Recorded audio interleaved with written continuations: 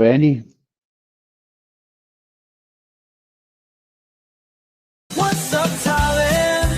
What's up, Thailand? We're coming live, yeah. Coming live now. What's up, Thailand? What's up, Thailand? Let's take this ride. And there we go. Hello and welcome to, I'm not on mute, no, that's better than last Saturday. Welcome to What's Up Thailand, WT's live show. Whether you're watching live or on replay, thanks for joining. And our topic today is Lost in Translation 2.0, as we felt last week's show was more about Australia, the UK and the States. And there's a lot of lost in translations going on here in Thailand between Thais and foreigners. So well worth a chat. That's coming up later. And then after that, we've got some news stories that we think will amuse you and you'll appreciate, including one story about how vloggers in Thailand, Westerners or Thai, will have to pay tax on any earnings that they make from there, which is quite interesting. We've got some banking stuff going on and some other news as well. That's all coming up later. So please come on the panel if you wish. If you want to join, and there's the chat, it's always there. The chat is king, and we will take a good note of that. And or just simple sit back and lurk, whatever. Welcome along to WT, and the gang are here, the dream team, Perrin, Clarky, and Johnny. So, hi guys. Hi, Andy. Oh, you sound happy. That was very loud. That was very loud. Yeah. How have you been, Andy? Anyway, what have you been up to, Andy? What about? Oh man. Oh, I've got a bad back. Well, this morning, getting up 6 o'clock and ready for exercise and all that. Got ready, started to do the warm up, and I let Casper out. And suddenly there was a blur in my eyes of something running past the sliding doors that we have, followed by another blur, and then a lot of whack, whack, whack, whack. I thought, what is going on there? Well, it was this monitor lizard that Casper decided he didn't like in the garden, and it was quite a big one, the size of a sort of like a small crocodile, really. And he caught him, but he was like it was a major fight, and I was the referee. Trouble is, we had watched Casper the afternoon before, and he didn't have his collar on, so I couldn't actually really grab him, and he was moving so fast, and that's when I did my back in. I managed to get his tail, and then I managed to separate them after about 10-15 minutes of a real wrestling fight. And these monitor lizards, when they get cornered, they're nasty. Normally, they're very docile, and they'll run away from you. Well, they'll as fast as they can go away from you. But when cornered, they're like a different creature. Anyway, Casper got bitten all on his legs, a bit on his neck. I got a bruised ankle from the tail of the thing. Anyway, it went off in the end into behind our shrubbery, where it stayed. And when we looked at it again, we thought it was dead. Well, we called the guys in yellow, or whoever they are, my wife did, and they came within 15 minutes of her call, maybe under 15 minutes. They were there. And I said, there it is. I think it's dead. And, when they've got them before, they struggle with them, because they're moving, like, the tail's going 19 to the dozen and their head's trying to move. They hold them in a special way. But this one was just comatose. It was just like a statue. They pulled it out and without any drama at all. And my wife said to them, is it dead? And they said, no, it's pretending to be dead. And I've never seen that in a monitor lizard ever. Yeah, and so I learned something. I mean, normally I just shoo them out of our garden, go shoo, shoo, shoo, and out they go. They waddle ahead of me and out the gate, and there's somebody else's problem. But sometimes, if they're cornered and we can't get them out of the garden, then we call the men in yellow, and they don't go to cook restaurants to eat. That's a myth. I've researched this. They take them to zoos or wildlife parks, or just down the end of the road they'll let them go. I'm not sure, but they don't take them to restaurants. Did you actually wrestle the thing, Andy? Did you grab it? Well, it was in my left hand. Yeah, I grabbed it behind his head. Okay. But these things were moving at 100,000 miles an hour. Don't forget, this is 6:15 in the morning. 6 o'clock, I was fast asleep, so I'm not quite with it. And I've done my. You didn't film it, Andy. But you didn't film it. It could have been another Steve Irwin. Well, I could have put my camera in my mouth, I suppose. Oh, This all happened in split seconds. And it was like, and I've done it frigging back in again, and it was just healing from last time. So yeah. But there, so that was. So what's happened to you guys today? Beat that one. Oh, I had an incident with one of those things once, Andy. It crawled out of the stormwater, and the thing was about probably 4 foot long, and I'm shitting myself and squealing, and on top of the car type of thing, because it was in the car park, under the thing. And Mel's mother came out and started whacking it with a broom and kicked the back into the hole. Yeah. It's amazing the menagerie down there in the storm water. That's probably where it came from, man. There's just a whole zoo down under there. Well, I mean, we are on the edge of a lot of greenery and all that business. My mate's dog was killed by one. The tail is what we're told to watch out for. I mean, the bite is their tail is their weapon of choice. It broke its neck. Okay. Killed it. So I'm always thinking of that when Casper's going out there. Casper, being the idiot he is, he doesn't know about that. And have to be a big one to do that. Jesus. Yeah, and this was big. This was 4 or 5 foot long. This wasn't small. He's killed 2 or 3 smaller ones, but this was big. And I love them. I love them. Yeah. I think they're great animals. They're great. They're great. So what about you, Perrin? Anything happened to you this morning? I can't compete with that story, Andy. That's incredible. Because I mean, you told me this story when we were talking earlier on, and I'd never realised they were that aggressive. As I said, we've had maybe half a dozen here, and they're either swimming across the pond or they're on the other side of the pond. I've never seen one on my side of the pond, the house side of the pond. And I've often gone out to get a photo just to show you guys, because, as you say, they're quite the big ones are a good size. They're probably 1 meter in the body and about the same in the tail. They're not small. Oh yeah, like crocodiles. Every time I've walked out, and I've got patio doors here, open the patio doors, they hear the doors, and whoosh, they're gone. And they move like greased lightning. Hello.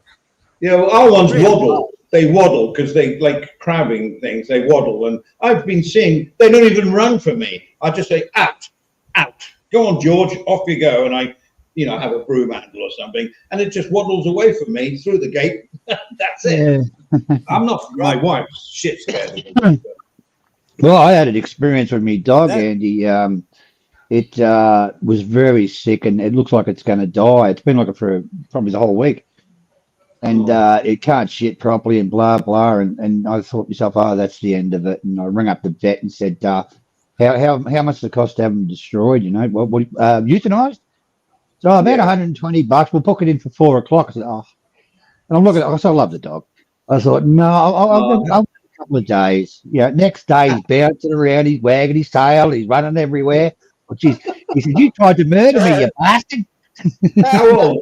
How old is the dog? He's about 8 or 9. Oh, that's fairly young. Yeah. Well, it's not young, but, they can live to, I've had dogs live 14, 15 years old. It's a poodle. I inherited me poodles. I got 2 of them. But, You do really it'll be plotting its revenge now, Stephen. I know. I've got one eye on it. I've got one eye on it. It's just a really clever dog that is ill. There's something wrong with it. And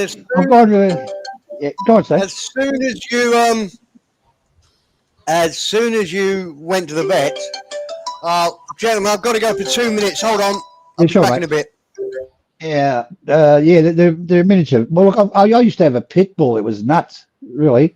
Then I had moved to Thailand. I had a Chihuahua. Now I've gone to poodles, so I'm going down in size. Oh, a little bit. Yeah, they're intelligent though, poodles, aren't they? So, Johnny, how was your day? Yeah. How was your day? Well, I built a house and died.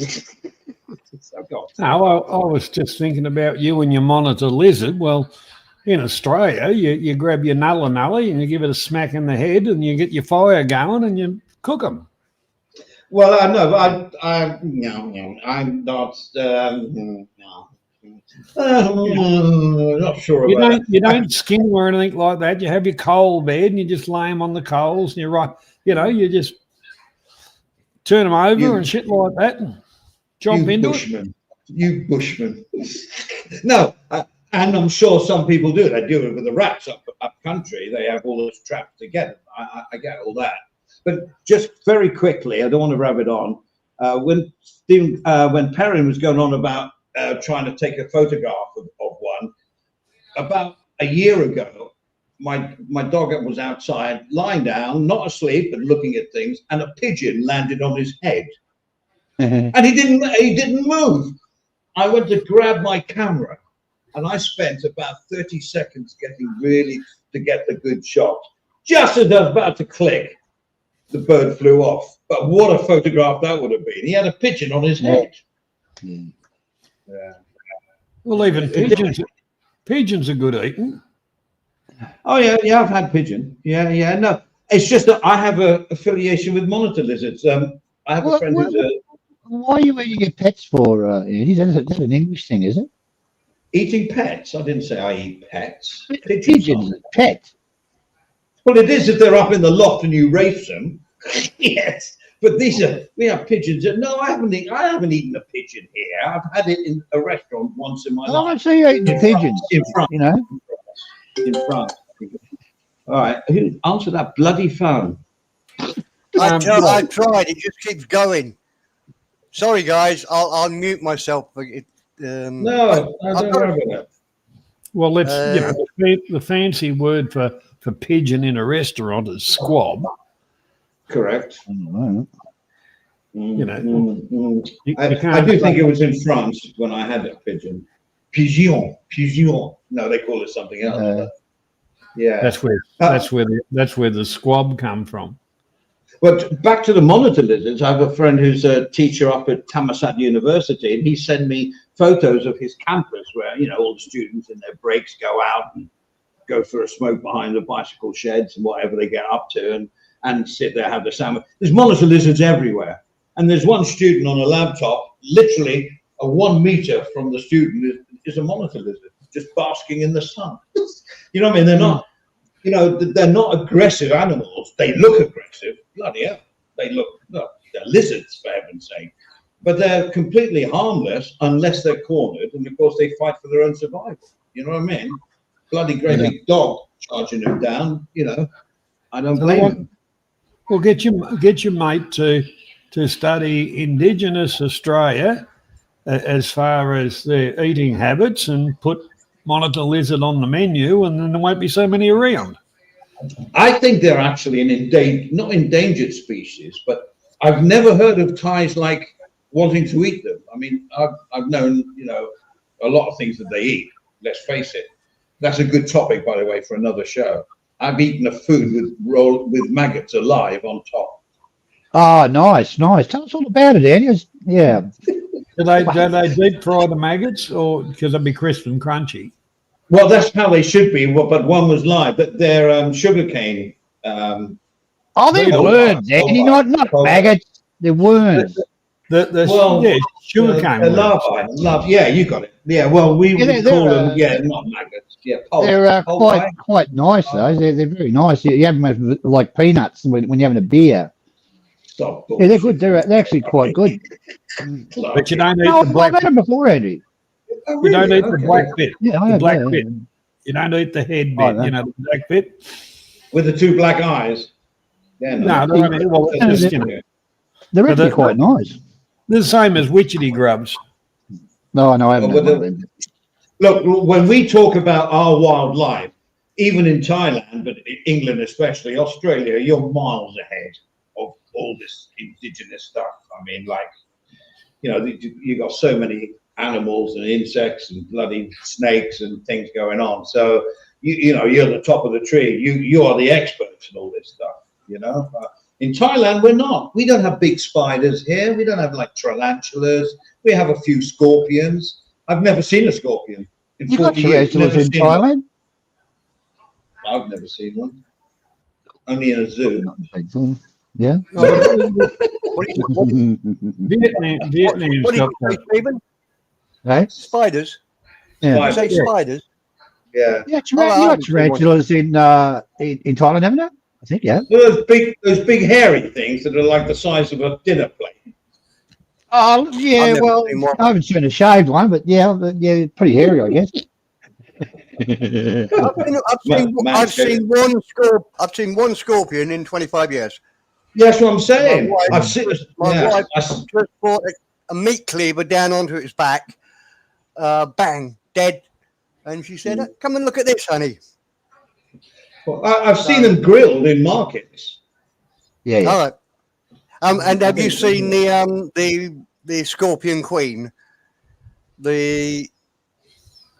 I don't know where she was based, but the woman that had, I don't know, 1,000 scorpions on her body. You said it's all gone quiet. Well, You've never seen the Scorpion Queen, Scorpion Princess, or whatever they call her. She was a big draw. No. I didn't Nah. know Make that it one. up. While you're talking, I'll find the Scorpion Queen. Okay. And show her. And also, let me have you. You know, like when you're watching Vietnam War movies and all that, they're called leeches. Is that right, Johnny? Leeches. Yeah, leeches, yeah. Attach themselves. Yeah. I actually had one of those when I was up country somewhere, and I got one, and it was just on my arm, a big long one, and you can't pull them off. That's why they No. use a cigarette butt to. That's how they used to get rid of it. Well, that's how they did it in the movies. But I managed to pull it off in the end, and it had no damage to my arm. But I've actually seen a leech. Yeah, I've been We've actually got them in Victoria. They're around. Yeah, the bastards, if they get, just bought them with a cigarette. Well, I think they're everywhere, but we call them lawyers. Well, there's some of them down in Pattaya and some in Bangkok. Depends on what area. A lot of them drive taxis. Oh yeah. The ones here that drive the taxi, they've got a bandage around their head. Yeah. Oh, Right. wow. Well, okay. What are they doing well, outside the service station? Is anybody interested in the Scorpion Queen? yeah, present why it. not? Yeah, no worries.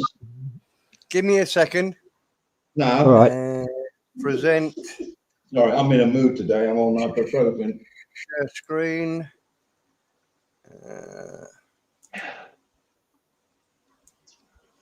There might be no sound on this, but it doesn't matter. It's the pictures that matter. Oh, yeah. Oh, disgusting. Mm. That's.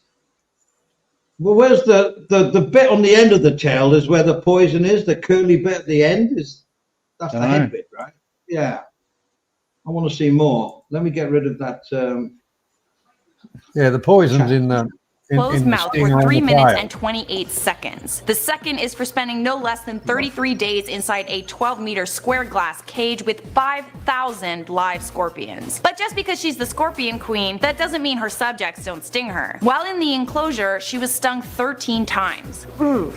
Yikes. Kanchana is Ripley's ambassador, and this past Saturday in Pattaya City, she amazed onlookers as she allowed dozens of scorpions to crawl all over her. She did not appear afraid of them at all. Scorpions are deadly arachnids, and their venom, which is administered through the sting on the end of their tail, turns the inside of their prey into liquid. There are close to 2,000 species of scorpion, 25 of which are known to have venom that's capable of killing a human. Their stings are really painful, but it's rare that you'll need medical attention for a scorpion sting, unless you're a child or an elderly person. They feed on things like insects and mice. Another fun fact, scorpions can survive for up to a year without any food or water. And when you put a scorpion under UV light, they give off a bright green glow. The reason for that is still unknown for scientists. Okay guys, that's all I have for you on that. It is comment time. Social Butterfly 101 said, "Hey Charlotte, if you could have one wish which you could only use on yourself, what would it be?" Good question. Okay. don't forget to like, share, and subscribe her channel. Then we won't get down to copyright. Yeah. All right. Yeah, I've done that with crabs, Andy. They were all over the place. I put some methylated spirits on them and stopped the itching, so I got rid of them that way. oh, don't. I've got such a funny story about that, but I would never ever put it on a public forum. I was But just joking it's on so- the crabs. Oh, I didn't say I did. I just said I got a funny story about it. I'm leaving it there. I knew about it before. Oh, shut yeah. up. Well, tell us about your crabs, Andy. No, thank you Come very on, much. So let's Oh, change the come on, Eddie. subject. Tell us. Look, nobody's listening. Come on, tell us about your crabs quickly. No, don't forget we go on replay when loads of people listen. Listen, shall we change the subject? Do you mind? Shall we get All to right. the topic? All right, keep Anybody- your crabs to yourself then. No worries.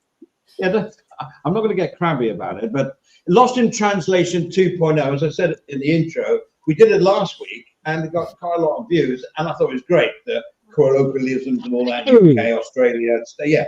But we sort of missed out Thailand, where a lot of Lost in Translations and habits and culture can confuse the tourists. So Clarky's made this little thing here, and I'm going to play it now. Nobody All right, mind. picture this. You've just landed in Thailand, brimming with excitement, ready to soak up every bit of culture. You try out your best Sawadi car, flash a big grin, and oh dear, you've just greeted a monk the wrong way round. Welcome to the wonderful world where Thai and Western customs collide. This is Lost in Translation. Everyday life here is a masterclass in mixed signals.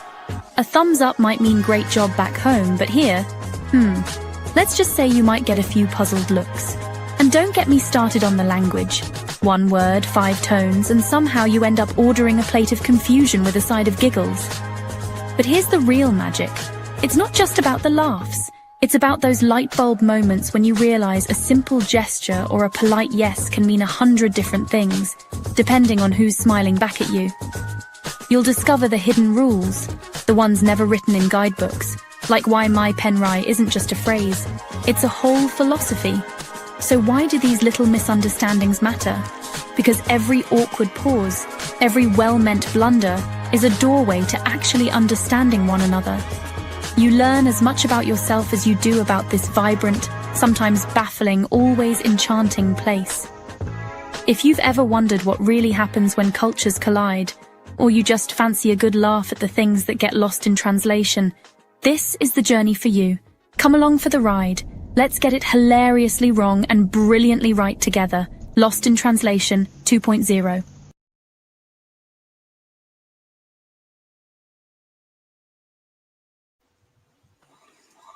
That's not me, Andy. That Steve, Mr. Perrin did that.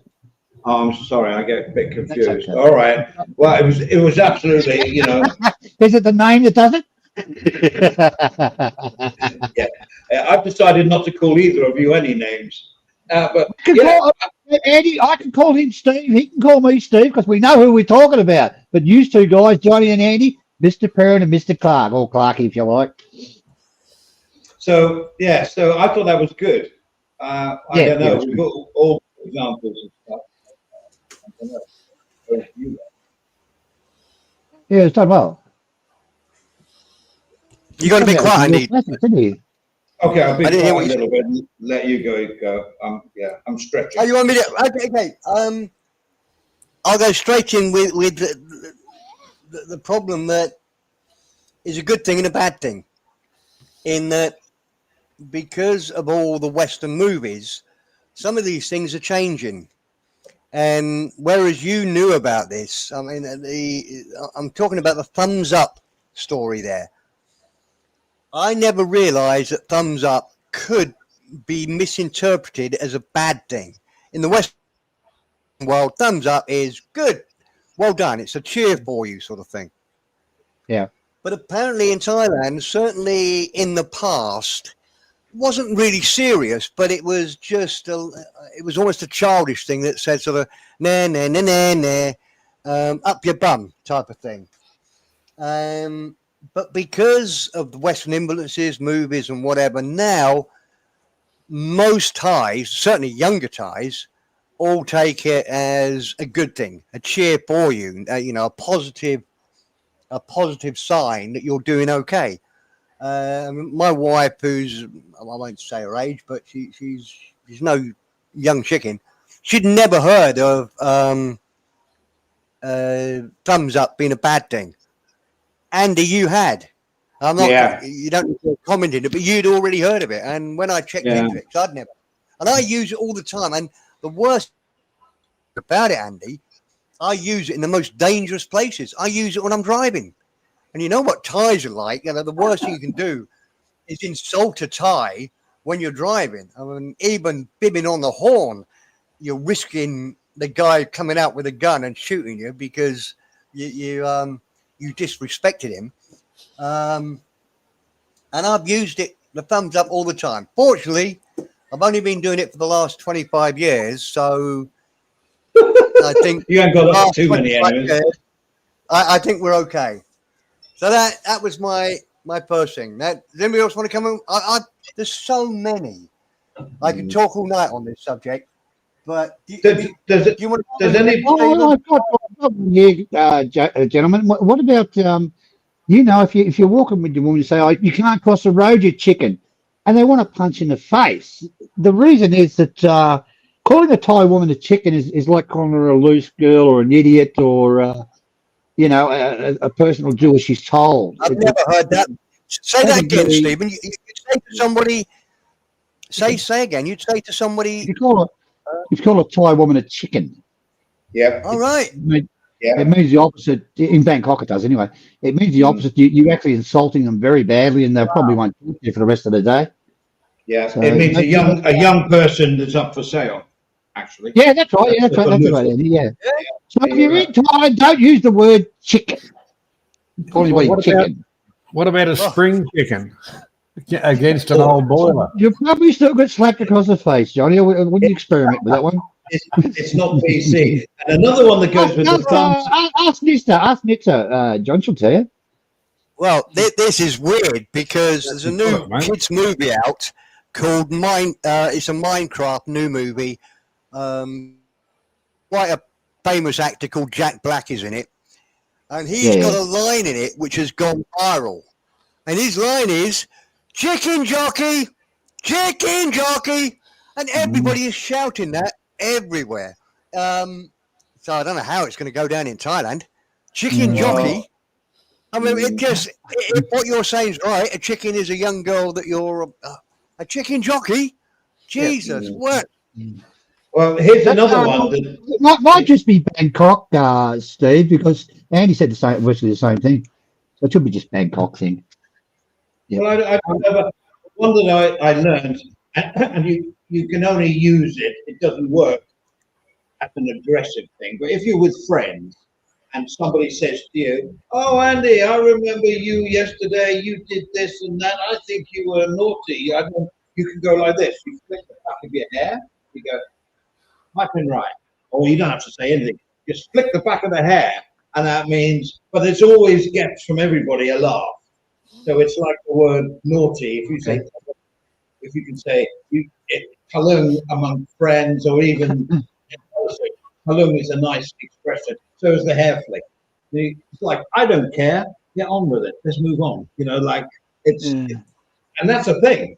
You can Google it with the thumbs up. It's a major one. Yeah, I use the flick of the hair often as a joke. Well, you can't do it if you're bald, obviously. But, no. Oh, you can rub it or something, or use the ones down below. And I've got another one, but if somebody else, any other examples from anybody else? I did. I'm busy over talking you. I've got lots of. See, the problem with Thailand is most of it comes down. Most of the misinterpretations, misunderstandings, and problems come down to one thing, which is not losing face. And that covers so much in Thailand. One of the ones that my wife uses all the time is she refuses to say yes. Because it commits her to a definite thing. Whereas Thais don't like to be definite about anything. They don't like to be definite about time. When I'm meeting her, excuse me. meeting at 9 o'clock in the morning. Well, yeah, sort of 9. Most of it comes down to not losing face. Yeah,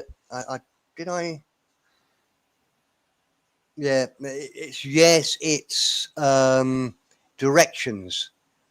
Never ask a Thai directions. I mean, fortunately, with Google Maps now, you don't need to. But a Thai will never say, I don't know. To saying I don't know for a Thai is rather like losing face, because you're admitting that you don't know something. Thais won't do that.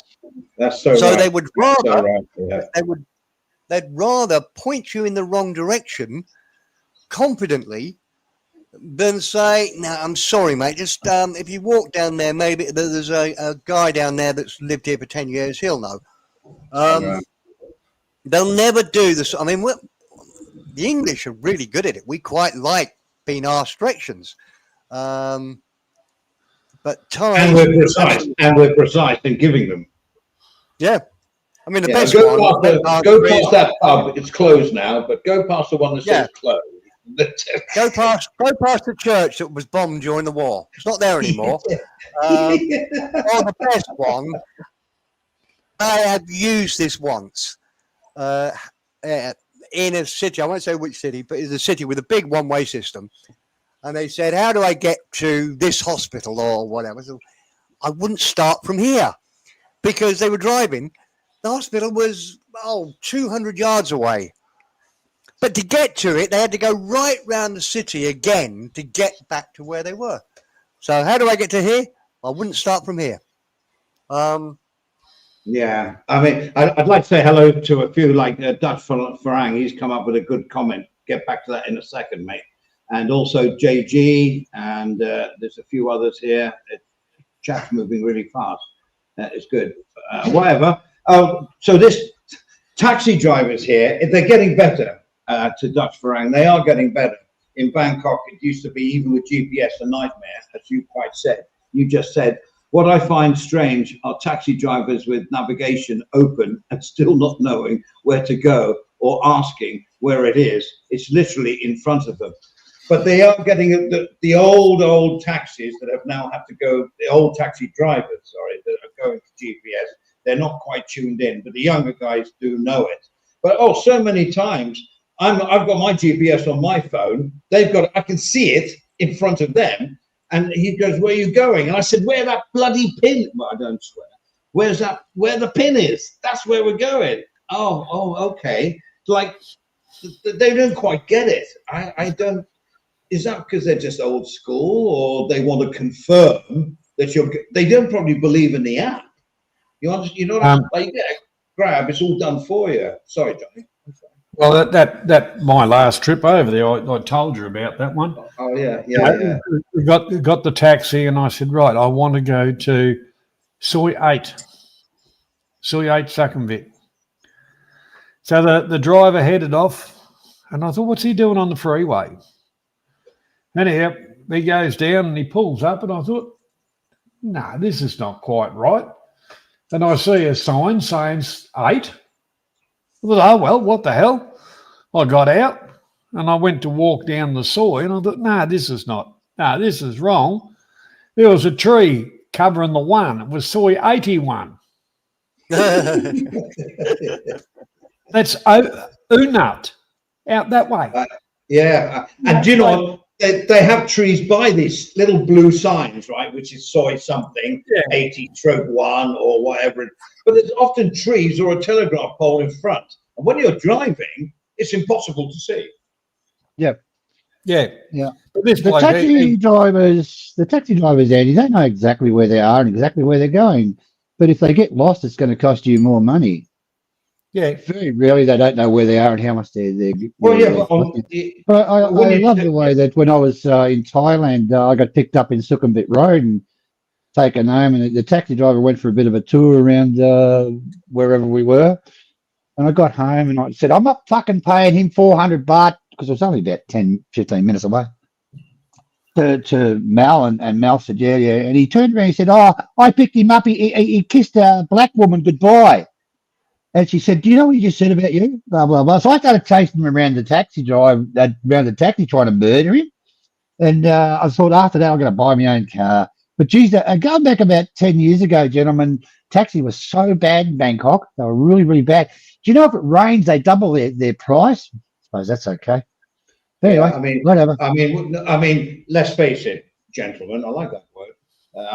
And parent. Oh, Or the grab is the best thing that ever happened because it's a price which they have to acknowledge. They can't charge over that price, and it does go up a little bit in rush hours, of course. There's more time, and I guess if it rains, that all gets affected in the algorithm and everything. But the fact is that they come to your gate. You can sit in the back, and you can go.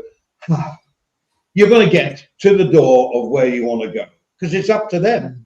Because it's Grab. You know, Andy, you can get a Grab that you can stipulate whether the taxi driver's to talk to you or not. So if you get in a taxi, they're not allowed to say a word to you, okay? Oh, yeah. Which is, I think it's a bit rough, but yeah. Or you can order Well, if they speak to me, I go, oh, I don't speak in English. I come from, and I make up a country. I come from Sapelali area. And in the old days, Andy, they used to first thing they'd ask you is how many times you've been to Thailand, so they know how much to rip you off. Then it'd be how long you've been in Thailand, so they can rip you off, and it was terrible, really.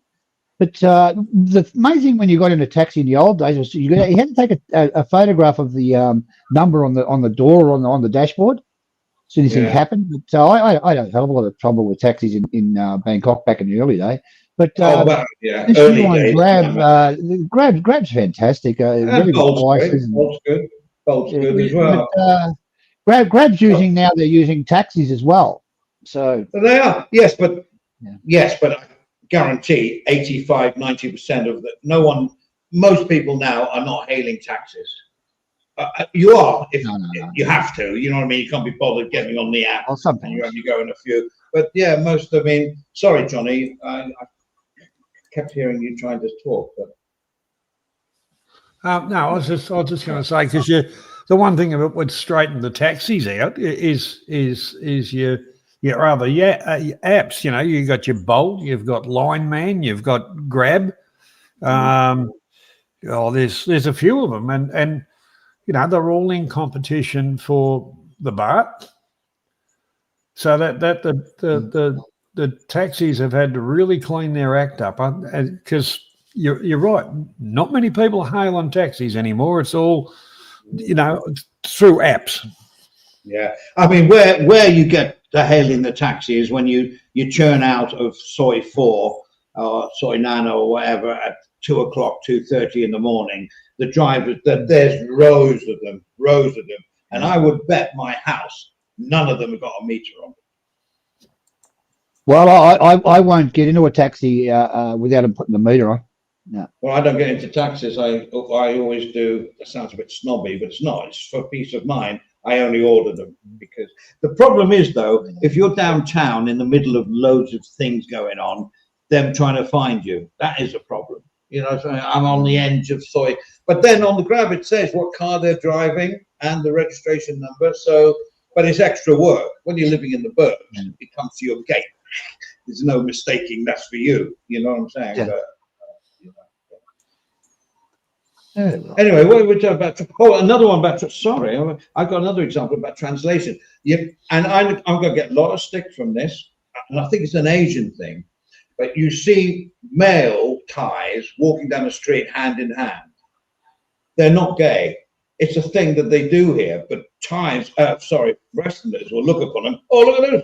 Not that it's a bad thing. They're not saying, look at those gay people, but they think they're gay. Well, they're not. It's just a thing that people do here. Male to male in Thai, it's very like the old Romans used to get together and get up to all shenanigans. But it's not necessarily they're gay. It's just, they're their friend and they want to be close to their friend. It's like girls do the same thing. Andy, I must ask you something. Here we go. If you walk down the street with one of your friends and he holds your hand, are you going to not resist and just hold his hand and walk comfortably along? And it's never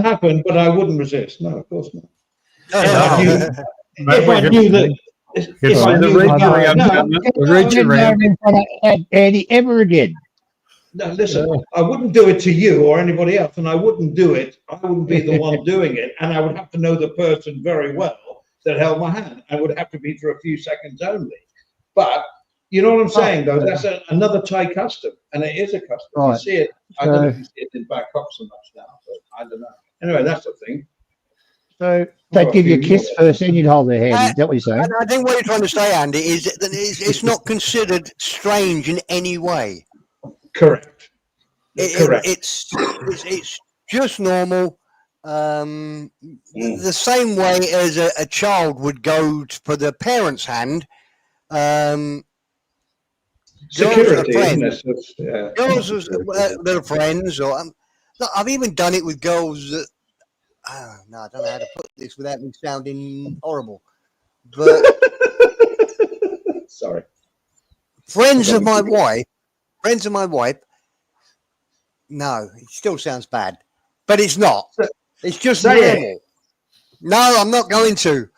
Look, I every time I'm honest on this show, I get another website made about me and then another video or 5. So Great. I'm not, Good PR. Good marketing. Carry on. It's what you seem to talk about here, Mr. Perrin. I've just had some things pop into my head, and it's got not a lot to do with holding hands. Anyhow, moving along. is that when you carried me home? Is that you carrying me home, Johnny? If I see two guys holding hands, I straight away categorise them, Andy. I'm sorry. Well, of No course, matter what because you're nationality they Australian. are. You wait till No, you live here a while. you're the only guy that I'm seeing endorse males holding hands. Us, I like hugging. So, you know. men Oh, hug, yeah, you do, don't you? Yeah, you right? do that, yeah. So, Pretty what's the fucking bloody scary. problem, man? Oh, God, dear, you bloody Australians. And here's another one. You know, Perrin was going on about it's acceptable for Thais. When my kid, when he was 4 or 5, if he saw a lady boy, my wife would say, yeah, tuk tuk, not tuk tuk, tut tut, tut tut. They're acceptable. You know, like by all Thais, they are. I'm not talking about the ones down soy 6 or whatever, because they're just like, you know, doing their thing, whatever they want to do it for. But they're all over Thailand. In little villages, you get transvestites. Eddie, they're not accepted, Eddie. They never have been accepted, and they never will. They're tolerated. Believe me. No, I think in a village they're accepted. No, they're not at all. I could give you an instant. The village I go to, there's a lady boy there, and they wouldn't let her go set up at the festivals. They absolutely hate her, and it was virtually stones thrown. That's the true story, Andy. That's why I bumped in on that one. They're very, very in the villages. They don't like it, but they tolerate it. Okay. I was going to say, is that when you stopped holding her hand? You naughty boy. It's debatable. It's debatable because I've gone tell you to what, Eddie. I'll tell you what, Eddie. Good kisser. I wouldn't know, Stephen. Not Andy or the lady boy? The lady boy. Oh, Eddie's a good kisser too. at my local bank, at the Cassacorn Bank, there's a teller who's a ladyboy, and she's accepted by all employees and everything else, and avoid her bloody counter. You know what I mean? And obviously, because she's working for a corporation, she's accepted. So maybe in the village, maybe it's like that. I'm the only Welsh gay in the village. What series was that? Not Ricky Gervais. Little America, little England, wasn't it, or something like that? Little England. Yeah, Little Britain. I'm the only gay in the village. You know, that's how you depicted it. But what I'm saying is that they are accepted. And there was an MP. There was a lady. And they're not accepted, mate. They're tolerated. And your bank account there, they probably tolerate him, and because he's probably nice or something, and they tolerate him. And Thais don't accept that. They never will. They really don't. Not that I've known of, Eddie. I think you're semi-right, Stephen. I could argue this to the look, Eddie, it's tolerated here in Australia too, but most Australians don't accept it, and I don't think the whole world accepts that sort of thing, but they tolerate it. But I don't What I- fucking worry about it, Andy. I know a lot of lady boys and stuff, and that they're okay. Mhm. I don't mind them. Look, truth is coming out now. Perrin, Ah, what are you saying? I'm trying to be what I would nice. say, Got it. what I would say is, I think you've got a point, Stephen. I don't think I've ever seen a lady boy in New York, where I live. But I will say that gays and toms, lesbians, are really accepted. Yeah. Oh, there you go. in Yeah, any yeah. job, as teachers Uh, and as respectable members of the community. I've been to a super wedding that was a Yeah. beautiful girl and another beautiful girl that was also a tom. You know, yeah. the masculine one, So, lesbian, gay, and it was a you know, super. All right, you talk. Fuck me. yeah, you know, it's. Right. Sorry, Stephen. Go for your fucking life. Jesus fucking No, Christ, I'm mate. done. I'm done. And I won't You say talk. nothing. Yeah, I'm fucking done too. Yeah, no worries. Go for it. Fucking ridiculous way you carry on about people talking. Fuck me. It's supposed to be a panel. I was halfway Oh. through talking. I don't give a You fuck, Stephen. Really? Jesus fucking Christ, mate. You do it to everybody. Oh, Okay. fuck me. You've got to be fucking silent while Stephen fucking speaks. Oh. Fucking yeah, do it to the other guys, mate. Don't fucking do it to me. Fucking shit. Fuck, I'll turn off my microphone and cool down.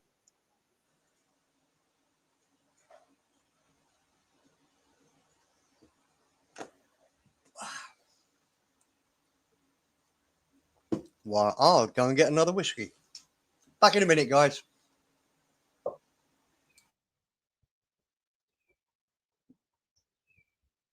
So actually, it's like the, people that come to patio or whatever, but they're going down a side and a girl comes, oh, handsome man, and they've only been in the country for about 12 hours. They actually believe that girl thinks I'm a handsome man. So that's lost in translation for a start. Correct or not correct?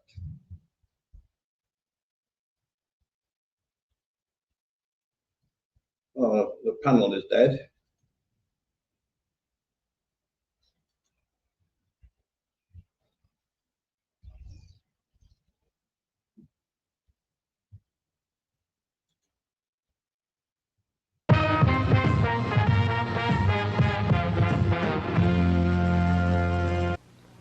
Where's everybody going? To the refreshment center. It's everybody's favorite spot for delicious, tasty food, from a snack to a full meal. Drinks, coffee, hot chocolate, and ice-cold drinks of all flavors, plus all the extras, including gum, ice cream, candy. Make your evening at this drive-in even more enjoyable. The refreshment stand has everything to make your visit here a pleasant one. Why not get something now?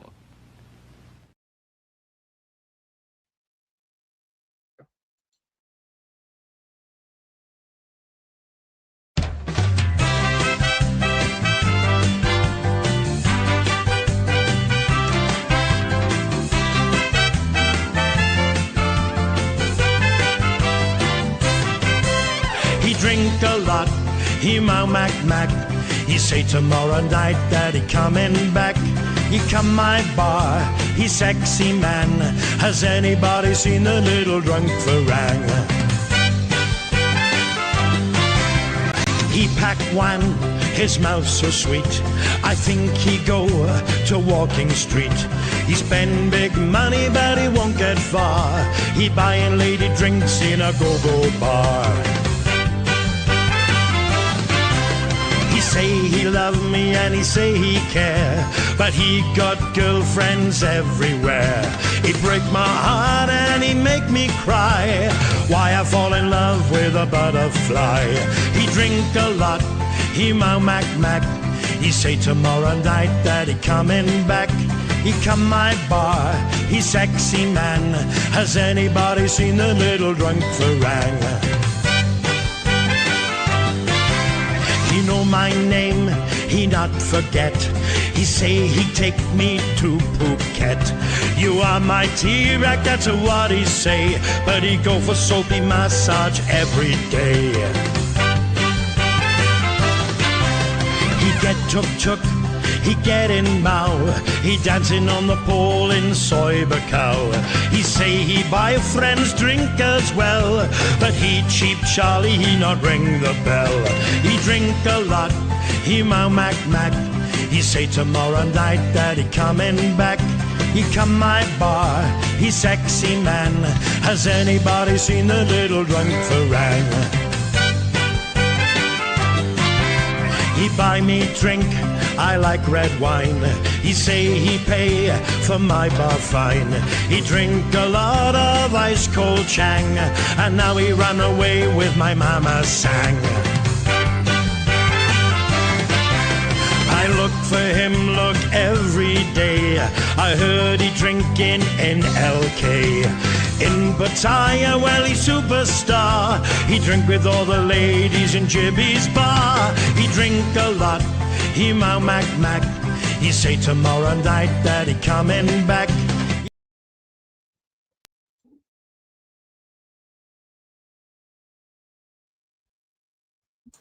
I still love that song. It's a great video. I know. Works really well. Yeah. So, shall we do some news or whatever? Yes. Yeah, I just apologise to Stephen. Sorry, mate. Look here, great. Listen, I'm talking over this. Oh. I've just got such a goldfish memory.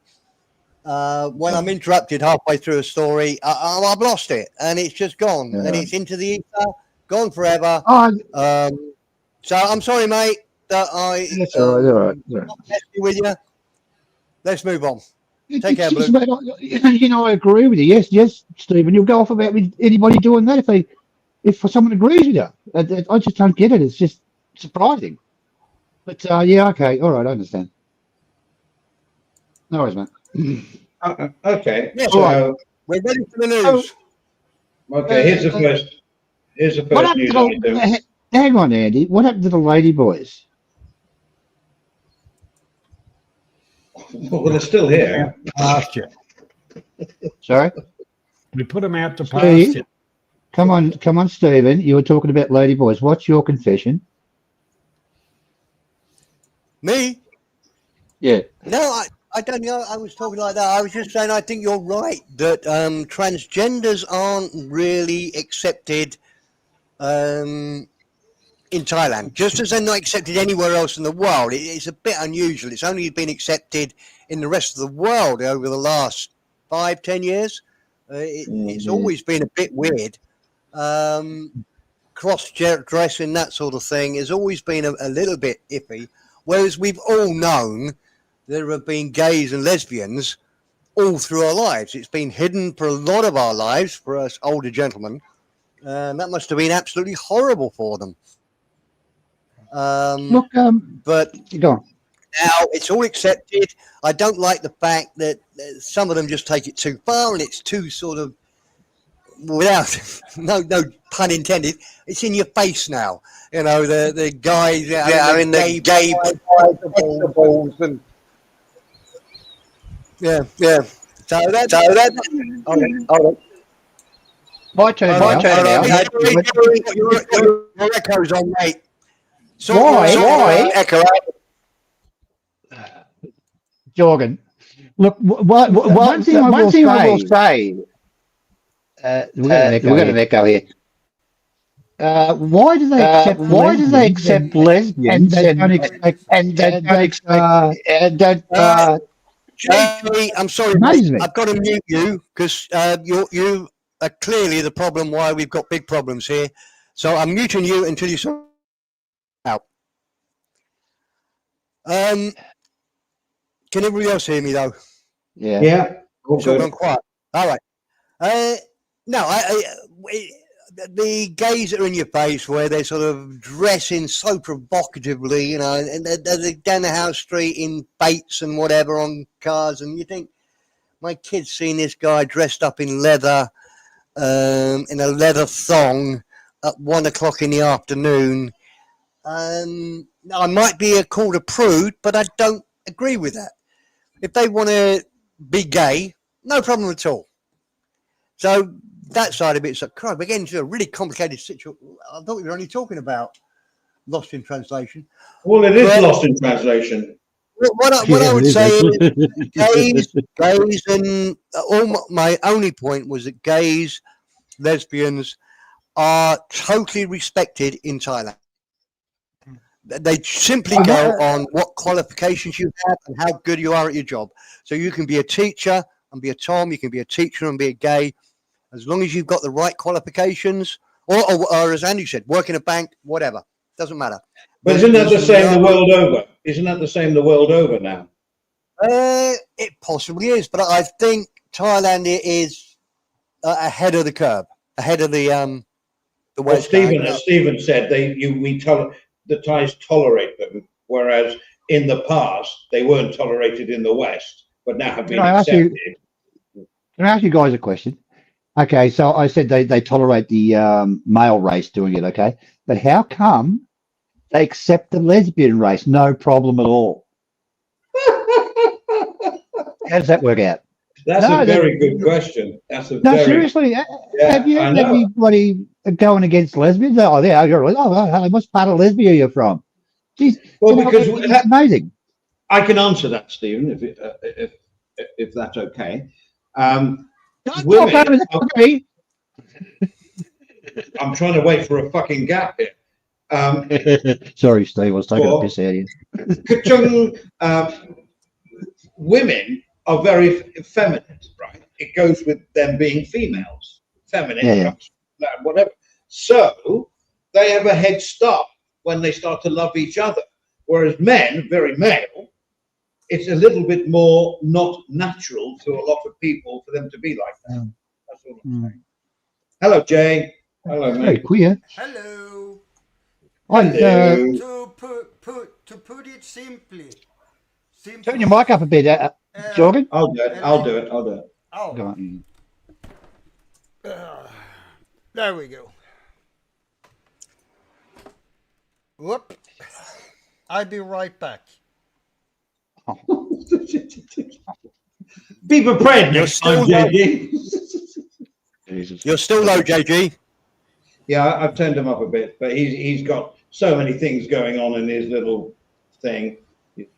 Whatever, it doesn't matter. So, do you understand what I meant about, females are feminine? Is the word are feminine or infeminine?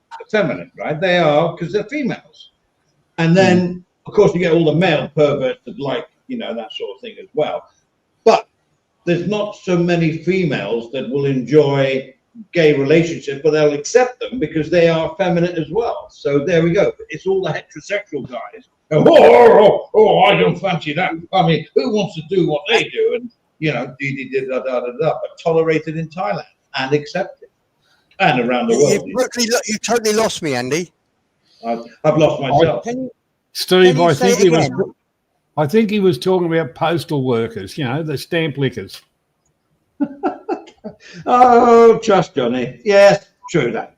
No, but you understand the question was, Perrin asked it. It's why Stephen asked it. Why, the gay men, why don't we have a go at gay women?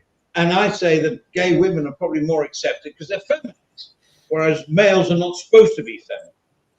Is that right? I don't know. Can we take that video down there? You know what I'm saying? Just saying, I can't find it. And that's all I'm saying. God, dear, this conversation is so bloody difficult. Oh, yeah. No one agrees with me, right? Look, Andy, I'll go back to that village. She set up, she set up a cooking food and stuff, and was going to go to one of the temples and one of the what do you call it, temple, and give away food and stuff like that, and the priest wouldn't let her in because she's. Anyway. I can't believe. I mean, well, I'm not saying I can't believe it. No, but to me, that is unheard of. That is it is unheard of. Well, might be just up north, I don't know. Well, yeah. I mean, I'm not saying it's not true what you said, but maybe we shouldn't take that as the line of the way Thais think. I know gay monks. Work that one out. Yeah. But I I mean, get along you- great with her. Yeah, She's a great person. But well. but a big difference between being gay and trans is that a gay person, let's say a lesbian, it's a girl, and she is still a girl.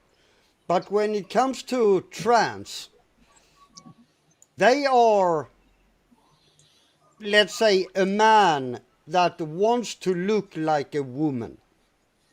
But they still have their fucking dick, don't they? Good point. Okay, my question So, is: are there any women that have a that dick is, attached? I think that's the biggest problem in it. Okay. But are there women In that my have the opinion. sex change? Are there women that have a sex change and have a Well, dick attached? Bangkok Hospital Well, does offer well, that surgery. if they made a sex change,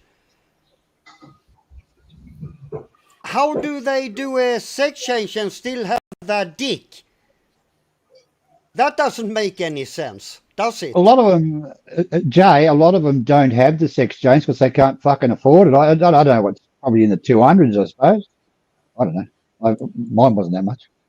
Well, if you were scheduling the operations, you'd have to make sure there was one off and one on the same day at the same time. Can you explain that to me again, please, John? Have you thought this through, Johnny? I think you have, haven't you? And another problem is that in the Western world, trans, a lot of them still look like a guy. In Thailand, for example, there are gorgeous ladyboys, beautiful No, they're not. ladyboys. No, they're not. Not all of them. I don't. What about you, Johnny? You find them attractive? I don't at all. No, Apparently, let's all sit back and shut up and listen to JG's adventures with ladyboys. I didn't say everyone looked Jay good, is the one but that some is fucking probably do. Jay is probably the Some one that's do. got the most interaction in this from his last trip, apparently. Oh my God! Okay. No, I didn't go with any ladyboys. I talked with ladyboys for sure, I didn't Can I go ask you a with question? I'm gonna have to. Although normally I have more fun arguing with JG, I'm gonna have to stand up for him. I think he's right. In traditional good looks, ladyboys have traditionally looks that look more like a model, like a Western model. They're tall, slim. Usually their tits have been enhanced so that they look like the Jessica Rabbit type character. They can look really good, and that's how you can tell a ladyboy. If you're in a bar and the best looking girl in the bar comes and talks to you, it's a ladyboy. It's a fair bet. It's a ladyboy. Now, Yeah. I confess that it's not. That doesn't attract me. So I agree with you other guys where you say it's not attractive. But for a lot of men, for a hell of a lot of men, that is really attractive. And I've said almost from the day I first came on here, I'm surprised by the number of men that really love ladyboys. I mean, it's great for me and normal people because it means there's more normal girls left for me. But no, it's very appealing to many men. Can I answer you there? Like 1% of men. It's about 10% of men, I'd say. 10% of men really like ladyboys. Can I answer that? Yeah, I'm okay, finished. you go, All right. Stephen. Well, the ladyboys know exactly what a man likes because they are men. That's why the men like them. If you want to on your banana, I mean, they really know how to do it because they're men. They know what men like. And ladyboys, I'll retract that statement before. Some of them are absolutely stunning. But the problem is they're too female. They're more female than females. They walk like a I real female. Like yes, it's yes. just nutty. But some of them are just so attractive. It's incredible. But I didn't want to confess to that because me and Johnny are not into that sort of You thing. said it, Stephen. You said it, Stephen. You said it now. They are attractive. Fucking You beautiful. said I could. it. And the thing you hit on there, Stephen, the walk. Oh yeah. The Two walk. female. They walk like they're on a cat. They look like they're on a catwalk. Whereas most Thai girls and really women walk as if they're just about to bend down and pick up rice. Yep. Yeah. Feet are apart, But ready to squat down or have a pee or pick up rice or do something on the floor. It's a totally different image. It's so easy to spot a ladyboy. Why anybody would use an excuse? Well, I didn't know. If you've been in Thailand for more than 2 weeks, you knew. oh, You come knew on. exactly what you were getting. You just have to be there a couple of hours. Come on. Mm. Not even Yeah, you're right, me JJ. is that fucking stupid. What's I'm the old sorry. saying? What's the old saying? If it looks too good to be true, that's exactly it. It is. Yeah. Yeah. That's a good one. I mean, I'm very sort of liberal to. I mean, in Thailand, gays and tomboys especially have been, and lesbians, I guess, have been tolerated. No, accepted is better. They've been accepted into society. I know loads, and of course I get clipped, and I don't care. I know loads of gay people, and we go out for dinner with them. And George, Yes, I are. their ties. So and so brings so and so, and they're all friends of the family, and it's great.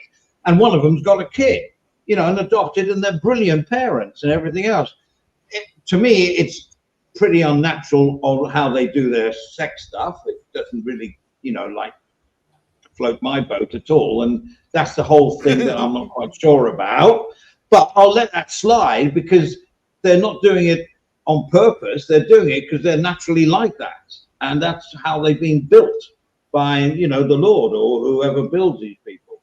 You know what I'm saying? It's like tolerance is what it's all about. And as long as they're not like, what does get me, I laugh at them. There's a market near here. There's a seafood restaurant run by Gatoys, right? We don't go there because of the Gatoys. The seafood's really good, but they're really over the top. And my son took us there with some friends of the family just for them to be not embarrassed, but to be, whoa, because they come there and they start dancing in front of you. They're clothed, but, and then they were like very, like gays, they're very, what's the word? They're very, somebody help me out here. They're very, what you call it?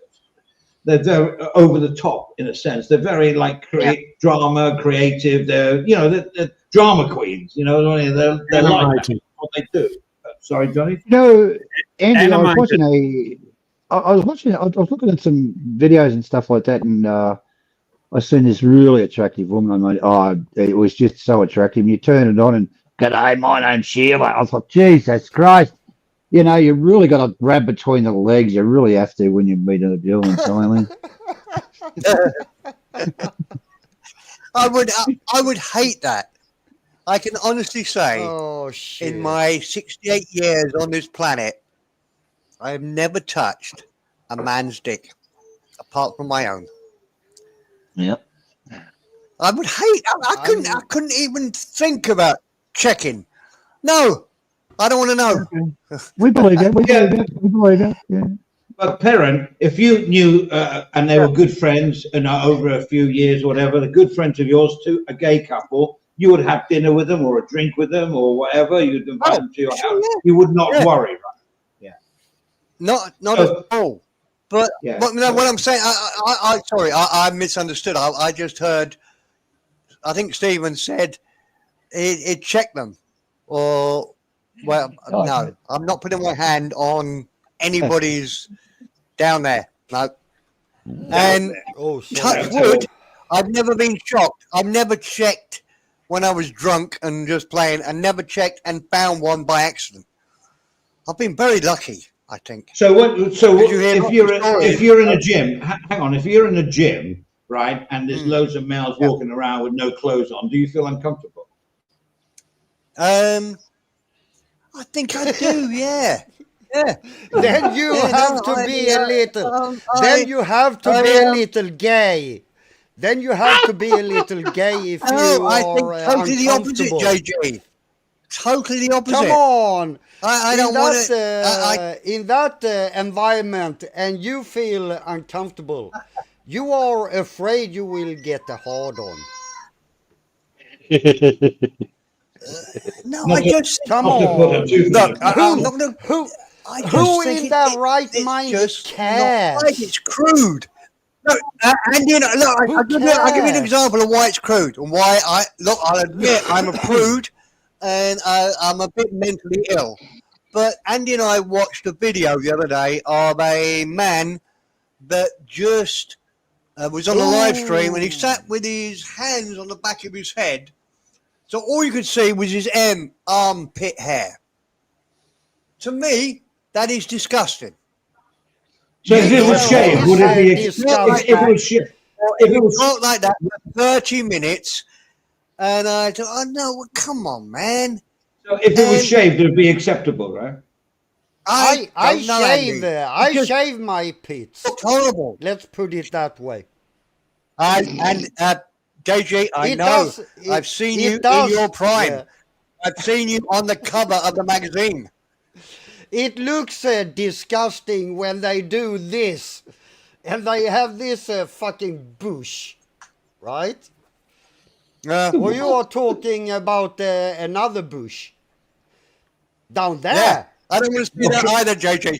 If I don't like the armpit hair, I obviously don't like the one on the crouch hair. No, I don't want to see anything. No. These phrases you're coming out with, Perrin, are like from the 60s.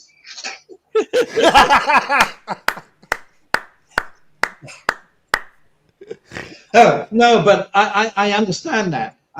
Listen, our views have really gone down. So that's either. Oh, no, well, they're up again now. So carry on talking about sex. No, but you know, I want to still go back to Clarkey.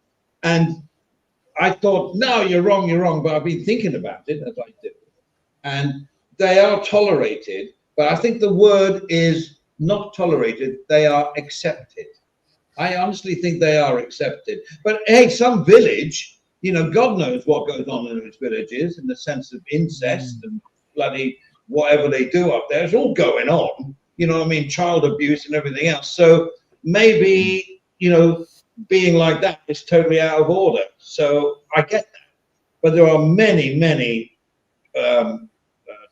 lady boys. I don't like using that word. Trans. As long as they don't go into Olympic sports, and that's where the real debate is, whether they should compete along with men. But you know, in this normal, as I said, the Bank Clark is that, and I know people that, and there's major movie stars in time channels, TV stars, soap operas, whatever, talk shows that are either gay or ladyboys, and that's a fact. So they have to be accepted, not tolerated. In my Surely, Andy, debate, I would suggest. Sorry, Andy, I'll just go this little joke. I'd suggest that you're probably one of the only straight men in the entertainment industry. well, who said I'm straight? No, I just said that for a laugh. Oh, here we go. This is getting bad. Good one, Andy. JG, Good one. Andy. Good one. What do you think, John? What do you think? I mean, I don't want to hear know. from Connie. You guys are, John, you're coming out of the closet. I wonder why they keep on going in this direction of the on the subject there. Yeah. Oh well. Oh, Andy will be Can we all clipped. remember Rock Andy will be clipped. Hudson? Yeah, I know. Good PR. One of the most. Here you go, One of the gentlemen. most I want to share a clip with you. Oh God, that means I've got to do something. Okay, go for it. Don't have a go when I mess it up. Go. You're going to present something. Yep. Okay, I'm ready. I'm ready. Don't fuck it up, Andy. Don't fuck it up, Andy. Don't fuck it up. We'll go like that.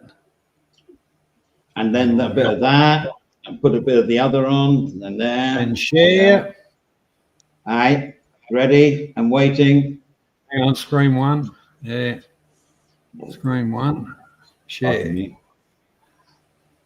Johnny Siam, yeah. Okay, got it. Righto, we'll play it. At the military recruitment centre in Thailand, you are watching footage from Thailand's annual conscription lottery, where a group of transgender women known as angels are taking the internet by storm. Thailand's annual military conscription event is a highly anticipated moment for Thai men aged 21 to 26. Each year, they gather at local recruitment centres to determine their fate through a national lottery. Everyone receives an envelope, and inside is either a red card or a black card. Red means you've been selected for military service, or black means you're exempt. However, a new viral tradition has emerged within Thailand's trans community. While transgender individuals are still required to show up in person to the draft lottery, they can be exempt from service if they provide a gender reassignment certificate or relevant medical documents. Each year, trans women across the country head to recruitment centres to submit their paperwork, often turning the moment into a celebration, complete with photo shoots, proudly holding their certificates outside the recruitment centre. While it remains illegal for trans people to serve in Thailand's military, this annual tradition has turned into a powerful symbol of pride for the country's trans community. There you go. Oh, yeah. Yeah, good one, Johnny. Yeah, good one. Good one. Well, I'm going to play this news clip now to put everything in perspective, and I'm not even going to introduce it. I'm just going to play it. A double success this weekend for the nation, as Thailand's entrance into the Miss World competition actually won, and the Thai badminton player is the first in the country to reach number 1 too. Defeating the Taiwan entrant, Kunlavut is the first ever ear to reach the finals. This is Opal Chuangsri made history as the first Thai woman to be crowned Miss World at the grand finale held in India. The 22-year-old university graduate was congratulated by all 108 other contestants from other nations and has been applauded here by the media too. I think she looks like a ladybug. Yeah. I wonder why. I wonder why. I'm starting to wonder why too. What about you, John? Well, I was just thinking about Andy's love of musicals. I wonder if he starred as in the Rocky Horror Picture Show. But to be fair to everyone, the military clip you played, those ladyboys, are you saying they look ugly? Oh, definitely not. Oh, definitely not. No, you got no argument there, Jay. No. There you go. No. There you go. I was wrong. I was right all along. All along, I was right. And you just complained because you had to. Right? Jay, stop it. Stop fishing for bloody arguments. We all agreed. No, sorry. Now I've got to cut it while we're going to make a good stream here. And it's really difficult at this moment in time. So listen, I agree.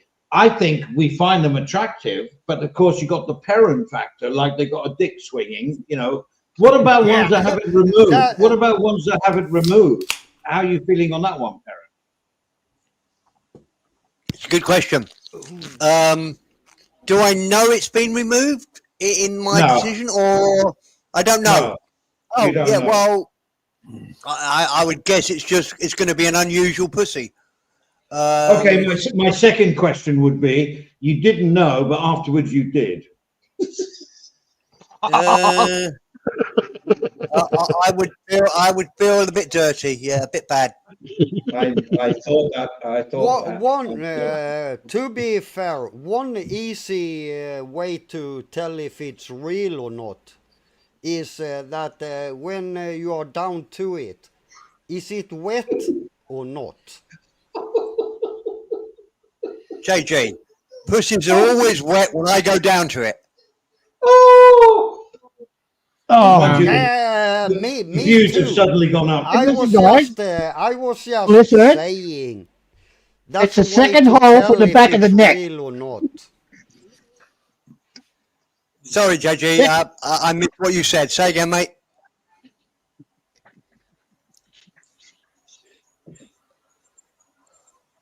All right, let's move on. Let's move on because I think we could be down this Yeah. rabbit hole. I think we've done that one. Yeah. All right. So we get all these vloggers going around with super chats and all that.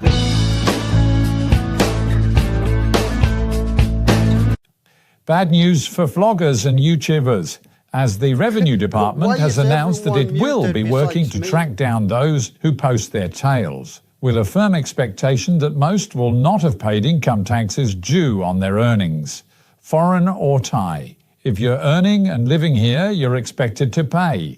And unlike these types of work, theirs certainly does show clearly who they are and where to find them. 18% per year is added to the outstanding tax liability for anyone caught evading tax, along with other fines and penalties. Ooh. Well, I mean, does that mean like successful bloggers that have got AdSense and they're making like thousands of dollars, or are they thinking of Cheap Charlie and his super chats, or somebody else, or whatever? I don't know. Who's into that one? Stephen, look, the guys, they do their vlogs in Thailand. They get their super chat and stuff, which goes to Thailand. They spend in Thailand. So, and can you really say that because it's a Thailand vlog that they've made the super chat or the AdSense or whatever? I don't think. I think it should be left alone. Or maybe they should be paying tax in their own country. Yeah, well, maybe so. You know, if I'm Australian, I'm in Thailand doing vlogs or something, maybe I should be paying tax in Australia, not Thailand.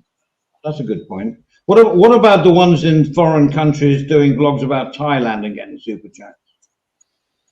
Well, there you go. Well, technically, it does, my opinion is they're doing stuff in Thailand. They're getting their super chats. Yes, it's paid to their accounts in the home country, but they're actually earning that money whilst in Thailand. So I can understand Thailand saying, well, give us our cut too. 18%. Right. Okay. So you've got a guy walking down a soy, maybe in Pattaya. I say Pattaya because that's where most of it happens. And they're getting a super chats. Oh, thank you. $10 here, $8 here. They're on a tourist visa, you know, or maybe something longer, but whatever. And they're not. That money goes straight to their PayPal or whatever. Thailand doesn't get any of it, right? And they don't have a work permit, and they don't have a work permit either to work. Because if you're earning money, that means you're working. Is that correct? Well, if you go to the terminology of the whole lot of it, anybody that's a good one for the Department of Employment or whatever. If they're deeming that as work because they're getting an income, that means, well, that way they should have a work permit. You're going back around the same old, you know. Well, yeah.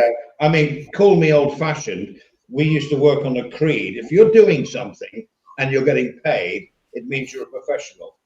You understand what I'm saying? You used to get amateur DJs that used to do it for free. And then as soon as you start getting paid, it makes you a professional DJ. So these are professional people working because they're getting paid. That's how I see it. Maybe old-fashioned. I don't know. You guys. Yeah, now I do agree with you, Andy. There is a little difference.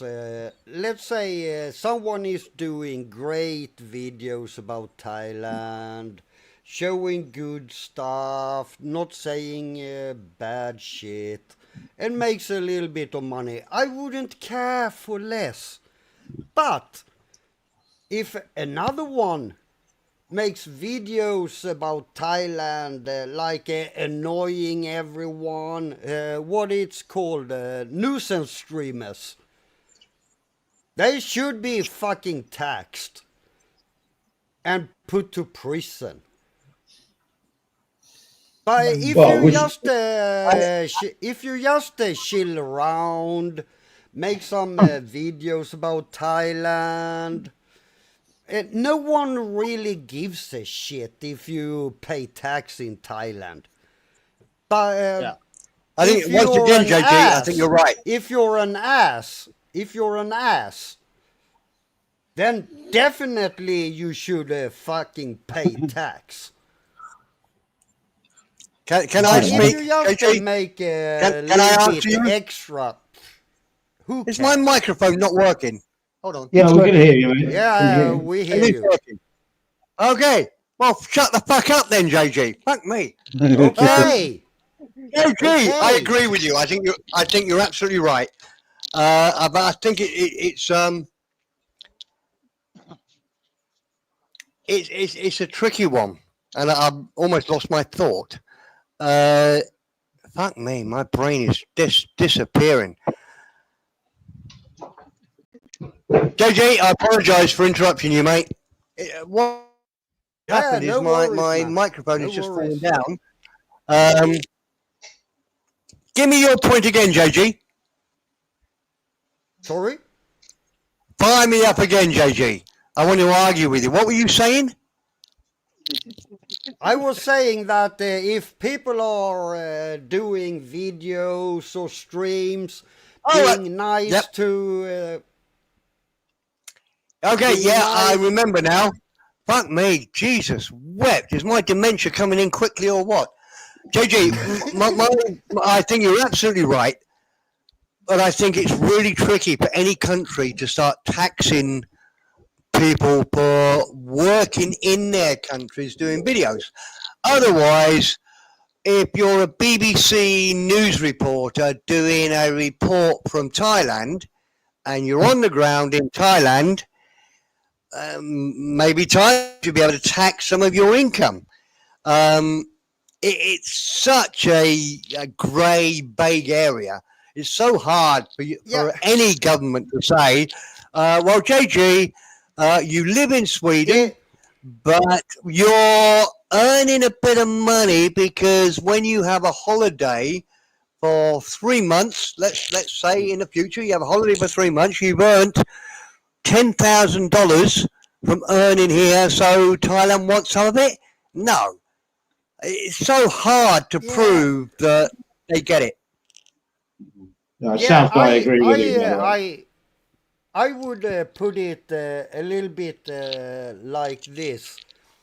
If I go to let's imagine I had subscribers, so I can monetize and make some money. And I go to Thailand for let's say 2 weeks, and I make $1,000. Just as an example. Yeah. Okay. That's fucking stupid to for anyone to say, oh, you have to pay tax in Thailand for that. That's fucking stupid. Yeah. But I agree. if you say, let's say you live in Thailand or live there a long time and you make money, for sure you should fucking pay tax. Yeah, but no, JG, that's the problem, because you're coming here for your 3 months, but I live here. And I'm going to argue, and look, don't misunderstand me, JG, I've got no So power. you have to tax. One at a time. One at a time. One at a time. Just let me finish. Let me finish, JG. It's not fair that you can come here for 3 months and earn money. Maybe you're a better streamer than me. Maybe in 3 months you earn 3 times as much as I do in a year. But you don't have to pay any tax here because you only come here for 3 months. I'm living here, so I have to pay. I mean, the tax in Thailand is really low anyway. It's another big thing. But so I have to pay 20% tax because I live here. That wouldn't work either. What I'm saying, Joe, there's no perfect way. It's such a vague subject because people with more power than me would argue that it's not fair that you earn 50 grand in 3 months and pay no tax. I earn 10 grand in a year and have to pay 20% on it. Do you follow me? But Perrin. Yeah, good point. The difference is you live in fucking Thailand. You live there. So you should pay the taxes that are in Totally Thailand. wrong. Wait, hang on. Because I live here, JG, because I live here, I'm paying indirect tax all the time. I'm paying tax on alcohol. I'm paying tax on cigarettes. I'm paying tax on all the things I live in here. And Perrin. I live in Sweden. If let's say I make £1,000 on YouTube, I have to tax that shit in Sweden. Good. Because that's where I live. And you live in Thailand. So if you make $1,000 in Thailand, you should fucking tax it. What am I missing? What am I missing? I've forgotten my point now. Well, can I say something now? I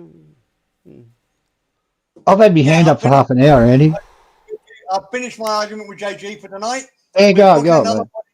Book another one in for tomorrow. Thank you, JG. Yeah, no problem.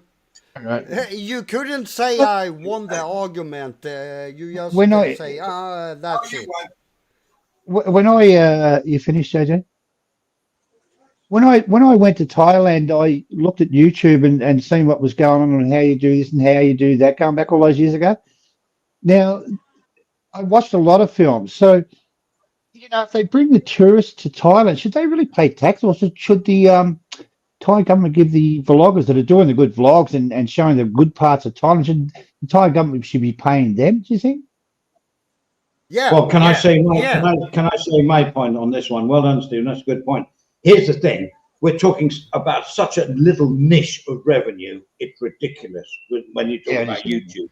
Because we all, as YouTubers, know AdSense and everything else, even super chats and But, like when the Discovery Channel comes over or Anthony Bourdain comes over and does a whole food thing, he's got runners that are Thai that find out where the best places are going. He's got a full production team, of half of which are Thais, and they're all living in hotels, and the money is going into Thailand. So why should they pay tax to Thailand for what they're doing? Plus, it's good PR. All I'm saying is that I just don't want people trying to make a job here by doing their streaming, which is like, 5,000 subscribers, but they're getting like super chats, ding-a-ding, ding-a-ding, ding-a-ding. Good for them that they're getting it, and nothing against the people that did donos. All I'm saying is that money's been generated by them being here and working here. So in my opinion, they should have a work permit and pay tax. I agree with you, Andy. My point, Andy. That's my point, Andy. Yeah, there's quite a few that we could name that have been there for years, and they've run successful YouTube and little side hustles and stuff like that, and they're not paying any tax in Thailand. Because we are civil. We are civil people, so we don't go around reporting everyone. Yeah, but what I'm saying is they've run this up the flagpole that many times. It's not funny. Yeah, it's gonna, and every time it's come out to the same thing. It's going to cost them too much for the administration part of it to even bother about it. Yeah. Well, that's exactly. I think it's. Hey, listen. If someone comes here for a month's holiday and they have a YouTube channel, but they live in England and they get a few super chats because they're sat on a beach and they're going whatever. This is such insignificant money. I don't understand why the government is coming hard down on them. But if they've got a full organization going on here with production teams, editing teams, and they live here, then they should have a work permit. That's all I'm saying. That's all I'm saying. Yeah, I think the Thai government they don't really care. Yeah. What they are after is, like you say, Andy, the ones that are living in Thailand Yeah. and makes a shitload of money. Some do actually makes a shitload of money on YouTube, and they don't pay any fucking tax in Thailand, even though they are living there. I think well, I've that's heard- what Okay. the Thai Can we government answer? wants to go for, Okay. not the little one.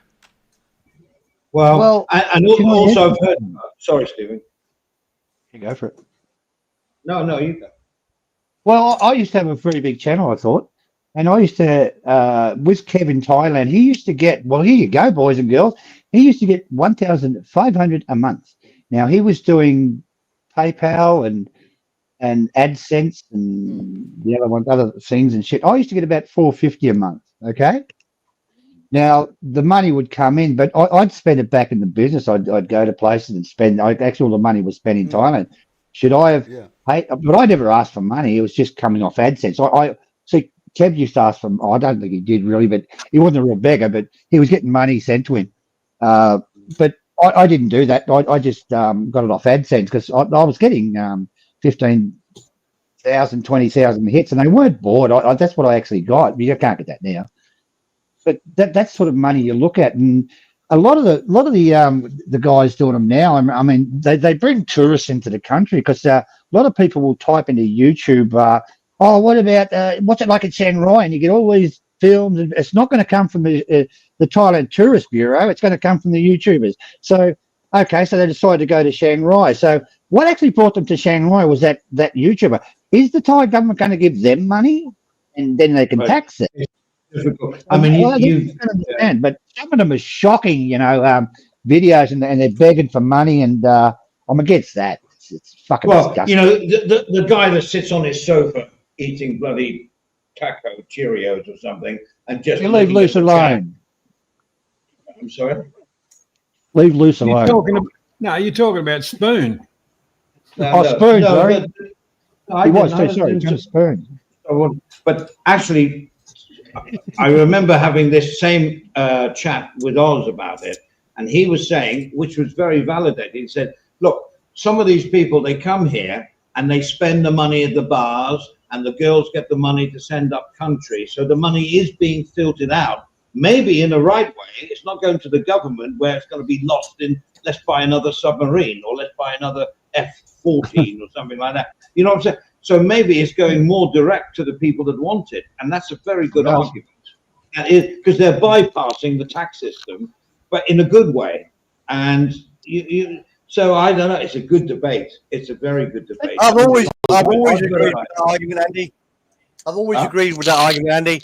I think it's much better to, and the fact that people pay money in bars, and I think it's a direct way that it goes up.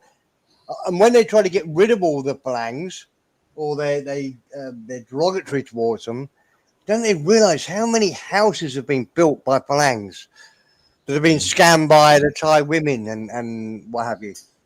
I think we bring a hell of a lot into That's a very good point. Okay. I've got a suggestion. Here we go, John. He always has good suggestions. I think we've flogged this one to death. How about we move it right along? You just actually emptied the words that were coming out. All right. Now, do you remember the old days of airports with smoking lounges and everything else, which seems to be going out of fashion, to be honest? Smoking, once banned through all airports in Thailand, may well return soon, as the Cabinet is to decide on the return of smoking areas and rooms within the aviation hubs. With adequate ventilation and sealed doors, the effect is zero on non-smokers, but so-called standardised smoking areas, covered by a handful of regulations, will likely be open soon. Good. It is already banned. Yeah, but the thing is, already fucking banned. Yeah, but to reopen them is a good idea. They want to sell the frigging things and then limit what you can do when most people, they're standing out front throwing fucking cigarette. Well, I don't throw cigarette butts around, but all of that kind of shit. I do. Well, that's nothing to be proud of. That means you're a disgusting prick. Yeah. But the whole part Moron. about it is they should be opening the smoking areas and the whole lot of it, so people can have that last chup before they get on their flights. They banned the sales of cigarettes. Well, that was stupid as well, because there's good tax money on that, and that walked out the door. Mm. I mean, do you remember Johnny. when I used to, hang on a second, Jay. Sorry, mate, didn't want to interrupt, but I got there first. The smoking rooms, when I used to smoke, were absolutely horrible, and I hated going into them in Bangkok and several other airports. Can't remember what they were. The glass was all stained with nicotine, like the second story of a bus in England, where all the nicotine stains were on the ceilings. Horrible. But then I went to Singapore, where I could sit on a terrace with beautiful greenery around me, and it was like fresh air coming in. No one was being, the smoke wasn't going inside or whatever. And I thought, this is the way they should do it. So if they're going to instill it, they should make it nice. Yeah, well, my favourite little spot to have a smoke at Savannah. By the taxis. There's signs there saying no smoking, and yet everybody in a friggin' uniform is standing there having a smoke. Look, gentlemen, did you know that the smoking rooms have always been there? It's just you didn't know where they were. Do you know where they are?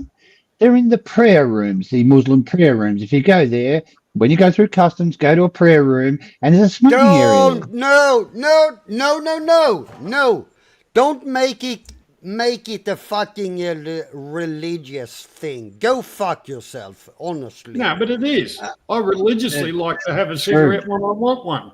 No, I'm not joking, Jay. No, Jay, listen to me, JJ. No one gives a shit where you live. Okay? Okay. If they have a smoking ban, they have. Oh, for fuck's End sake. of story. JJ! Okay, can I say that again? In the prayer rooms at the airport, you can smoke a fucking cigarette, JG. Oh, you can. Yeah. Maybe So I why go are you going off Muslim and being when I prejudiced go and, flying. Oh, fucking Jesus. Okay, fair enough, Stephen. Fair enough. Oh, yeah, Fair enough. okay. Yeah, that must be just my day, is it? Okay. I didn't actually know that shit. How do you know? Because I've been in there smoking, JG. That's where I keep telling people about it, they don't listen. Yeah, you go into the prayer room, and there's a smoke room there. Ooh. Now I just because of this, I have to order another flight to fucking Thailand. Well, yeah, but JG, you have to walk. JG, you have to walk through customs and everything, holding a Quran, and then you're allowed to go in the prayer room, and then you can smoke a cigarette. Well, I usually carry I can buy incense. a Quran in Sweden. Come on, I live in Sweden. Don't make this about religion, okay? Disgusting. You fucking idiot. You have your fag in amongst your incense, and you bless everybody. You have a suck on it. Don't make it a religious thing and then make it a religious thing. Whatever. Well, actually, if you want to, like, what's incense? It's smoke. Most religions use smoke. So, we're all religious. Hallelujah, the tobacco or the marijuana or whatever, Yeah, however, what got me triggered was that Johnny said, oh, you're a smoker. That's disgusting. Why is it disgusting? It doesn't affect you, is it? No, throwing butts around and that's disgusting. So yeah, but why you got is to hang on. Can I say something there, John? If you don't throw your cigarette butts around, somebody's got to clean it up, correct? Now, if you don't throw the cigarette butts, that person's going to get the sack because they don't have to clean up the cigarette butts. That's one way. That's one way of looking at it. But I don't do it at my house, Andy's house, anybody's house. I always put it in a receptacle or whatever.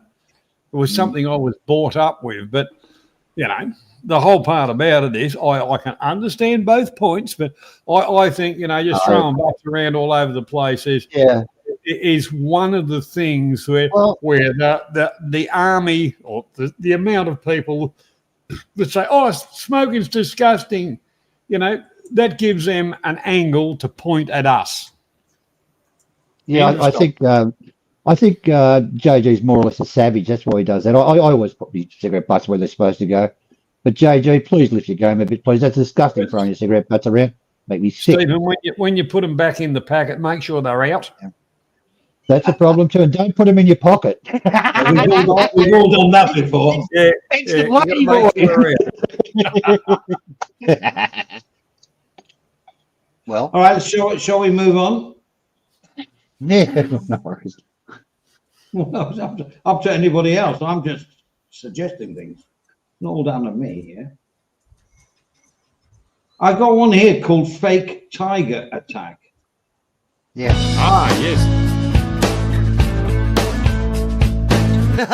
Claims on social media, backed with video clips of an Indian man being mauled by a tiger at a zoo where he had paid to take selfies with it, have been derided by the tiger park associated in the video, denying being the location where the attack took place.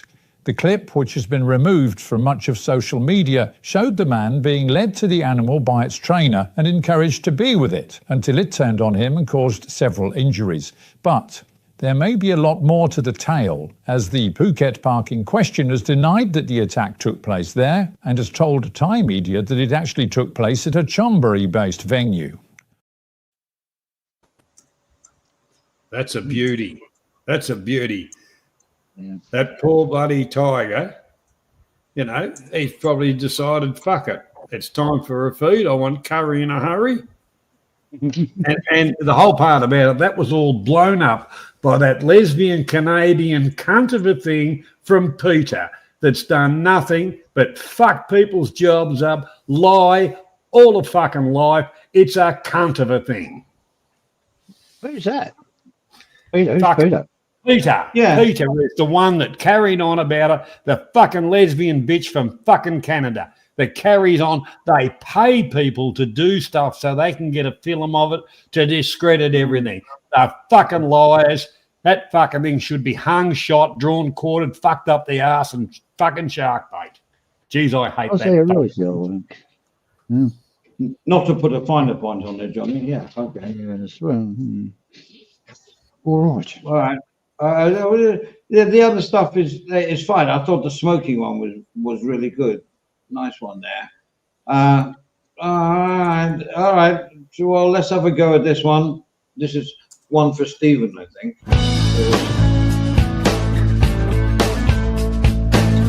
Meanwhile, at home and in Pattaya, 2 more Chinese and a Thai woman have been arrested over the shooting at a private gathering in a rented home to the east of the city, where a Chinese man was shot in the leg after a row over a debt. The weekend shooting saw the arrest of 3 others at the time and the seizure of drugs and firearms. All have been found to have overstayed their visas and are now considered as drug dealers who touted to tourists in the city. There appears to be much more to this case, but for now, local police are remaining tight-lipped. Well, you know, where there's violence, it's either a romance has gone wrong, money, or drugs. You know what I mean? Like simple people that just live their life peacefully never ever go down this way. When you see someone, it's always an argument, and it's always about money, romance, or drugs, in my opinion. Yeah. Go for it, man. China's got a lot to do with the drugs in Thailand, I guess. You know, smuggling and so forth. But they're not saying much. The police are not saying much about the incident. That means the Chinese in Thailand have told them to forget about it. Well, I mean, yeah. When I hear about drugs and everything else, every country is having the same problem. Of course, yes. Importation and distribution of drugs is happening. You know what I mean? And here it gets headlines, but interesting. It's Chinese. Maybe you can put the blame on them. Maybe you can't. I'm not saying. I don't know. I mean, And most of this shit, the drugs importing into the Western world are organised by the Western world. And, the Thais or China's just couriers taking it in there. And if you want to stop it, you've got to stop it in the West. You've got to stop these people from importing it. The only thing I've got to say about it, whoever shot the bloke in the leg needs it's a bad shot. needs to be taken to the range at Phuket and given some lessons because he's a cunt of a shot. Yeah. I'm ahead of you there, Johnny. Hang on, I've just got to step away for a second. Carry on, guys. But yeah, the drug thing is, and it's not only Thailand, it's all over. But I did like that. I thought it was funny that, yes, that cannabis had been legalised in Thailand. So all these people are loading their suitcases with it, which is not illegal in Thailand, and then go to fly home with it. And then Thailand gets the blame. How stupid are they? What's Ron reckon? There's no prayer rooms no smoking in the prayer rooms. It's not advertised. Ron's never been to a prayer room in his life. These rooms I'm talking, they're not advertised. If you ask if you can have they're going to say no. But one of the girls I knew them there, and they told me where to go if you want to smoke inside. See, the way I look at it, it's not advertised. So Ron, you go to the women's, you go to the baby change rooms because they've got a fucking fan in them, and you go and have a fag in that. Yep, you can do that. No, I just think, as I said earlier, if they're going to have smoking rooms, make them nice for the smokers. These are not like nasty people. They're just, not going to happen. They need a smoking thing, so make a nice environment for them. Nothing to do with other people that don't smoke. Why sell cigarettes in the duty free and don't allow them to smoke? They don't any longer, Andy. There's Andy. a Swanee Pun and is no cigarettes are sold in the whole establishment. Oh, really? I haven't been there for ages. Wow. I didn't know that. Andy, a smoker doesn't care if the smoking area is disgusting. All he wants to do is taking a smoke. He doesn't give a shit if it's disgusting. End of story. You're right. I agree, JD. But when I was a smoker, I felt horrible when I went in there, and I thought, yes, I need it, and I was satisfied when I came out. But then in other airports, I sat down, had a beer, had a cigarette. It was an open area. No, they're not wrong. And I felt better. That's what I'm saying. I agree. The only nice smoking area I've been to is in Paris. And they have a nice outside area where people can go. There are some greeneries and shit. And people stand there and do their thing. Nice. No one is bothered with it. Now, I don't mind everyone else banning smoking. I can live with it, okay? I can live with it. But when I come to Suvarnabhumi Airport, I am so fucking in for a smoke. Well, yeah. So I just, I get my fucking bags. I ran out to the, where all the taxis stopped. I look round, find the first place that is, don't say you're not allowed to smoke, or I stand just by a police officer that is smoking. So that's yeah, That's a very good idea. Thailand tourist tips brought to you by JG. Love it. but All right, here's yeah, another. come on. You can go out of the airport into, you know what area I'm talking about, and you will see police officers, employees of the airport. They are all standing outside just smoking, and they have a no smoking sign just behind themselves. Yeah, that's Come right. That's probably where I go, down by the magic. That's where the magic happens. John, isn't there a snack shop out the front? I think it's the Winnipeg. There's a snack bar at the front where they have smoking area. And you can sit down and have a smoke. Is it Gate 8, Winnipeg or Gate 8's the smoking area, but where? the Gate 8. When you come out of the airport at Gate 8, there's a smoking area. But They have one like every 50 meters or something.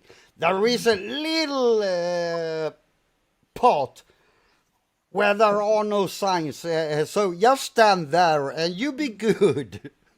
well, if you walk across, put it this way: when you're leaving the or get into the joint, it's only while you're doing a bit of other shit and waiting for a taxi or whatever, you just say, look, I'm going to zip down here and have a smoke.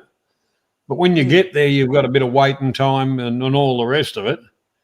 And there's the one place I always went to, like I say, it's got signs all around it, no smoking, and everybody there is in a uniform. Yeah. Well, don't forget everyone is smoking.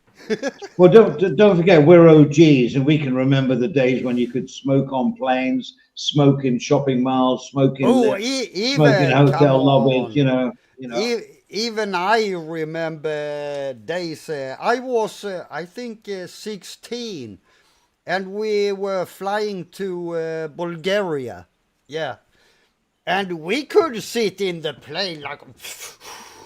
Oh yeah. I did lots of trips from England to here in smoking, but we used to go back with the what I was going to call them usherettes, air hostesses, where the drink was as well. We'd sit in the bulkhead thing there, and it was like being in a bar. We'd have cigarettes and we're smoking and everything else and drinks. It was great. I'm not saying I think it's better not to do it, but people are gagging for a cigarette when they come off a plane or going on one. It's anxiety, it's nervousness, it's excitement, and that stimulates you want to have a cigarette. So hence, as soon as you come through those swing doors at Swanaboo and you're seeing the taxi rank and you turn right, you light up a cigarette. Of course you do. This is actually a subject where it's two faces of the government. Yeah, we love the tax money, like alcohol and cigarettes, tobacco, bring in. But we've got the people that are worried about all this other stuff. They go, but we don't like it. It's disgusting. Well, they don't pay that amount of tax, so fuck them. So that's back to the bloggers thing. All right, we got another one here just for a bit of a joke. Let's see this one. Hold on, Andy. Can I just add one thing to the conversation? Very short. And with the smoking on aeroplanes, there was far less deep vein thrombosis because the air quality on the aeroplane was far better. That they spent more money to what's it called, Andy? To regenerate the air, to refresh the air. So you had good, clean air on there. And although there were people at the back, usually they kept all the smokers at the back of the plane. They did, The rest of the cabin had, but what's it called? Regenerated air, Andy? What's the word? Does it come to your head straight away? Recirculated, yeah. And as soon as they got rid of smoker, they it actually saved a lot of money for the airlines because they don't need to spend so much money on fuel and whatever. But Well, that's well, I have one you think question. about it. Why does it? We never had. Go on. Steve. Go on, Steve. Finish up. All I was going to say was we never heard of deep vein thrombosis until about 30 years ago, 20 years ago when they stopped smoking on planes. Nobody ever heard of deep vein thrombosis. We'd been flying for 30 years before that. Never a thing. Well, what I like is the idea of the no smoking thing comes on most airlines still. Yeah. Why does that? Is it an old plane and they disconnect the light? I don't know. No smoking. I know Well, all the signal pain. We really need Banana King would be better, but I know what happened. What the ding. So mostly those are messages to the air stewards and whatever, and it's really clever how they do it. It's a bit like supermarkets do. What's the supermarket one? 86 means there's a problem in 86 in aisle 5 or something. I can't remember what it means, but you know what I mean. It's a code, right? Andy, I'll shut up now. I just had to get that in. No worries. All right, this is a bit of a funny one.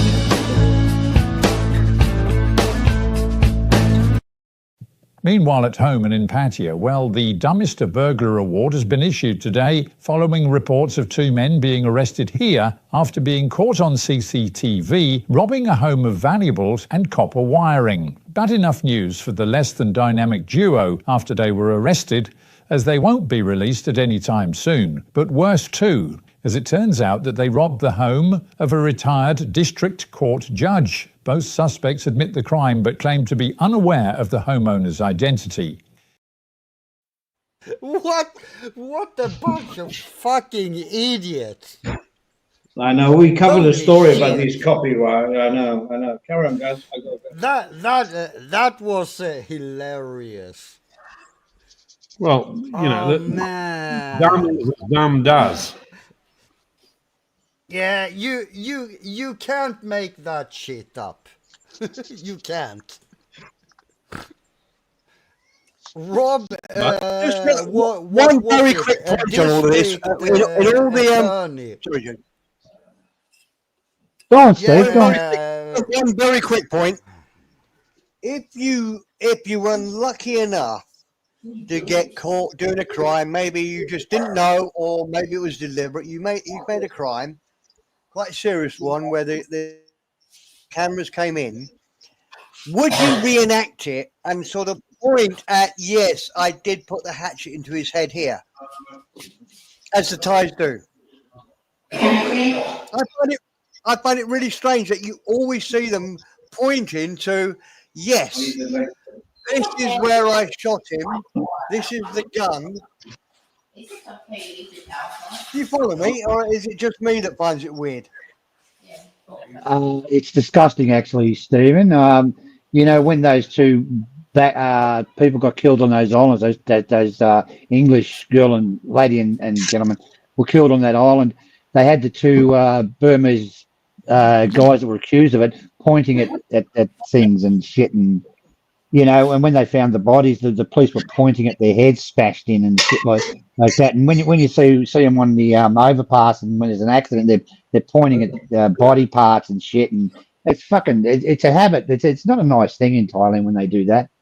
I think there's something there. The story you talk about is a very famous, infamous story. But you see it all the time.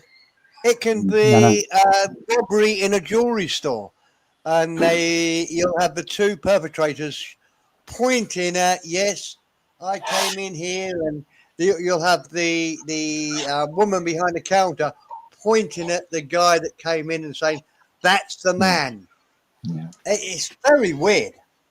Look, if ever I do that, they have had to take out, so just say, I want to see all of Perrin's toenails, because I've had to pull out every one of my toenails with a pair of pliers to get me to agree to say, Yes, it was me. I was that man.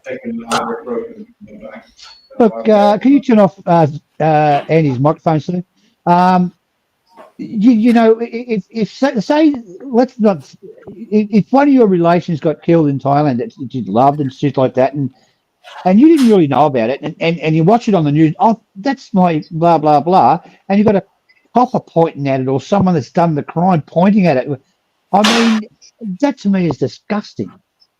Yeah, It really is. Well, to me, it's about putting them on public display. They are losing face, and the because most of it's pretty horrific. It's trying to, like the old ads we used to have here, of trying to teach people to drive properly, showing some of the horrendous accidents to say, oh, you don't want to end up like that. So I can understand it. I think some of it's funny.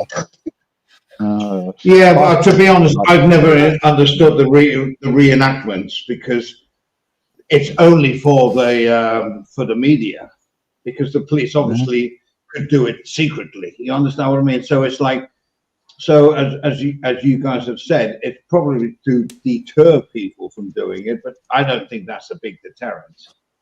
What Andy? What turned me against it was the Kotel murders when they started pointing at things and pointing. That's at what I was thinking about. And Yeah, shit like that. yeah. It made me absolutely sick. But, well, what's the point? The time you remember that general's daughter that killed 5 or 6 or 7 people and on the highway. Yeah, on the overpassing.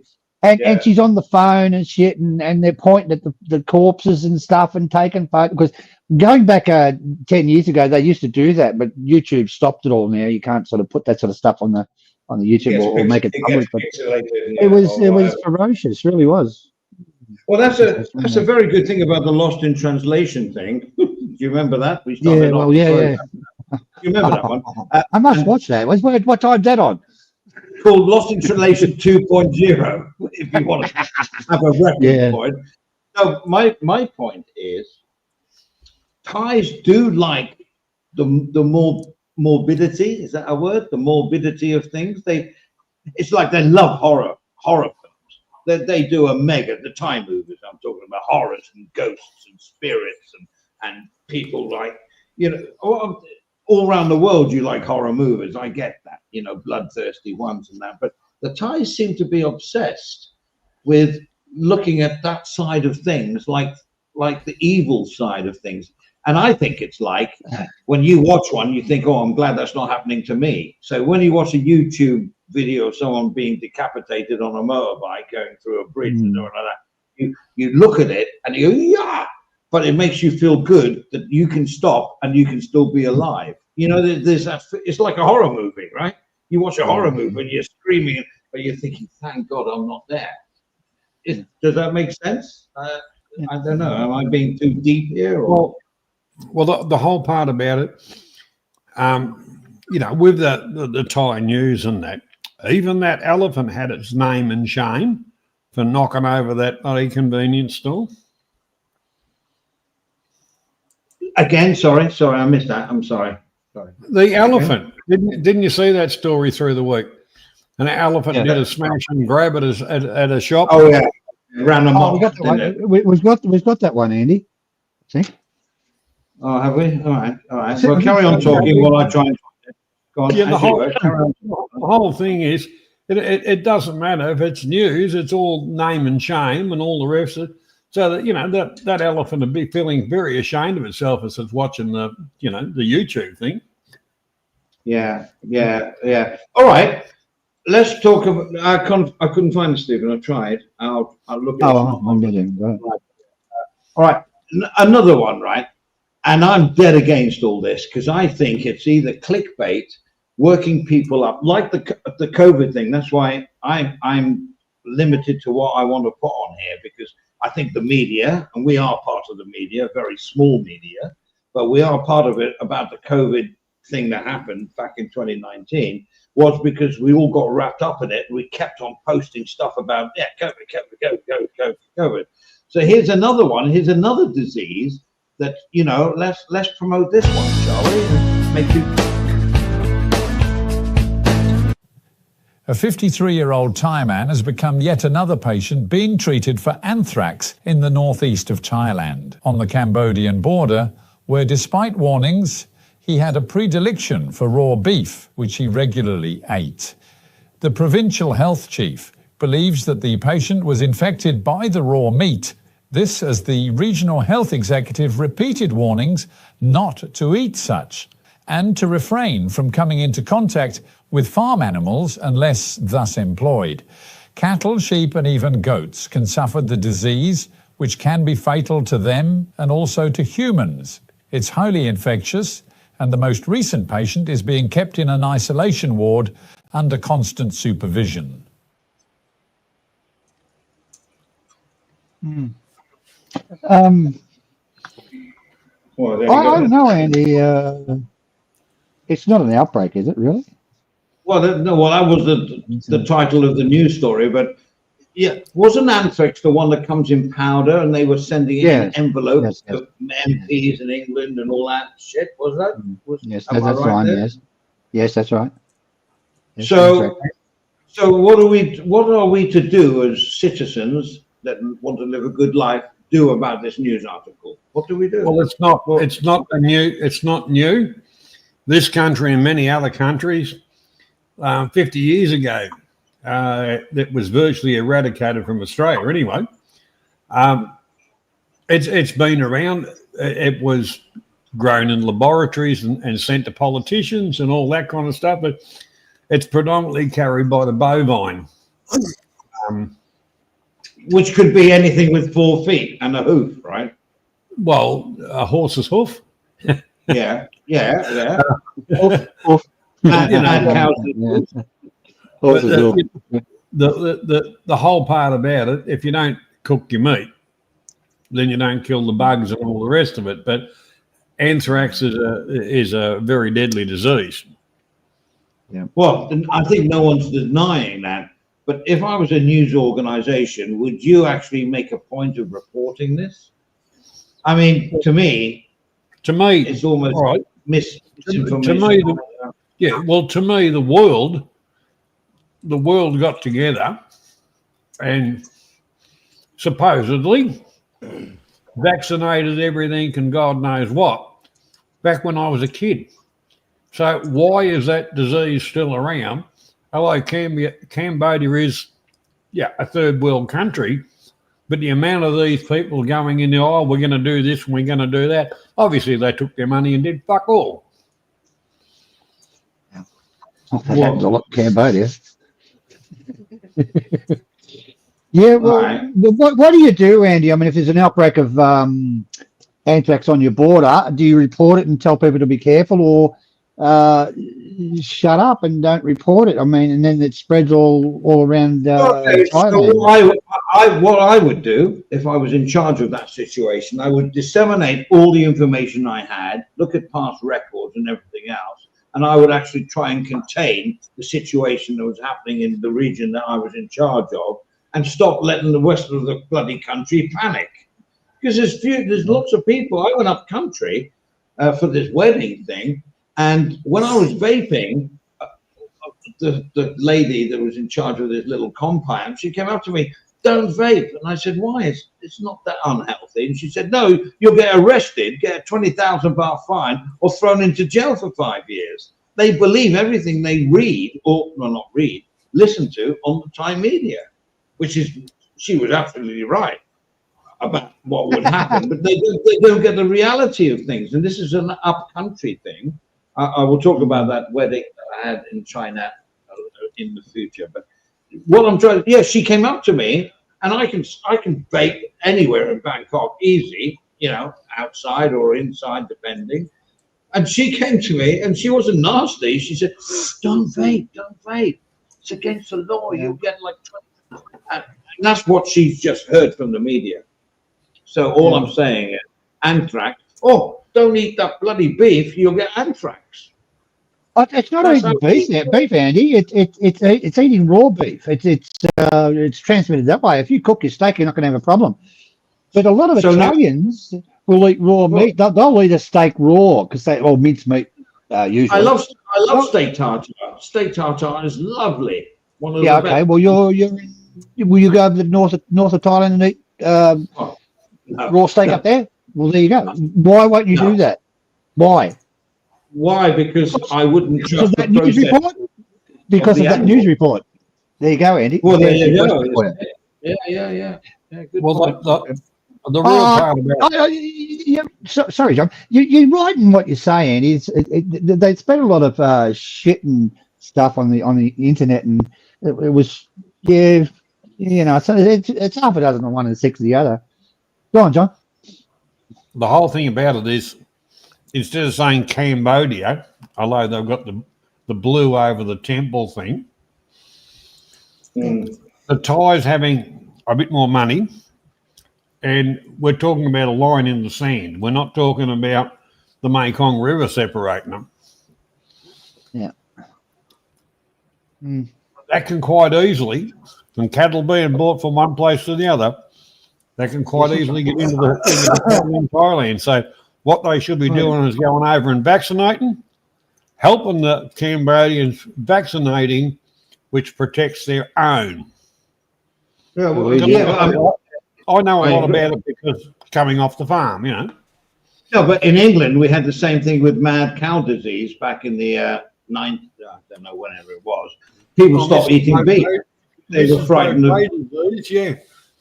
You know what I'm saying? So they were frightened. So the media have a big responsibility, and I think they were very responsible for all the laws that came in over COVID, because they just built up people's paranoia about it. And so the population agreed with whatever government said, you take these vaccinations. It was all like a snowball effect. And that's why I'm so against like these news stories. That's how it started in COVID. If you remember, from Italy, and every news agency were like, I don't want to go into COVID because it's probably banned from YouTube, but you know what I'm saying? It's because it was a big bloody con. It was real. It was real, but it wasn't as bad as what it was. That's all I'm saying. Have a look what South just put up, Andy. Oh, That's dear. 3 messages back. Is he having a go at me? No. Hello, South. What are you doing? A lot of crap online since yesterday. What's he talking about? That one. Oh no, that's Gogis. Hello, Gogis. What are you doing, mate?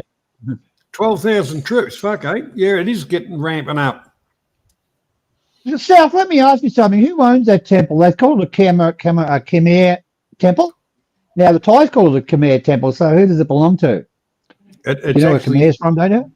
Technically, it's in Thailand, but what started it was a influencer from Cambodia went to the temple, and inside the temple was dancing around, singing their national anthem, and that started it off again. But each of the skirmishes since day one when they've started, it's the same two generals on each side of the fucking border. So there you go. Wow. I mean, they've got to use the budget they have for bullets and things, for some reason. So otherwise they wouldn't get a budget next year. So I think it's all a joke. Like we can say, on the Billboard charts, it's #1 with a bullet. I used to say that. Yeah, absolutely. I mean, I don't know. I'm running out of news items here now. Okay. Drugs smuggled to Australia. I mean, yes. Well, let's play this one. A lathe machine en route to Australia won't be turning metal there anytime soon, as customs discovered over 70 pounds of methamphetamine hidden inside its casing. With an estimated street value in Australia of 100 million baht, customs scanners revealed the drugs packed in 26 different foil packages, and as the senders were being sought here, so details have been forwarded to Australian authorities, who will attempt to locate the expectant recipients. Oh, well, let's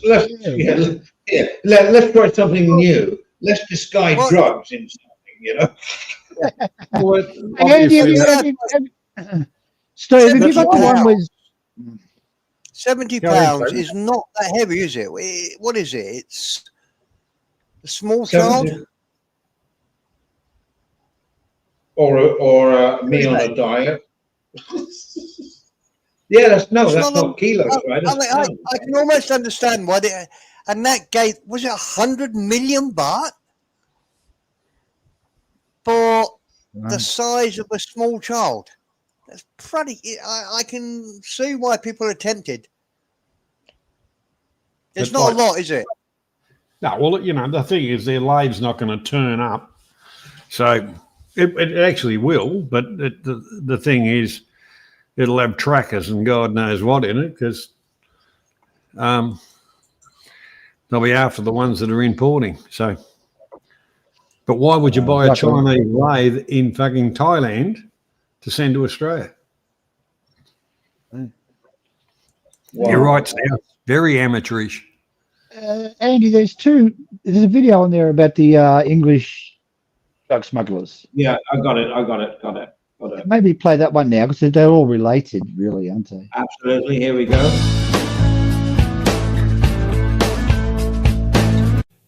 Police in Spain apprehended a 36-year-old wannabe glam model after being caught carrying drugs from Thailand. 36-year-old Claire Wilson is the fifth known arrestee globally, caught recently carrying cannabis or other drugs either to or from Thailand to the UK. And it's now been assumed here that the persuasion of the gullible to become mules is a major crime operation in itself. Those who do the persuading are being actively tracked here, but they too are likely just the pawns of a global group that is believed to succeed in shipping tons monthly across borders. Arrested at the aptly named El Prat airport in Barcelona, along with 34 kilograms of weed, 70 pounds weight, in her bag, she had no defence really, as apart from anything else, she'd had to pay for excess baggage weight. Perhaps lucky caught in Spain and not Qatar, which she had passed through en route to Europe, Spanish authorities have detained her amidst the promise of up to 4 years in jail and massive fines. This, as another 21-year-old was caught in Germany, transferring baggage as she flew in from Thailand, again with the final destination of the UK. That's interesting. You know, in Australia, we don't have a lot of drug smuggling and stuff, do we, Johnny? We're good over here, but everything Not seems really. to be going to England. That was a joke. Are you fucking serious, Steve? No.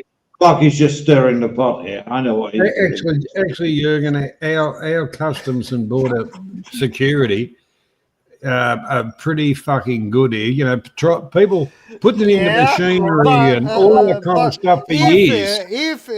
If they are so good, how come you get so much drugs going through your country? That's what I don't understand. Everyone should I've been caught. I just say this very quickly. How does that work? You have a great country. They are so fucking hard on the borders. You are one of the main distribution centers in that part of the world. How does that work? Australia is. We make them and send them out, not bring them in. Guys, give Steve. Stephen wants to say. Go on, Mr. Farron. That Johnny, All that I'd say doesn't is, make has sense. Go on, Steve. All I'd say is, how does anything get into any country?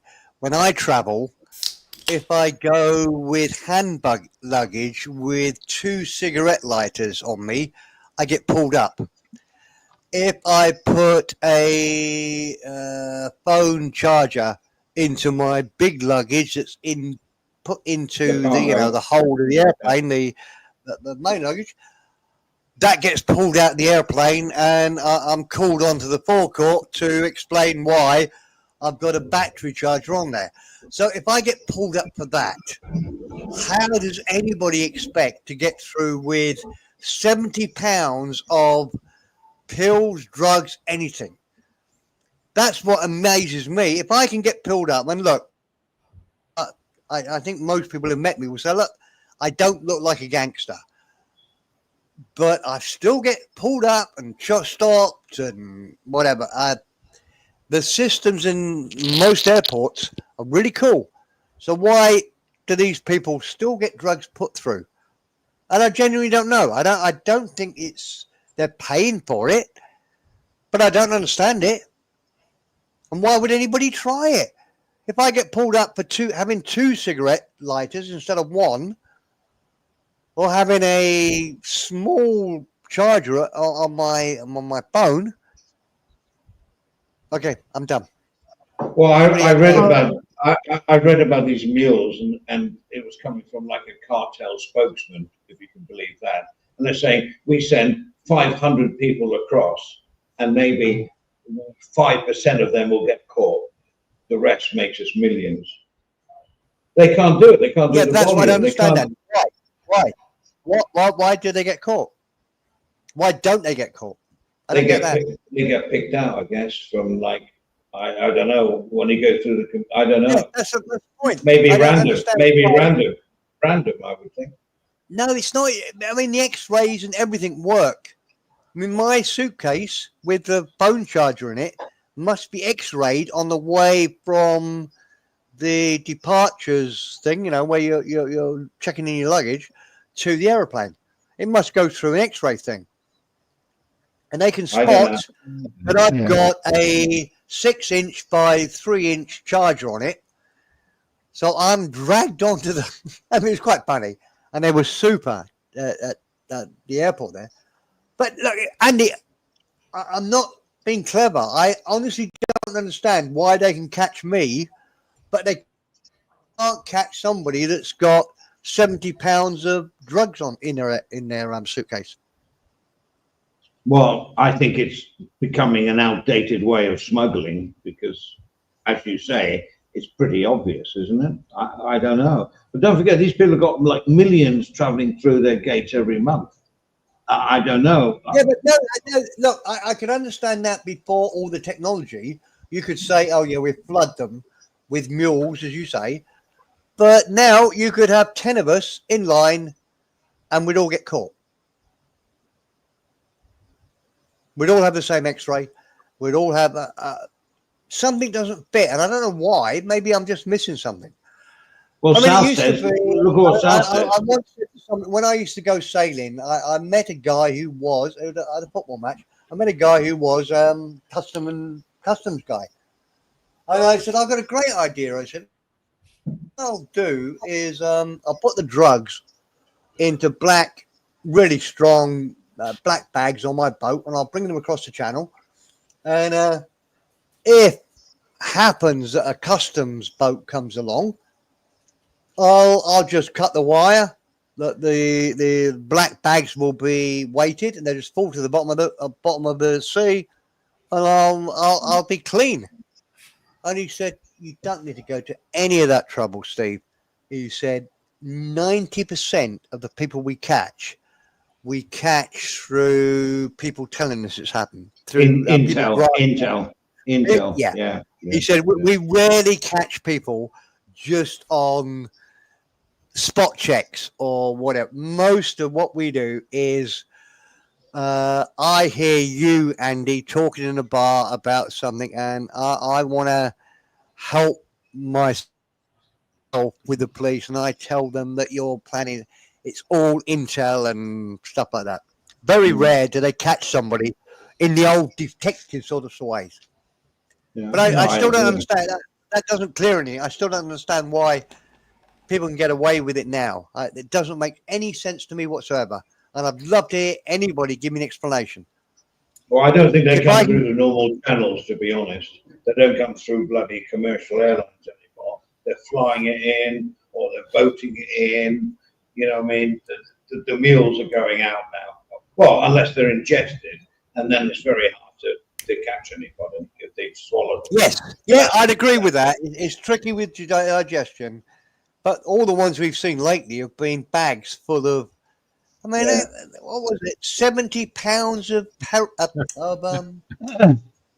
I just translated glass. that, Steve. Do you know that's 31 kilos? That's a full check-in bag. Oh yeah, it's I know, a it's lot of ridiculous. stuff. I know. Yeah. I'm not sure. I have another story that I will tell offline, not in public, about that. But never mind. Let's move on. Okay. Yeah. I done my little gripe about it. I just don't understand it, and I'd love anybody on a future show to tell me how anybody can smuggle drugs into any country now. I'll shut up. Well, But, why would we tell you? Perry. You better give it away. Well, yeah, good point.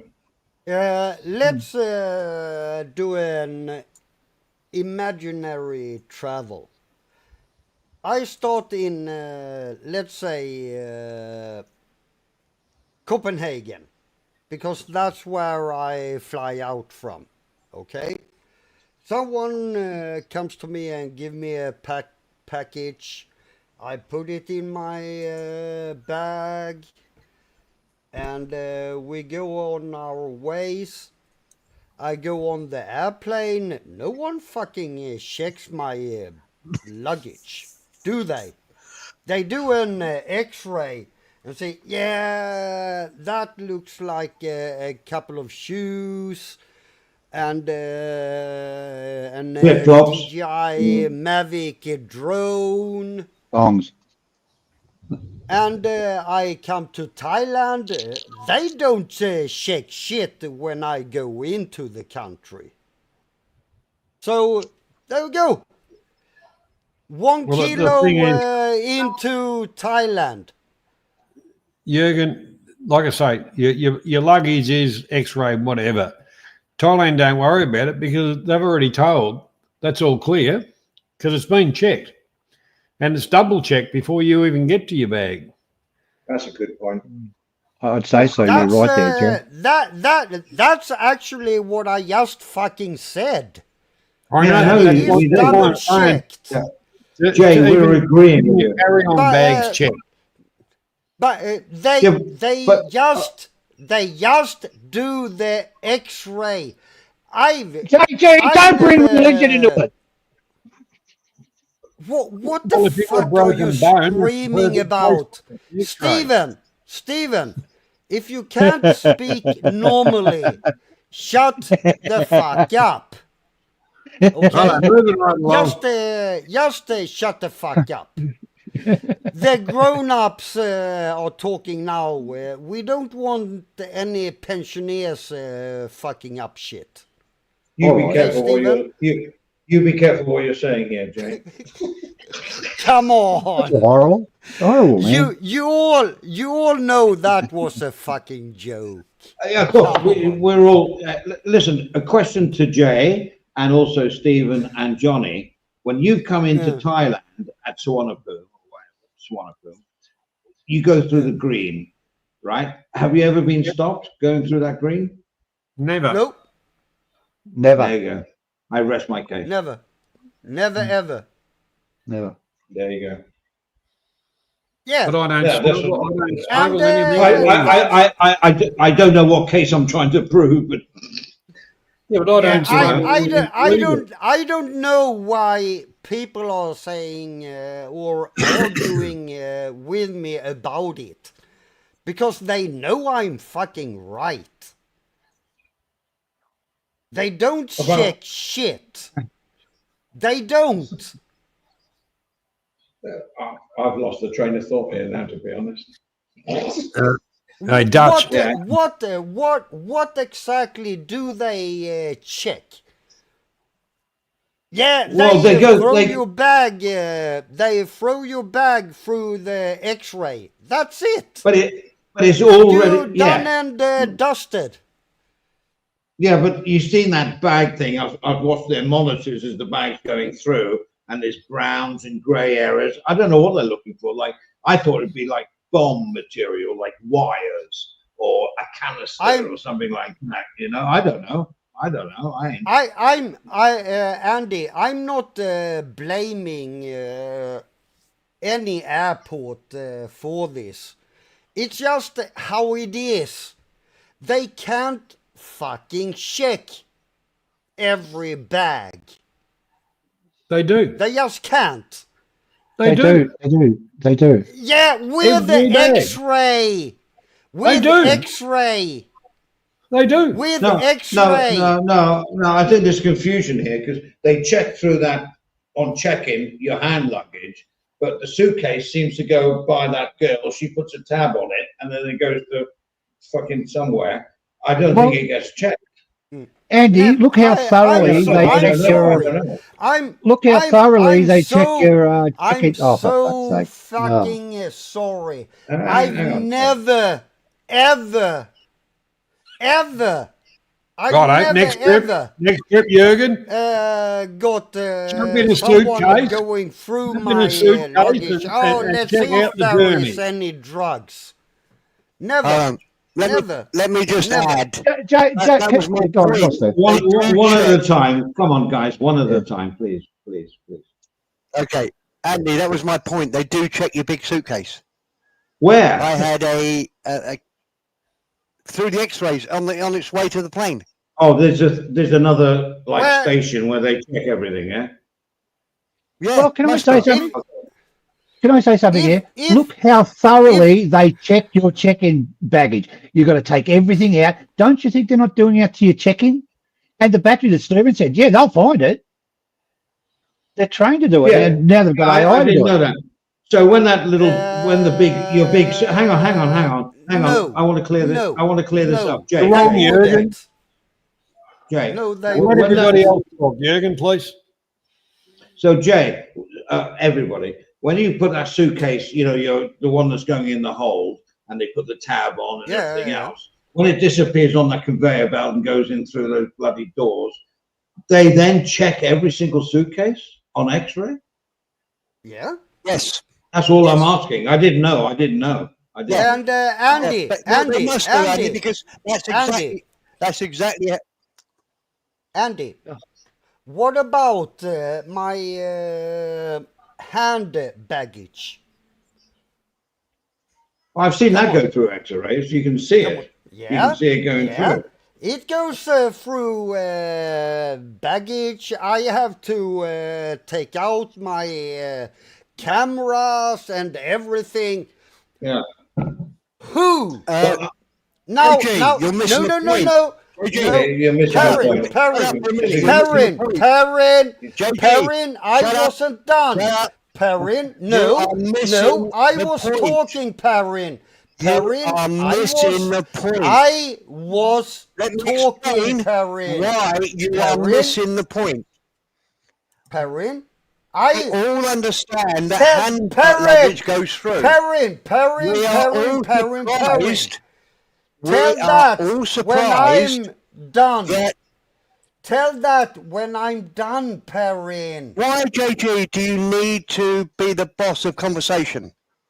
Oh, come on now, guys. Because Perrin, I was talking and you are interrupting me. Because That's you're missing why. the point. You're talking about something we're not talking about. But Perrin, if I'm missing the point, wait until I'm done, and then you can make an idiot out of me. But you take 10 How about minutes that? to talk about How missing about the point. that? Yeah, Why should but I wait have 10 to. minutes? Perrin, Why should I wait have 10 to. minutes for you to Perrin, talk bollocks?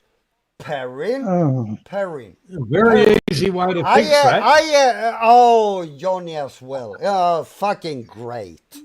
No, we'll Hang on. just let everybody else Perrin, talk for you. I Jurgen. have It's not- to. I have to not listen Jurgen's to show. you until you are finished. I don't interrupt you. Do Okay, I? say what you're going to say No, and finish. I don't. JJ, go on. Say what you're going to say. Go on. And then we'll Yeah, rebuttal. so, Go on. I don't want to get any ideas to future smugglers, but yeah, sure. Well, I'm making notes. They scan your luggage, but Do they check my batteries? No, they don't. So just cram a shitload of drugs into the fucking batteries. You're all to go. Good to go. They Then don't you got the sniffer dogs. check. Do you know why they don't check?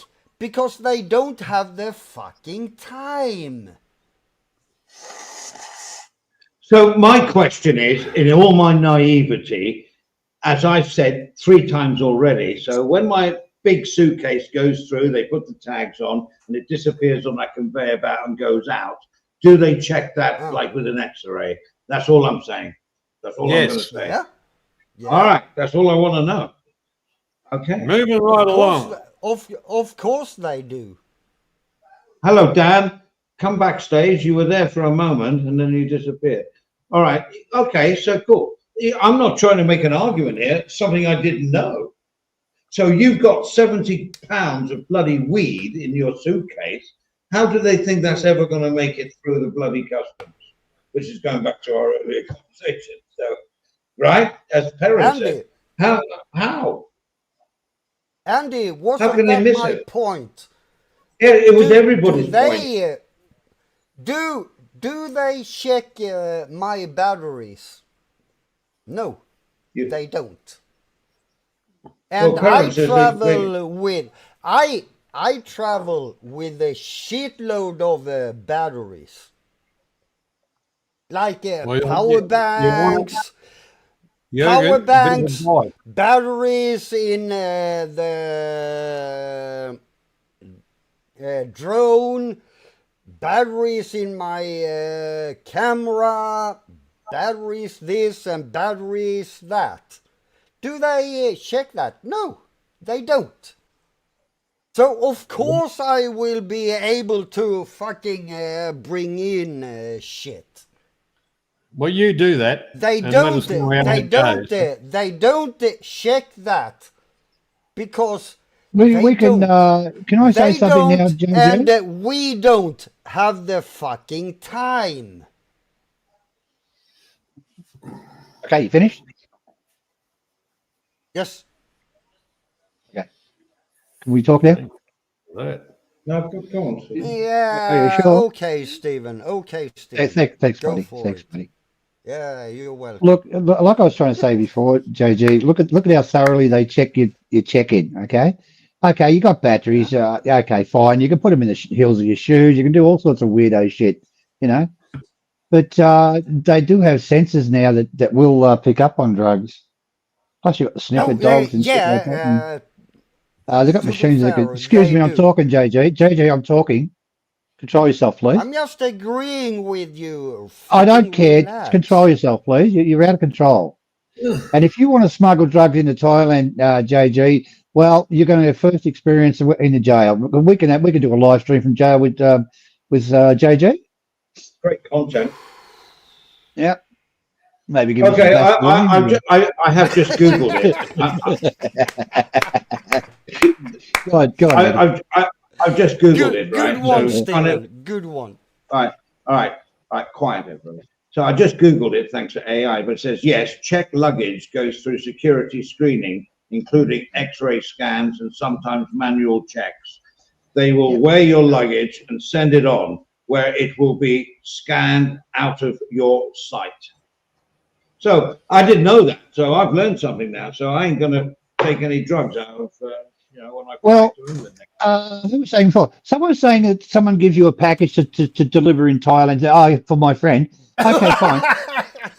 Okay, listen. When you get to the JJ, excuse me, can I talk? Do you mind? Really? Seriously? No. Let me hand up half an hour. Stephen. So what you do is when you're checking your luggage, take a friggin' photo of your luggage on the scale, and you get the exact weight. And if anything's pushing it later on, like what happened to poor, what is her name, Michelle Corby, she was framed something like 30 kilos in her baggage.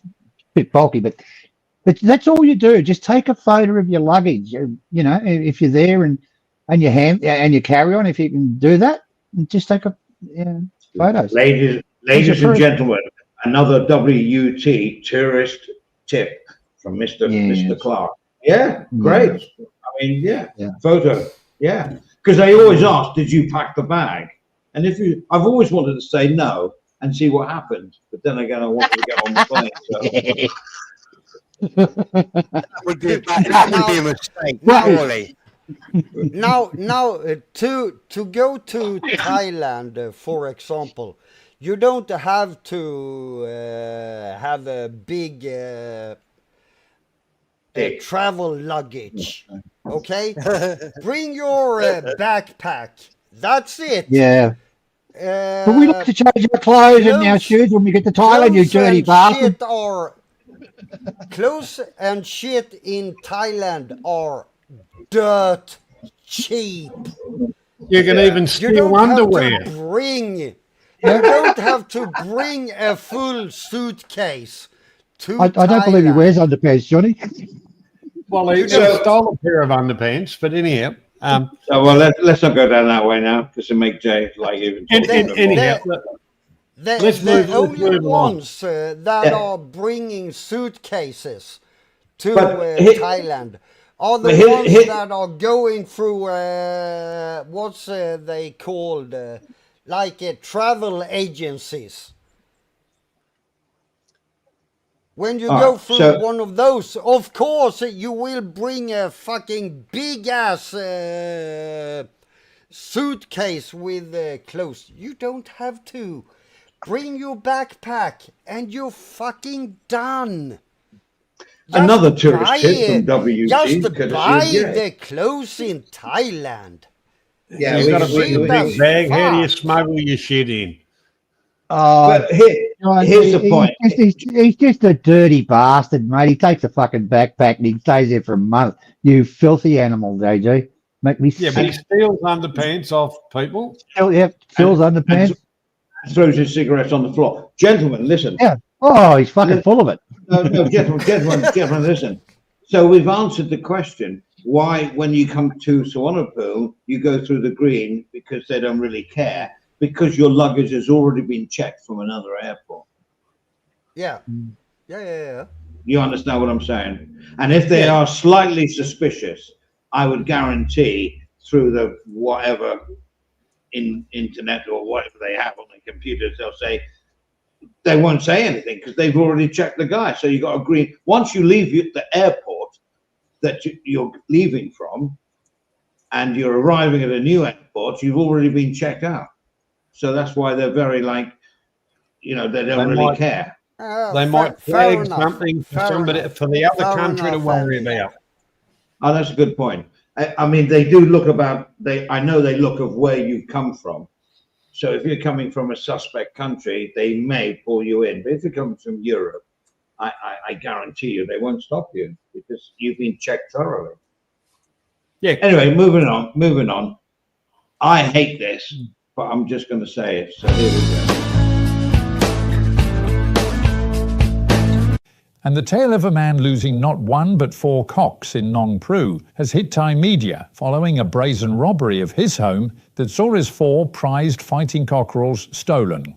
Worth thousands and bred for resale, cock raising is a popular hobby across Thailand, and these had been recently purchased for breeding and potential competitions. Within their own community, cock owners have banded together to make sure that all boost their security.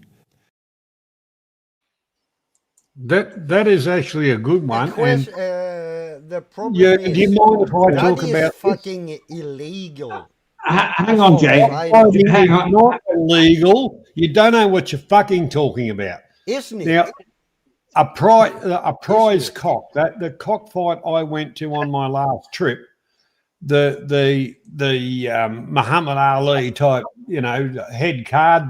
Come on, first, Johnny. First, no. Shut up. Fucking mute him, will you? Anyhow, that bird that was on the main title card was valued at $1.3 million, and even an egg that came out of a hen that what was 30,000 baht for a fertilized egg.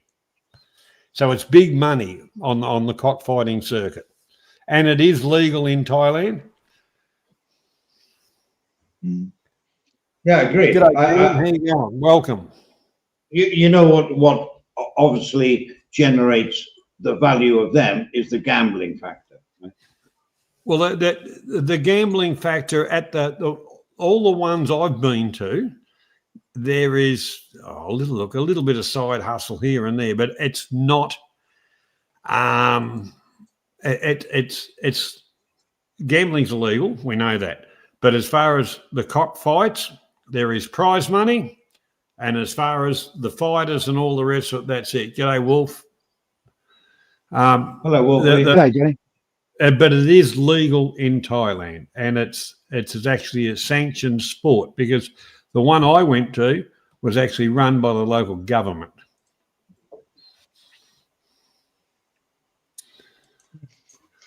Oh yeah, no.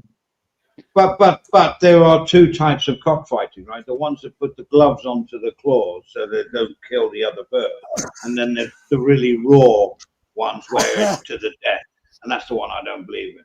You know? Well, they don't do to the death in as far as the ones I go to, and they have rounds, and those birds, the trainers come in and they got the cool towels and the whole lot of it. Those birds are treated like royalty. I've never been to the ones like in the Philippines where there's only one winner, and that's to the death.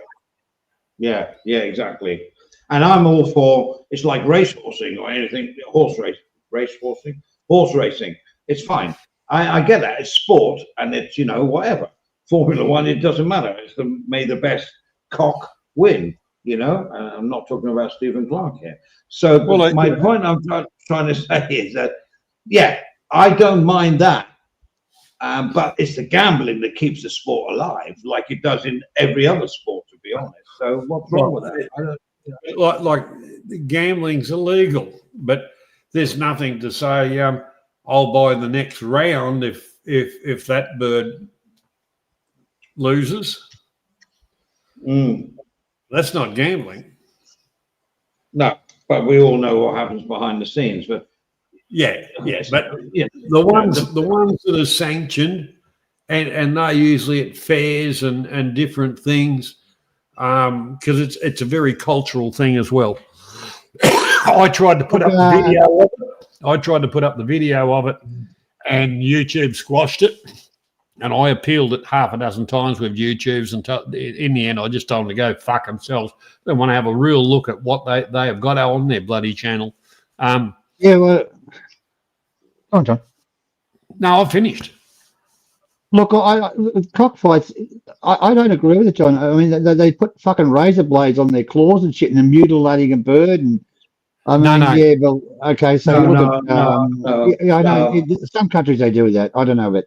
They put gloves. They put gloves. Yes. Thailand, no. They actually put gloves on the talons. So sometimes they put razor blades on the claws and stuff like that, and they rip the shit out of the chicken and shit like that. And I don't believe that's a sport, mate. No, that sort of shit makes me sick. Sorry, John, I'm not having a go at you, but it's just what I'm saying, Stephen. Philippines, they do that. The loser gets a chicken dinner, the winner gets his share of the prize money. But in Thailand, there's prize money. It's no different to, say, any prize fighter we have, as far as in the human race. There's a card. They go through the card.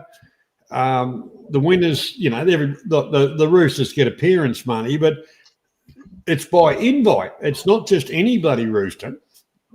Okay. But you have the little ones in the sly ones in the villages. They're a little bit different, a lot different. But the ones that are done in the villages type of thing, or the bigger areas, are actually sanctioned and run by the government.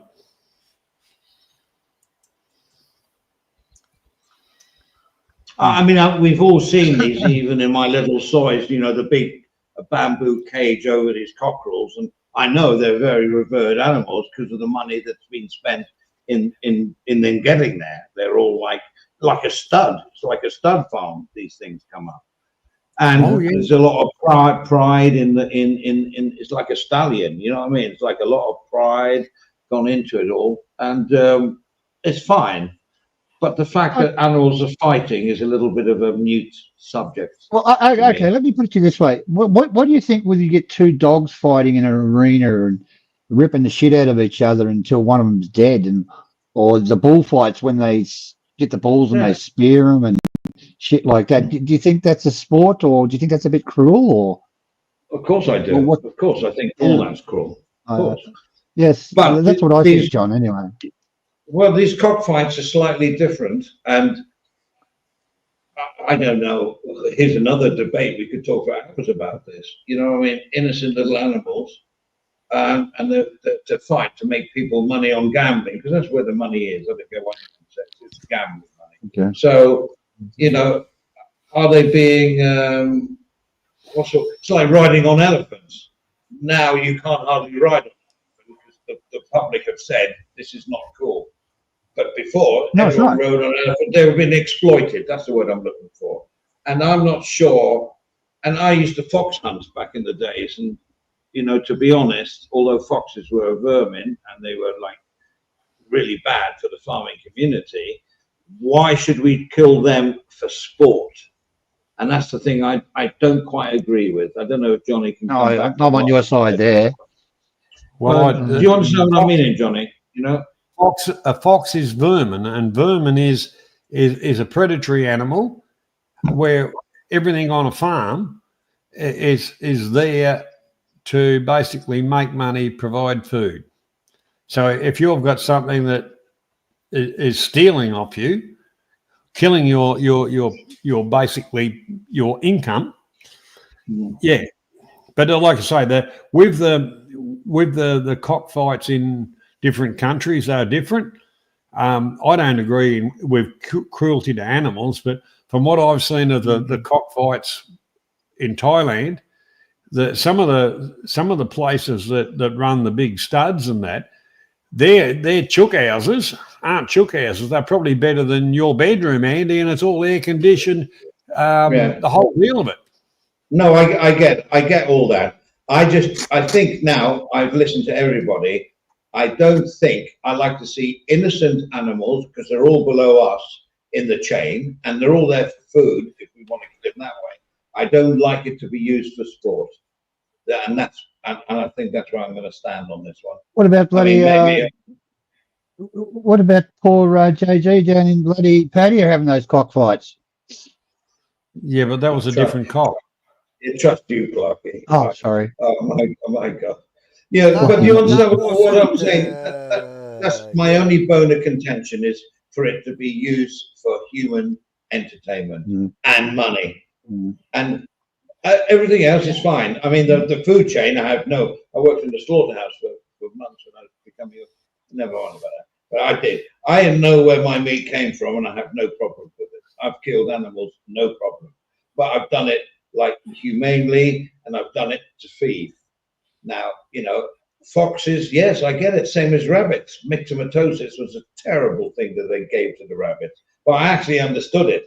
It wasn't done for sport. It was just like to diminish the shit that they were doing to farmers. You want to see a field of corn come up with no heads on it? Rabbits. And I understand that, you know, but not for sport. I don't get that. Hair coursing. Hair coursing is another one. I hate it. No, that's anyway, that's just my thoughts, you know. Johnny, I think Johnny agrees. What do you think about this? Go on. Just add 30 seconds. It's a really tricky subject. And there's no easy answer to it. My best example of why it's so tricky is we have tins of tuna that say dolphin-friendly tuna. Well, why is a tuna less valuable than the dolphin? They're all living things. I think there's only two things in this world that aren't living. And one of them comes down to bees honey, and the other one's milk. everything else we consume, everything else that keeps us going is living. Now, it might be vegetarian or whatever, but it's still a fucking living thing. So it's so tricky. Well, I think anything can be killed if it's lower down than us, not other human beings, if it serves a purpose in the sense of we have to survive to eat it. I'm all for that. No worries whatsoever. But I don't like it because it's for sport. I don't like dolphins doing shows, to be honest. The thing is, Andy, it's killing for sport. That's what I'm against, That's what I'm saying. Yeah, exactly. Yeah. We're on the same page here. I don't like seeing animals perform for the enjoyment. The trouble is with dolphins is they're so intelligent. They really enjoy performing in front of people. But do we really know? I know they're great, but they're easily trained, but because they're intelligent. But I just don't like. I'd rather see dolphins going on a boat, going out to somewhere, and seeing them just swimming in the sea. And there's a dolphin, or you go out and you can't even see any. But at least you try to see some. Yeah. That's what I want to see. I don't want to see. I have seen that. But it's still funnier when they're playing ball in an aquarium. Yes, I know. But I think you're like, I'm joking, mate. I'm joking. But I have seen many times dolphins playing on the bow of the boat I've been trained on. And it is beautiful to watch. It is super. Yeah. Can't beat it. I was only joking. But I watched the Pattaya Dolphin Show online the other day. Bloody hell, it's good. If ever you go to Pattaya and want to see the Dolphin Show, it is unbelievably good. I couldn't believe how good it was. But I do understand. Now, my turn. I'm after Steve. Second. When I was in Ukraine, you finished it? When I was in Ukraine, there was a big, huge hotel, one of the biggest. Actually, it was the biggest one in the world. And I went in there. They had a swimming pool there, and heated, of course, because it was snowing. And you went down this. There was a glass shield there, and you went down under the glass and into the swimming pool. And inside the swimming pool, they had all the dolphins and shit like that. It was fucking amazing. It really was. Right. And these are the dolphins they used to put the explosives on and get them to swim near the ships and detonate them. Yeah, because it was a military. I just don't like wildlife being exploited. That's all for human. Well, they're very successful, actually. The one thing about it, Andy, to feed the world, people have resorted to different methods. Now, like Steve said, a can of tuna where there's no dolphins harmed, that's a load of bullshit. They got the fucking nets they put out, and they reel them in. Everything comes in. Yeah. And that's enough to drown a dolphin. But dolphin and tuna, they look the same. Put it in a can. There's no tuna in this dolphin. Dolphin in this tuna. Yeah, but because of the fishing methods, it gives those other animals, less chance to get away. No, that's a good point. But I think killing animals to be sustainable in whatever, and that's because they're making money out of it. People kill cows and bulls and everything to make money because they kill it and they sell it to people. But it's all to be eaten, and it's all done normally, quite humanely. But for animals like elephants riding on their backs and everything else, it's exploiting something that is less mentality-wise than us, apart from dolphins. They're super intelligent. All I'm saying, I don't like the exploitation. I don't like that. And animals, all right, go back to the cockfights. The thing is, you may as well supervise it so there's not too much damage done, all the rest of it, get some entertainment out of it, because in the wild or naturally, they'll freaking kill each other anyway. Well, that's like calling the kettle black. It's about the genetic supremacy. As the males grow up, they want to be, the king of the heap. Well, let them get on with that. We shouldn't interfere with that. Well, all right, you've exploited it to a certain extent, but what's the good of ate dead birds, you know, unless you get them, you know, then you cook them up and eat them. But if they've had the shit beat out of them, you know. But most of their damage is around the head anyway, so what the hell? Do we come over as a human race as bullies? I don't. There's a question. No, it's a good question. I'm not saying I agree. I'm playing devil's advocate here. All I'm saying is we're more powerful. We're more well, yes, but for you to eat, or they were doing you damage, and I agree with that. No problem. If a fox comes into my hen hut and kills 22 chickens and takes one out, which they do, so I was a farmer, that fox should, it's against me, he should be shot, but not for sport. It should be because he's like a menace and he doesn't belong, you know, in our society. He should be killed. I get that. No problem. No problem. But for people to bet on and to enjoy and for a sport, where an animal is being abused, in my opinion, and made the best of, no. I'm sorry, but that's how I feel. We like I grew up where there was different animals that had a bounty on them because they wanted to cull them out. Yeah. And all right, you can call it sport shooting, whatever. I used to spend, you know, many a night, probably 4 nights a week out shooting, and it was good money in it. Too many fake. Did I give a shit about it? No. It's all. I don't want to take the high moral ground and look like I'm and all that, because I'm not. As I say, I worked in the slaughterhouse. I don't care, but it has to be fit for purpose. I mean, too many fake businessmen said shark fin is worth gold, and it is. And do you know what? I wouldn't eat it anyway, but I've had it by accident twice, and every time I've had it, I've puked up like instantly. I had it in a Chinese restaurant in the cab home, puked. Then I had it one other time. This is back in the early days when I didn't really care about shit. And I had another sip of it another time and I puked. So I must be allergic to shark's fin, which I think is a plus for me. But you know. That practice is they catch the shark, kill it, cut its fin off, and they don't want to eat the rest of it, where I reckon that's wrong. Oh, they take the fin out and let it swim away, and it can't swim and it can't survive. You know, but the whole part of what I'm saying is that's waste.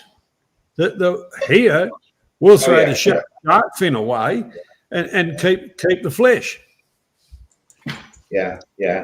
I mean, there's a few restaurants. Andy, flake's actually beautiful. We call it flake.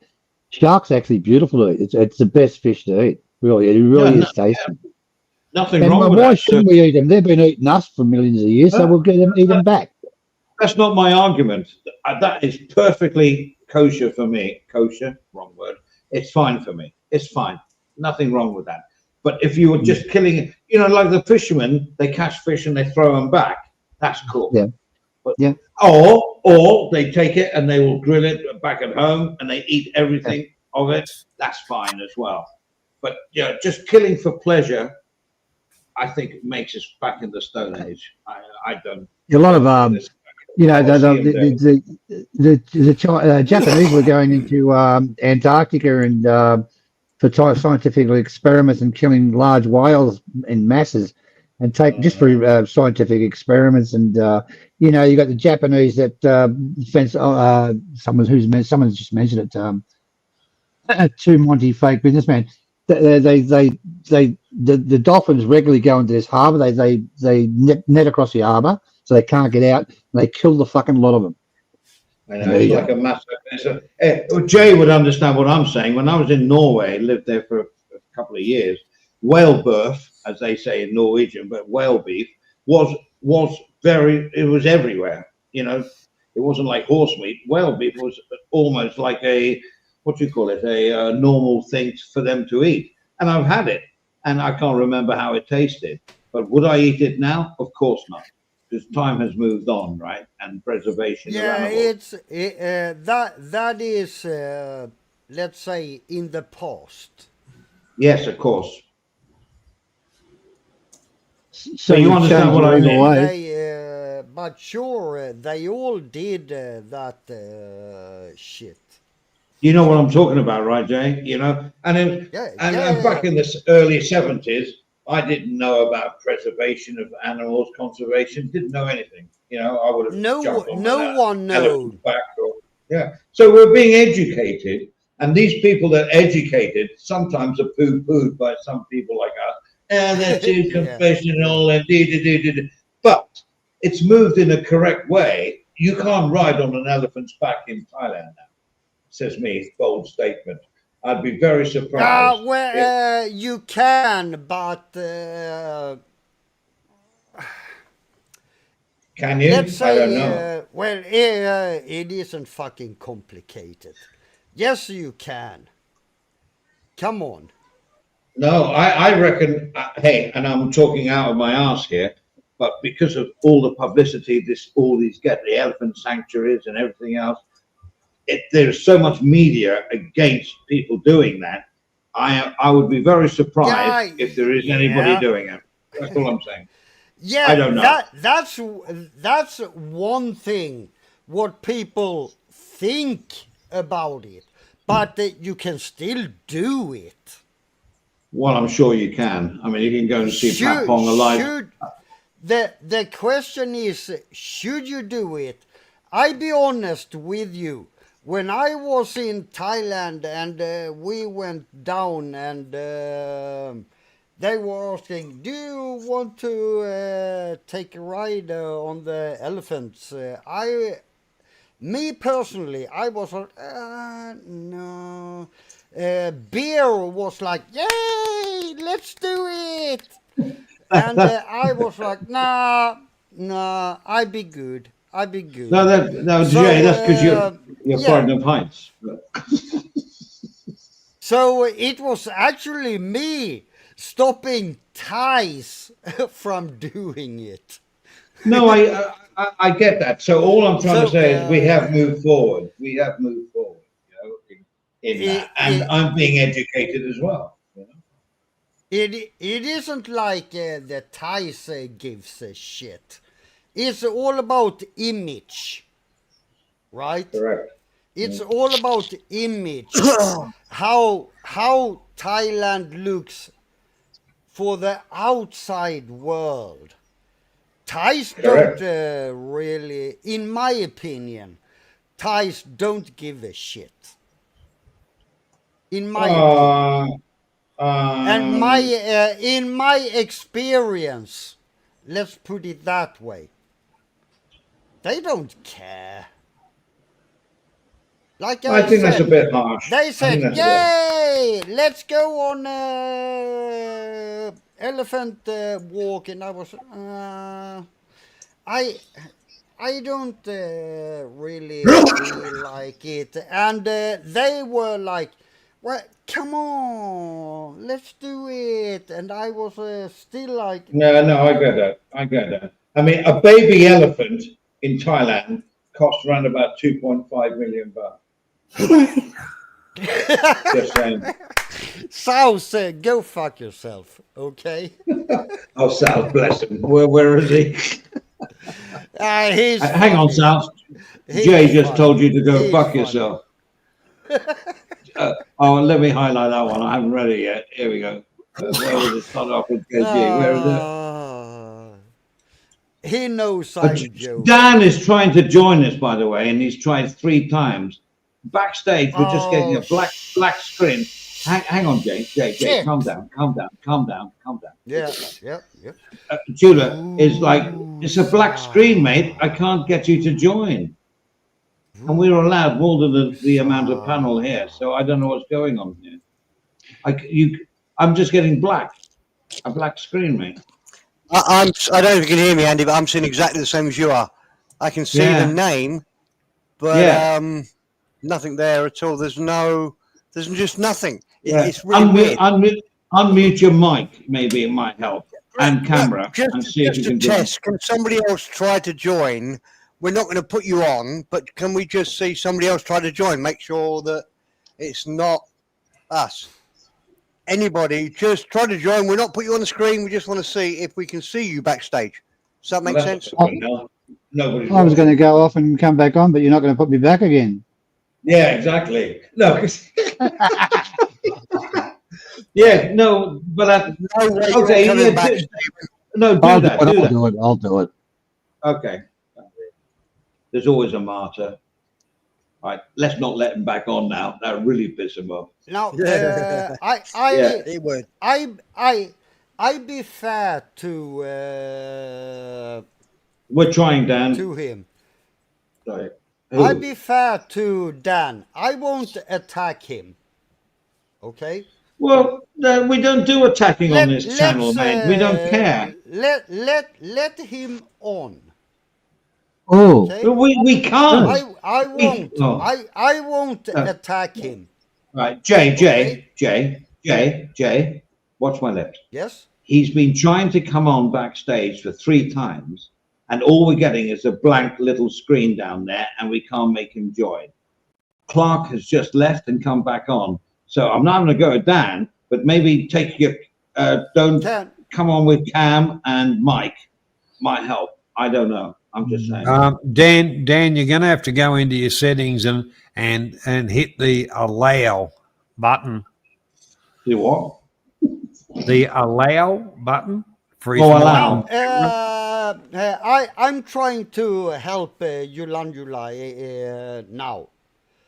Okay. Yulandula, when it asks you to allow microphone and camera access, click the allow.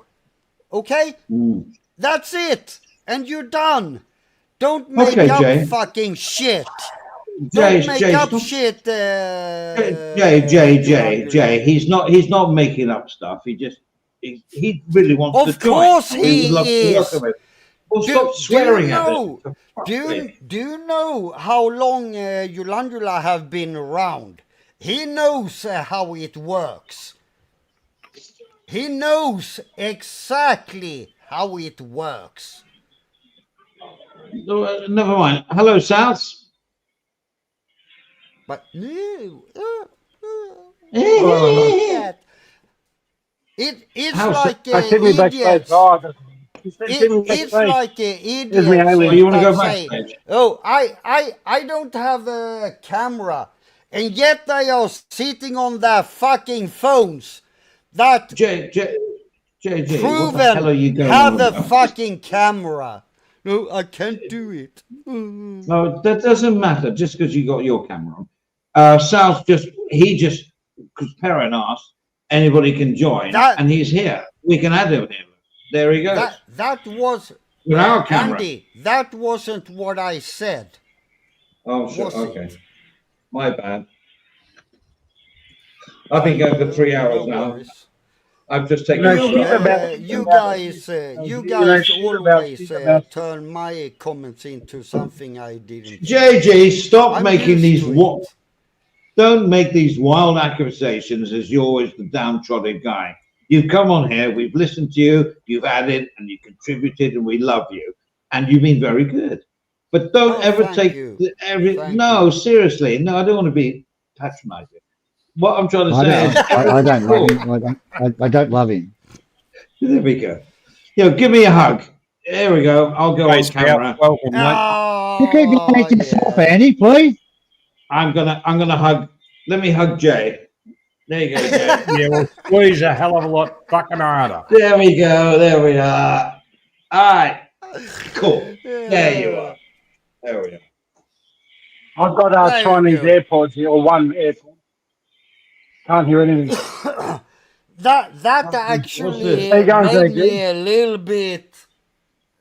That actually made me a little bit sweaty. Oh, bless you. I was thinking emotional. I'd be. I like have your you watched that shirt? I'd be. I like it. JD, have you watched that shirt? Sorry, Andy. Yeah. Yeah. His shirt like he spilled a load of burgundy wine over it. But never mind about that. Have you got mirrors in your G'day, dress, sir. JD, There you or what? go. All right. Let's South talk. He's on here. Yeah, South. Doing your technical check for you. So you threw me on me. But I've only got one. One of the I bought them new AirPod things or whatever they are, fake ones. You know, I've never used them. Oh, they don't. I've only got one. I've tried iPods and this StreamYard thing. They don't work very well. Yeah. More TV. Normally I got that corded one, you know, the cord one, but yeah, but I only did a little technical test for you. Oh damn, you can't get on. What a shame. Okay, so quick questions, and I know you're only here for a short time. How are you? How am I? How are good, you? mate. I bet I get great. It's been the weather here is insane, but the storms roll in every day about 3 o'clock and just pour for about an hour. And Same here. but yeah, just got the 3 kids right now and the missus and all that stuff. That's why at night, last week I couldn't get on there because too much background noise, you know. So, how's the little one? How's the little one?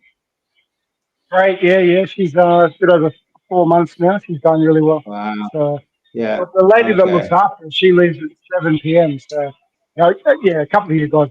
I feel bad I haven't shown Johnny the picture because my line now I can't send photos. I don't know what's wrong with the line, but yeah. Well, never mind. No, but I'll be it's good. It's good to see you. And my word of advice: don't listen to anything people say about you. I don't care, mate. If you think I'm worried about that, doesn't worry, mate. I laugh. What do they say? Nothing major, mate. Oh, yeah, let's fine. Okay. So apparently I chain it to the radiator a couple of times a week and go around to the local Robin's Hug. But I'll tell you what, if I did that here in the village, the gossip, like there's a couple of KTVs, all the Bush Telegraph would be telling me what before I even was in there. So, yeah, that's not real bright. Who But I doesn't laugh. tie their wife before they go to the bar? You'd be an idiot not to do it. Fuck me. Yeah, no, none of that ever worries me. I couldn't care less, mate.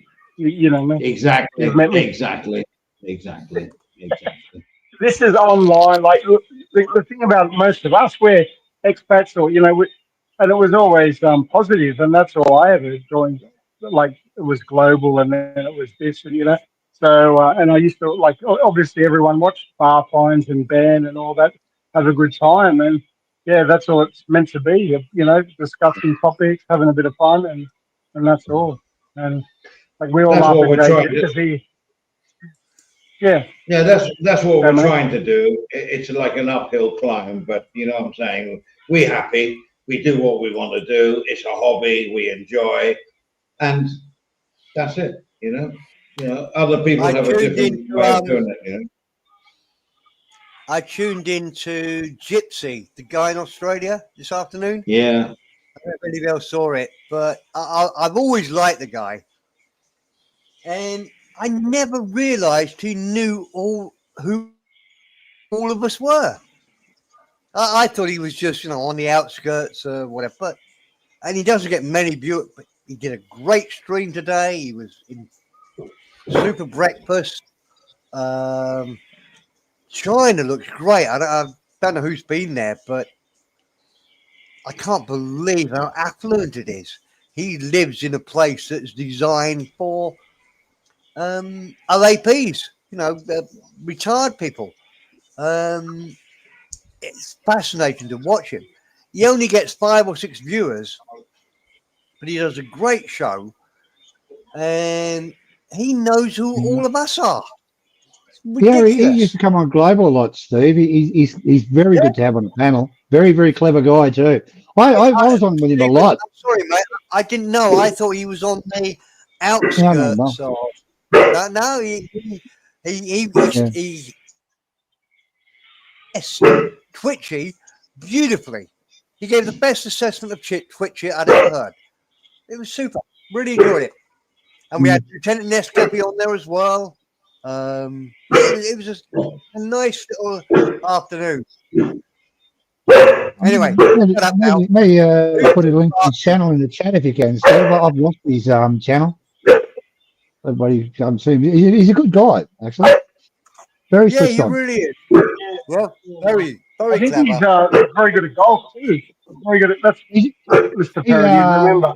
He teaches golf Yeah, he's a golf instructor in China. Yeah. Yeah. He was on the Galaxy There you side, go. you know, the one below the PGA. He was on that for Mm. quite a few years. His father was very good, apparently. I've spent a lot of Yeah. time talking to him. Yeah, because he always. Are we allowed to mention Timmy? I don't know, Sorry. but he was always Yeah. he's very close to Timmy. Timmy, Oh, he's always on Timmy. He used to be. yeah, yeah, yeah. I used to watch him when he used to walk around China when and do videos. It's freaking fascinating, actually. I've lost his Isn't link. it a I don't shame know. though that a guy? I'll just say this quickly. It's a shame that a guy that intelligent and shows that different side of the world, because he's just honest and doesn't go into other channels for clout or whatever, he ends up with 5 or 6 Yeah. people watching. When in fact, Stephen, I think you'll get angry with me for this because you're always shouting and saying, "No, you should do this, because otherwise nobody watches." You're absolutely right, because you've got a great example there of somebody who does a really good stream, but because he's a modest man and doesn't scream to the world that he's doing something good, nobody watches. And when he comes on, I sit there and I watch every single thing he does. I love his stream. I mean, today he was investigating some building or what. Anyway, I'll shut up. But Stephen, you're right. I'm wrong. I'm modest the same way as Gypsy. I don't want to scream, about my, I want the channel to grow organically just through people watching. I don't think that'll work. I think you do have to do what you always say: shout it from the rooftops, shout it from the mountaintops. Right, I'm going to shut up. Yeah. I've said my bit. No, you're right. You're They got right. wild. In a way. Yeah, they're all coming upstairs. They're all coming upstairs. Hey, where you got? Gonna go to Eddie's room? Say bye bye. Got the biscuit? You can hear the right. South, if that's you talking now, your microphone is going in and out. It sounds horrible, mate. Did you hear me? Is he gone? I've He sort of did frozen now. turn off the microphone. No. Did anybody hear it? I mean, maybe it's just me, but it was going. Yeah, no, I had the mute because I've got new AirPods and they're on the Bluetooth. I think it mustn't work very well. I've never. It doesn't. It doesn't sound. It doesn't. Every time I've had Bluetooth with this, it's never worked well. I wasn't meant You to join sound like anyway. a man that's got COPD. It's like you're.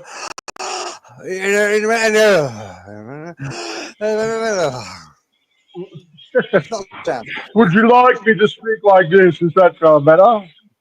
Oh, a bit like me, right? This is not a personal criticism. It's a criticism of your technical stuff that you paid money for. Yes. $9. I know. No, and I've only got one on, but I was speaking into the bottom of the phone, so that might have been the problem. Doesn't matter. I will take off anyway. I've had me. You mean South? You haven't worked out top or bottom yet, right? Okay. I'm doing something right. I'm sorry. I've got a surprise coming up soon. I'm going to be on location very shortly. Just a little bit of catch up with a few interesting characters. Stay tuned. You never know where I'm going to pop up very soon. Oh. JG, When are you off to Thailand? When are you off to Thailand, Sal? Oh, geez, you're clever. You really. I won't say. Not too not too distant. Put it that way. I think you're going to. I'll be in Thailand shortly, South. I can't tell you when because it's a secret. Yeah. You gonna come and say hello to me, South, or not? I'll try my best. Yeah, for at least one day. Cool. Yeah, you can buy me lunch. Yeah, you bought everybody lunch last time. What impressed. No, the other bloke did. I only paid half. Oh, But you're Ty Tim was you had your yeah, and your American friend was pretty cool, and your best mate. Yeah, it was a good day. Good Yeah, afternoon. it was a great lunch. It was a great lunch, But yeah, so next That's when I time it's still on had that me, mate. stupid. That's when I still had that stupid foot infection. I was just remembering, like I was on antibiotics, and I was in a terrible way. So you got to be I, careful, re- buddy, in the wet season. I remember when I asked you your name and you gave it to me, right? And you said a day Yeah, later, I gave you my name because you won't ever remember it. True. it wasn't until like 6 p.m. I made sure you had quite a few toasts. Uh, No. uh, uh, It was not too rough actually. And we went into the city and had to use a wrap bag, our other mate. So had quite a few hours with him. But yeah, I was on the antibiotics with it, yeah. I was under the weather. But I'm fighting fit at the moment. So it all should good be now, good. right? Okay, cool. Yeah. You can probably hear the pack. Oh, it's funny here. We've got 6, 3, and 4 months. Imagine 3 daughters. Fuck me. It's Oh fucking chaos. man. So Yeah, you need yeah, good a fun. break away, Oh no, we got a lady, but she goes home every night at 7 o'clock.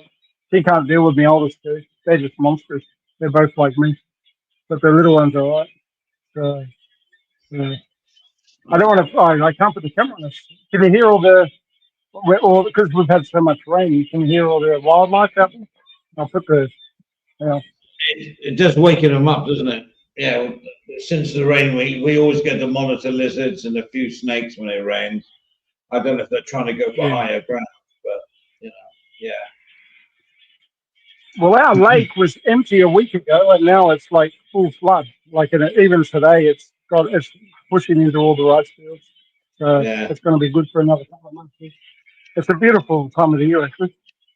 But yeah, got to I'm taking be a careful short. when I'm taking a short because I have to go to the fridge. Oh, we got lots of comments. Oh, sorry. I'm going to mute. Oh, okay. Well, that's been fun.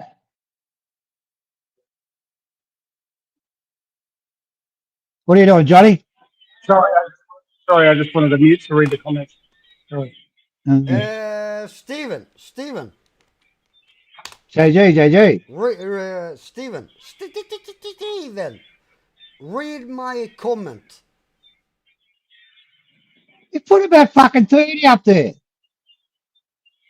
No, read what I just posted.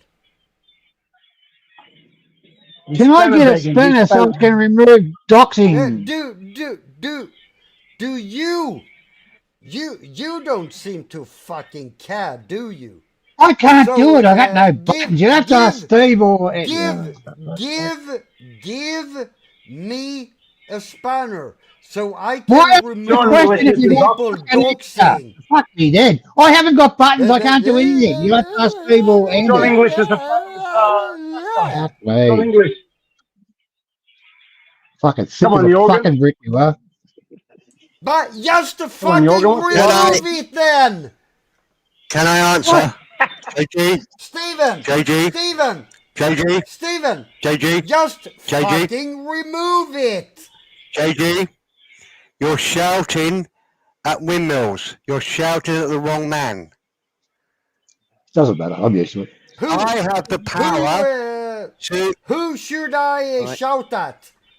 You are allowing doxing in your chat as we speak, and no one of you is removing it. Where? The fucking Jesus.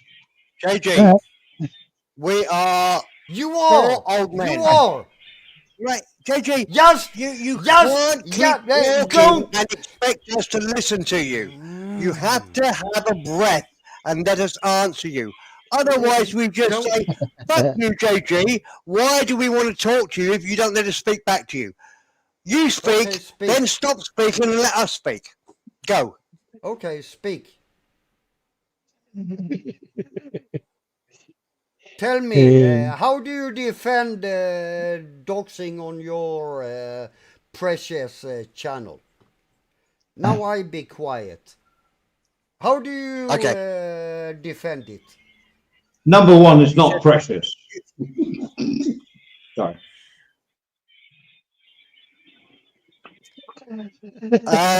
JG, I'm not defending it at all. You have to understand that we're four old guys. Our eyesight's not too good. We have no idea what you're talking about. I don't know who's doxing you. I don't know who's doxing you in the chat or whatever. Okay, you said it was my go. You said it was my go. My go to talk. No, that's your problem, JG. You can't shut up for 5 seconds. Because you're talking out of your ass. I never said it was about me. Don't ask me a question. I never ever said it was about me. They are doxing other people. I can't on see your it. stream as we speak. I can't see any of that. I that. might have removed it. I think he's removed. Pretend. Calm down, Stop JG. What they're doing. Pretend. Who gives a Calm fuck? down, JG. Who gives a fuck? I You can't don't see look. any You doxing. don't I care. can't see any doxing going along. The gentleman removed the comment, I think. He's already said it. Come So just on. calm down, JG.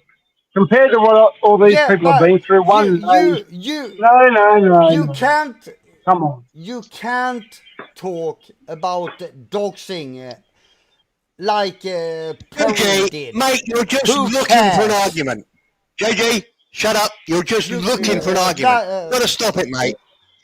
No. Okay, fine. You've got a serious thing to say. Fine, Right. fine. Let them fucking Okay, no, destroy JJ, your no, fucking JJ. channel then. JJ, I'm gonna mute you for a second, only so you can hear this. If you have a serious point to say, if we've done something wrong, you can tell us. If you can show why we've shown doxing, you can tell us. But just having some ambiguous thing, oh, you allow this or you do that, it's pathetic, mate. And it just shows you're just looking for an argument. And you're too fucking lazy to make it a good argument. All you want to say is, oh, you do this or you do that. Make it a good argument. Put a bit of research into your argument. Don't just shout at us like you do every week. And the comment was deleted. Now, and I'm don't trying forget, to, I watch the chat all the behave time. now. So Yeah, Okay. I'm doing my best here, Johnny. Yeah, you're right. You're right. nothing derogative there. There was nothing on here. No, JJ, listen to me. There was nothing derogative on that chat. You're making a mountain out of a molehill. Just drama. I'm not Yes, you are. talking Yes, you about are. decorative stuff. I'm talking about doxing. There's no doxing in the chat. I didn't see it. Anyone. Okay, let's see. Where Yeah, go on. Read it out. Read it out. Go on. Yeah, the more you talk, the more you make Come an issue on. of it, JG. You just know ignore it, and then very you could have well. typed it backstage. You know. You could have typed You it know backstage very enough well. without fucking naming If I it. find You're it, showing I your can't stupidity. fucking read it out. You fucking moron. Why didn't you just find the names If underneath? I read it out, I would be doxing as well, wouldn't I? So of course I can't read it out. Good point. Yeah. But fine, go ahead. Use the backstage Go ahead. feature and ask Go ahead. someone to remove Steve the name. Anderson, welcome. But yeah, fine. Can I say one more thing as well? JG, you're spoiling it for everybody. You really are.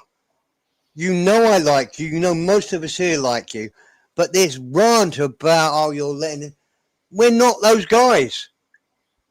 We're not the guys you're trying to attack. So all you're doing is making us think next time you want to come on, we're going to think, oh, fuck. Do we really want to let JG on when all he's going to do is be nice until he's had enough beers that he thinks, I'm fucking bored. I'll have an argument with all these guys. Okay, I've got You gotta to, hang on. Yeah. I have another comment coming up. And Steve Anderson, he's a friend of the channel and he loves it. But he says, That's remove not the the real dogs. one, mate. Sorry? It's not the real one, but the comment's relevant. That's what I thought. Because Steve Anderson is a good friend. So remove the doxing and your mods doing it, or the channel. Oh, this is so fucking stupid. Or this channel They're trying to being set us up. Good work, like AG. global Really FM. sorry. It was never global. We know who It it was is. never ever nuked. It was never nuked. People left on neutral. I don't want to go down this way, but that is the most stupid comment I've read for a long, long time. And you can go and fuck yourself. I can't see it. They're getting what they want, mate. They're getting what they want because it's a clone. We know who it is. Righto, let's move along, please. Let's get a positive and move along. Yeah. Okay. You put it on my screen. Yeah. And he's got a lovely house in Bangkok. And there you go. And JGB is coming to visit you. That should be good. Hey? When will that be happening? In a couple of weeks? Thanks, Can you Wolfie. hear me? I'm sorry, I wasn't listening. I'm just super annoyed now. Yeah. Well, don't let them get to you. This is a normal, good channel that's got no drama. And if a couple of people come in, just don't worry about it. And I'd advise, anyone that's a regular, try not. Please, come on, don't stoop to their levels and type in names.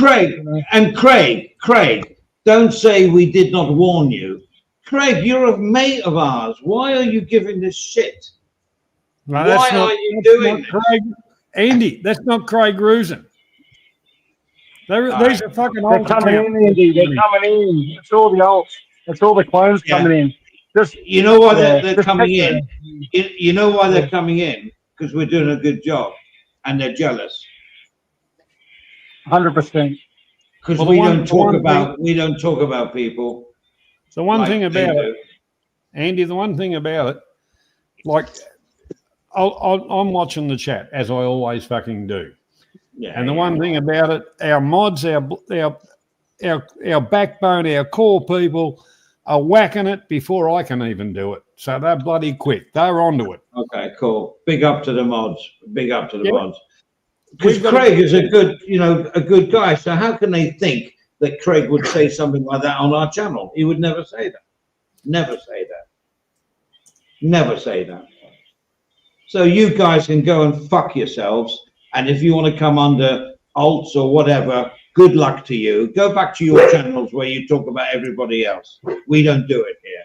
So go away. How could you have a Ron alt channel? Because no one believes Ron anyway. No, Nescafe says it perfectly. He says, Andy, I'm not getting wound up, but I get really annoyed when we are like nothing to do with all the other channels. We're just having some good fun, everything else, and people want to attack. Why?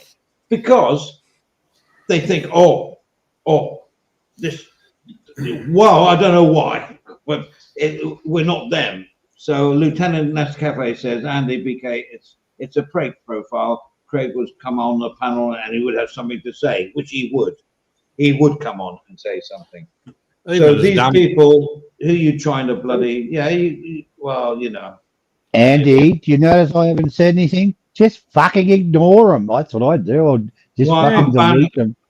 I'm banning them as we speak. How do them get And delete their comments. No, they're banned. Their evil plan is working. If it was Craig, then yeah, fine. Just add to the ban list. It's as old as history itself on YouTube, I'm sure. Whack them in and fire up the host. Coco Road at it now, and he would never hurt this channel. Saying we're going to get crushed. I really don't know how they fucking type that and masturbate at the same time. Oh, we're being attacked. You know why? Because we have a lot of people viewing us now. Oh, yeah. Why? We have done absolutely nothing wrong. Andy, forget about it. Move on to the next subject, please. What is the next subject anyway? Wanking or something. I don't know. What's Who's this got a problem big- with this Cambodia? Are you, South, what are you guys doing up the Cambodian border that it's eyes? You're trying to pinch a temple or something. What's going on up there? Okay. Now I don't. Johnny knows a lot more about this than me. All I know is that today on our news it's all over it, and they're all getting all patriotic and all that. But like you Oh. said, it's up high that the armies are agreeing, but down on the ground they can't stop them because they're all. They've got to be careful what I say, but Yeah. obviously there's all kickbacks and whatever. So it's probably just a bit of flexing from both, as John said Yeah. before, both the generals right on the border, and they're either Yeah. going to get promoted or get passed. That's all it is, I think. Like at a Bit of higher dick level, swinging. that's Bit of Beg dick your swinging, pardon? bit of cockfighting, bit of dick swinging. Yeah, that's I've actually been to that temple. When I went there, they had fucking tank traps. They had soldiers fucking everywhere, armed as well. Yeah, it was fucking amazing. Well, that whole area was I can't. I got to. Diamond Derek. G'day, Diamond Derek. Haven't seen you for a while, mate. Hello, Derek.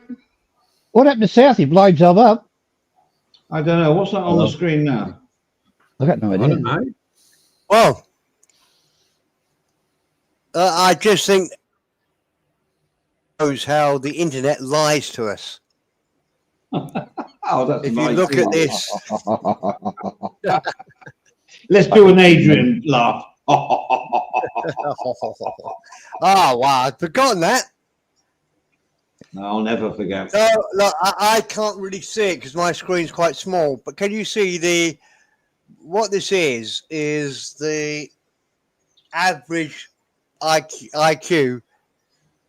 Okay, Yeah. yeah. Yeah. Average IQ. From around the world.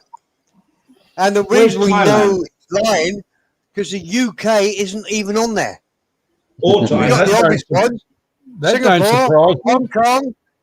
For some unknown reason, we got Australia and New Zealand on there. Fake news. So look. I'd run with that. Andy, Oh, Andy, you yeah, banned, So we okay, Oh, hello, Stephen Monash. Nice to see you, mate. Thank Yeah, you. Sorry. there he goes. Carry on. Steve Okay, Ball. you banned Nescafe. No, I didn't do it. I didn't ban Nescafe. Never would do that ever because it's always contributing. Can somebody check on that, please? Been a good channel supporter, always has, mate. There he has. That's exactly right, John. No, we never banned. We never. Honestly, mate. Just check it out. If you, whatever. What can I do? How can I check it out? Oh, you got to go to YouTube. I don't know, Andy. How do Hey, we know it's Steve, been morning. banned? Huh? Oh, fuck Wolfie, me. I haven't been on for Wolfie, years. Why do you know Lieutenant Nescaffe's been banned? How do you know that? Someone just set it up further. I can't remember who it was. Diamond Derek's okay, Wolfie. I don't think his comment was. Hang on, that was not a Andy, right comment. Andy, You're I right think there, they're Wolfie. paying us Sorry. because we're nice guys. This is ridiculous. Nobody here. We're the only ones that have buttons to do that. That's not a real Diamond Derek either, because Diamond Derek wouldn't say that. Bollocks. I know. I know. Same as Craig and all that business. I tell you, Ron said he shared the channel on his community page. That's why all the fuckwits are coming in. So it shows you what people listen to you, Bimo, Ron. Well, there you go. That's equality of Ron supporters. All alts. Yeah. Yeah, you're right, Stephen. You're right. But the one part about it. South, do you want me to add you, mate? You're sort of Yeah. I'm showing you my security guard. Look at my security guard. He's up here Look at his keeping my pussy. his security guard. And look, this is for Lucy, the Hello Kitty fucking tablecloth. I don't know why. This is these are the bugs. I'm up That's under your the, problem. Hey, South, that's your problem. You're always after some pussy. look at him going. Be more wrong. So we have the good guys, the bad guys, and the nice guys. Andy, don't. Re- No, Ron's okay. He's just like stirring it. But I agree. Yes. I think that's about right. Yeah, I think it's the That's most why I sensible highlighted thing it. Ron has ever said. Yeah. G'day, You've Stephen been looking for all the mice. Monash. How are you, Fire? Hey, South, you want to skin it, your wife will cook it, and you can have a glass. Oh, he's a good hunter. He's a good hunter. He eats mice, he eats lizards, he eats everything. He's crazy. He's another. He gets into street fights most nights. I mean, he's been wounded a few. He's all right. He's a good bloke.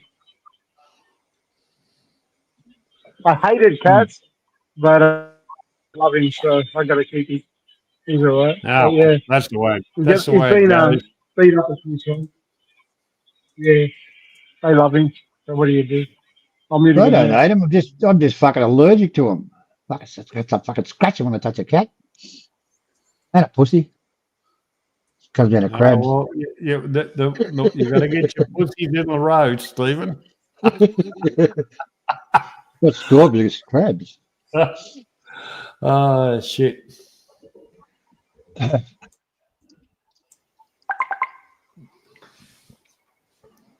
Somebody's messaging I keep somebody. hearing. Somebody's been backstage. Oh, we're all in our line backstage.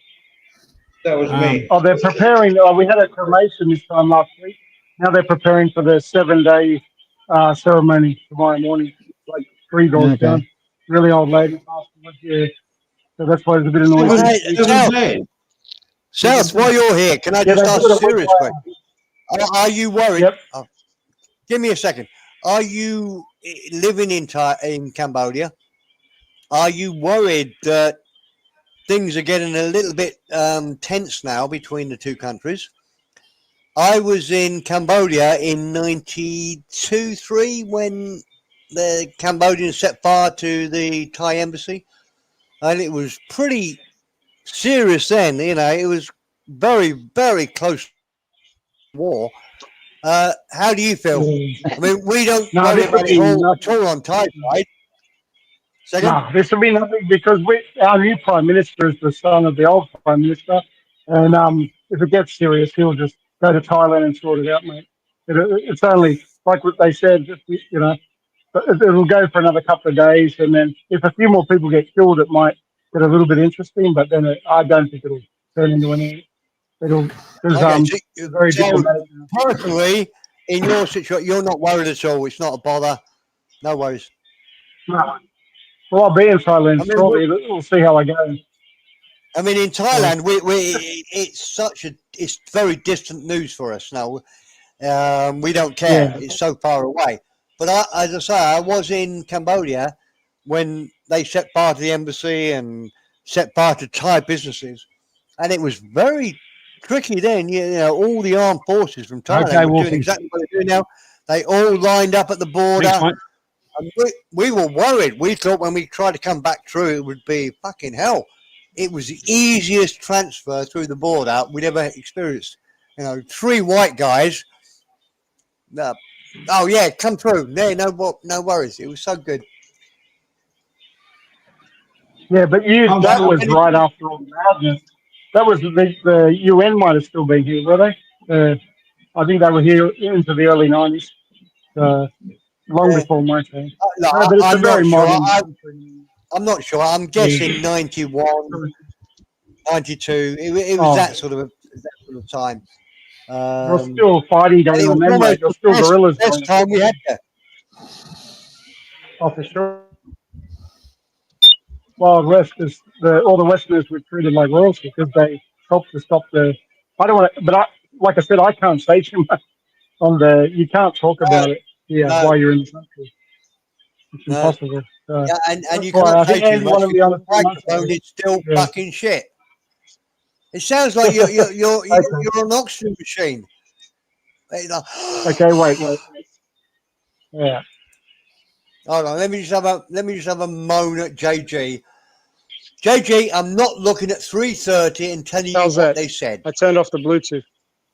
Oh, that's so much better. Is that better? So much better. I told you about the Bluetooth sounds. Why the hell have you put us through this hell for the last 30 minutes? You bastard. JG, no, I'm not looking. It's not important. So now, yeah, because you can hear me, but I can't. You've had horrible. I don't know. What? Oh, now you've gone back to All right, being. Take care, everyone. See yourself. Perrin, I'm just trying to fucking defend you. So you don't No, you're get not. that We shit don't care. tomorrow. Stop it. We don't care. Today. We don't care. Argue about something that I'm interested in. Argue about Ukraine, Russia. Argue about nothing Elon Musk. to argue about. Argue about Elon Musk, Trump. Good conversation. I've got a bit of interest. Elon Musk, they are both. No, I give it they deeper. are both fucking idiots. Argue about the Beatles compared to the Stones. Sorry, guys. But don't argue about what some idiot typed on our stream an hour ago. I don't care. Yeah. Can we welcome? Hang on a second. Everyone, JG, welcome Nescafe to the panel, and we didn't ban you. Don't fucking hush me. All right. If I had a butt, I'd be more than. I'm glad you laughed. I'm glad you laughed there, JG. Nescafe, pleased to meet you. We didn't ban you. We didn't do nothing. So welcome to the panel, mate. Somebody must have hit the thing though. But anyhow, that can be checked out tomorrow. Welcome, Lieutenant Squire. How are you? Who? I don't know. Oh, he's gone. Who? Nescafe, Lieutenant Nescafe. That might have been a fake one too. Oh. Yeah, I know. I'll let them have fun. Let the children play. I got all excited then. Good. I really did. Good one, Andy. Good one. I was really hoping that it was Lieutenant Nescafe because I love the guy. Love is far too strong a word, but he's funny. I think he's a decent gentleman. Yeah, he's a good guy. Yeah. Come on. No, never mind. Whereas JG is an absolute cunt, but we still let him on here. Yeah, but I don't. He keeps bringing up religion all the time, though, Steve. That's what I got against the fucking cunt. Yeah, but that's a song. Thinking about my religion. What's your name? Clocking. I'm talking about it. I'm talking about a sneaker room, and he's fucking bringing religion into it. What? Jesus Stop Christ! talking. The fucking room, will you? You fucking maniac.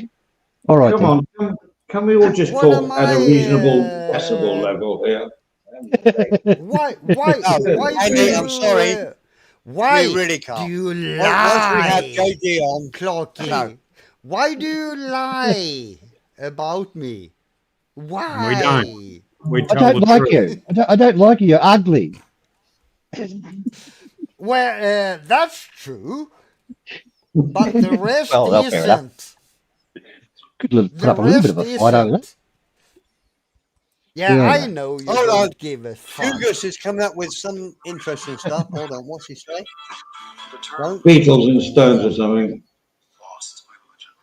No, he's talking about the Beatles and the Stones. Yeah. I've lost it now. It's gone. I decided to give that a miss, but up to you. I want to know what happened to Dan. Don't talk about Stones Beatles. Always the wizard Jeff Lynne with ELO and his work with others like Travelling Wilburys, Harrison. Oh, Gugus, I can't understand when you talk, and I can't understand your text there. Are you saying? I mean, I love everybody you mentioned there. I love Jeff Lynne. Love ELO. Travelling Wilburys.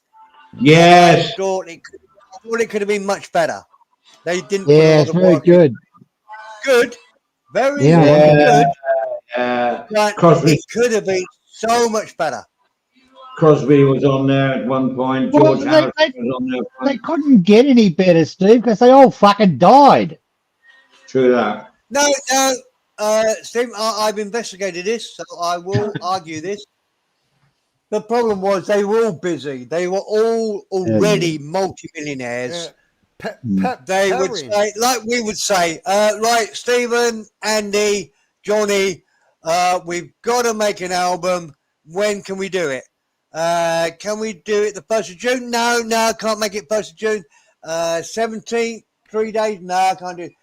That's how they did it. And most of the stuff they did in a day. They wrote it in a day. They could have been better. Look, okay, I'll shut up. Travelling Wilburys. Yeah, I love Brilliant. the Wilburys. Love the Wilburys. What about REM? What about REM, Steve? Not so fond. Not really.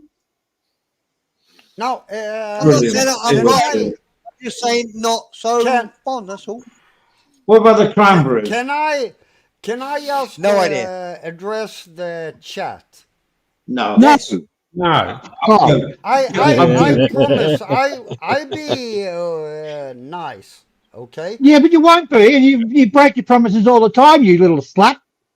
And it'll take Why don't you fucking pimp? fucking hours. Hurry up. No, I We're don't. busy. Hurry up. All right, next suggestion. For fuck's sake.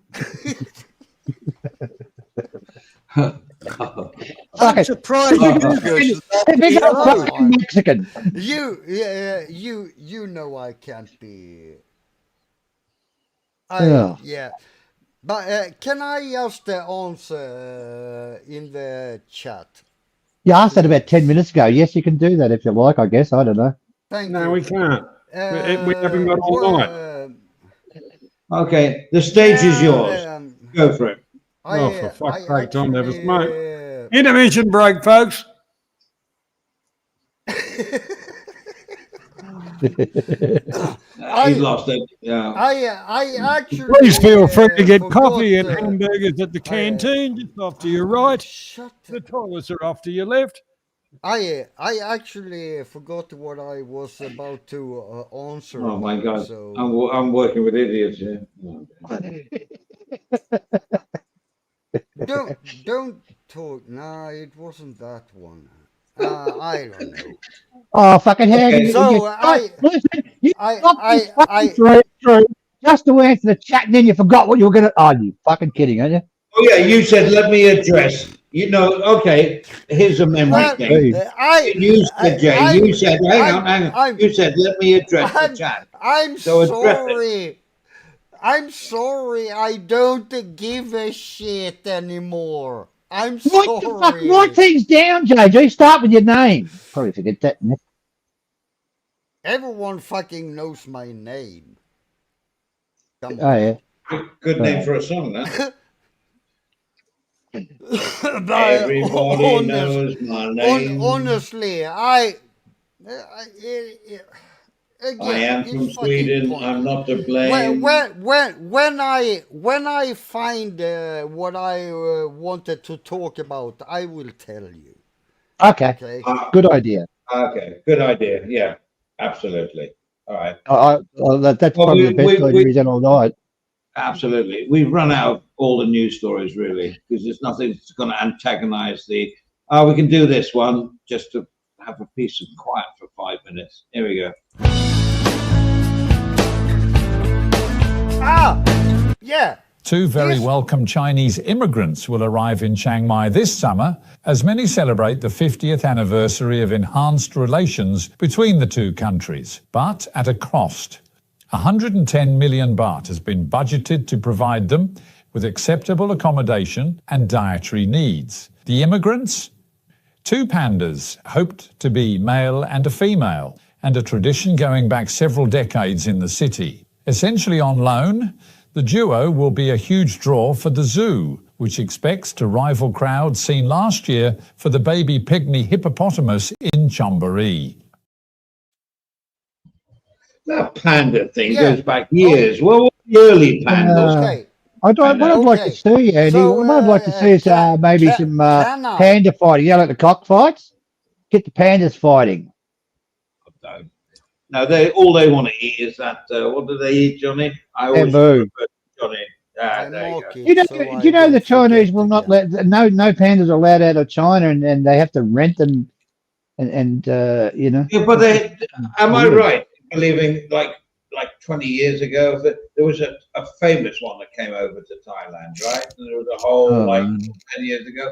Yeah, this is all just regurgitated, whatever they're doing. It'll always happen. What is so good about them? They sit there and they fucking gobble down bamboo and they don't do anything. I mean, I'd like to hug I one, don't know. I have to say. I think they're very huggable. Yeah.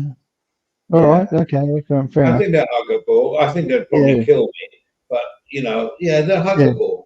They're like Yeah. a comfy cushion. They're cool. Maybe you But can sit on their knee or something like that. they don't have a zip up their back where you can stuff things in like drugs. Yeah. Okay, carry on. Go on. Yeah, Stephen. I'm and, being very Andy, cynical at can the I moment. answer the one The I chat. missed before? Yeah, here Yeah, you go. go. Yeah, Go on. so Wolfie is saying, JG says no drama on his channel, but comes here for drama every week. Now, you have to remember the difference in drama. Me arguing or shouting with Steven, Wolfie, isn't the same. You motherfuckers defending someone that is going with a 15-year-old. Okay? It's not the Stop it! same Stop it! Stop it! drama. No. Pull up. So, Pull up. No. Pull up. No. Push off. That's Jurgen. You always That's out want of to order. drag up bullshit from the past and whatever to keep yourself relevant. So fuck right off and don't come back. No, that was That's your last ridiculous. bloody chance. And by We're the way, having as much as I like JG, we're having a normal conversation about, okay, rubbish. So why do you make it so horrible? Yeah. Nah, it's ridiculous. and It's the ladies same and as the. gentlemen, intermission is over. And so just in let's case, continue. JG, you say who booted me, who kicked me, who did anything to me, JG, it was me. I hit all those buttons. I kicked you. I did everything. So if you're angry with anybody, it was me. Okay, let's just take 34 seconds.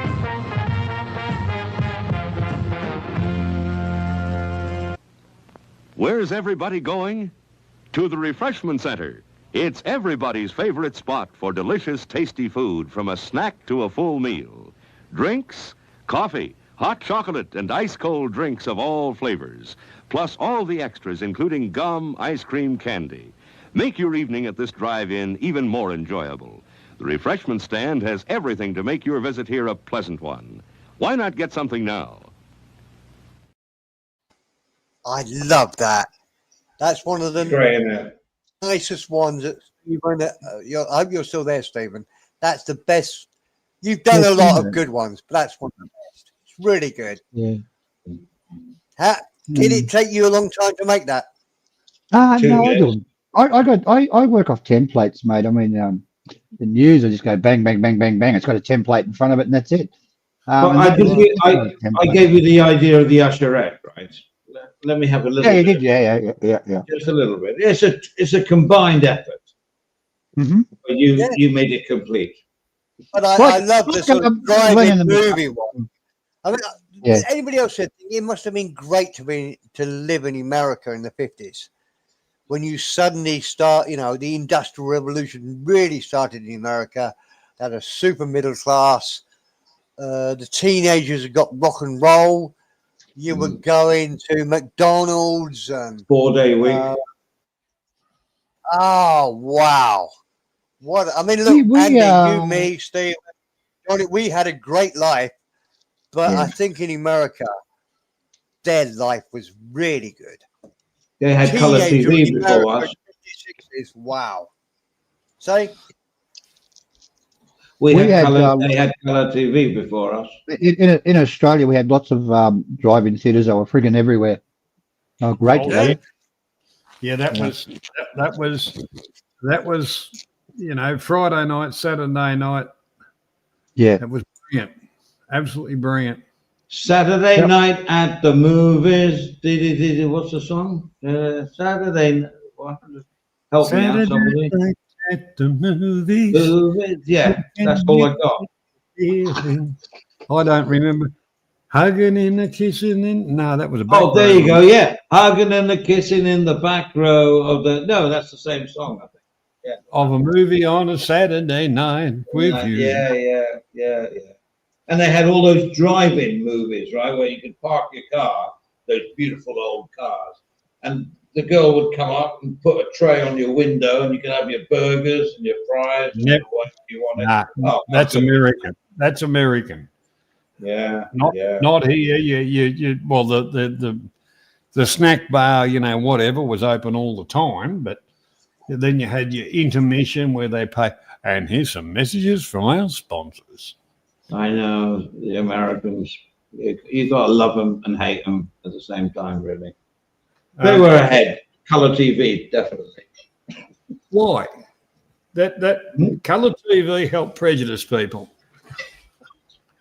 No, it's definitely better than black and white. Well, the thing is, you couldn't be prejudiced in the days of black and white because everything was black and white. Well, it was like either or. At least in colour of different shades, you know what I mean? In glorious technicolor. Different shade of black. Black is black. I want my baby back. But what's so funny is, like in the 50s and 60s, the Americans were definitely leading a more, I wouldn't say better life, but well, yes, probably a better quality of life than we were leading in Europe.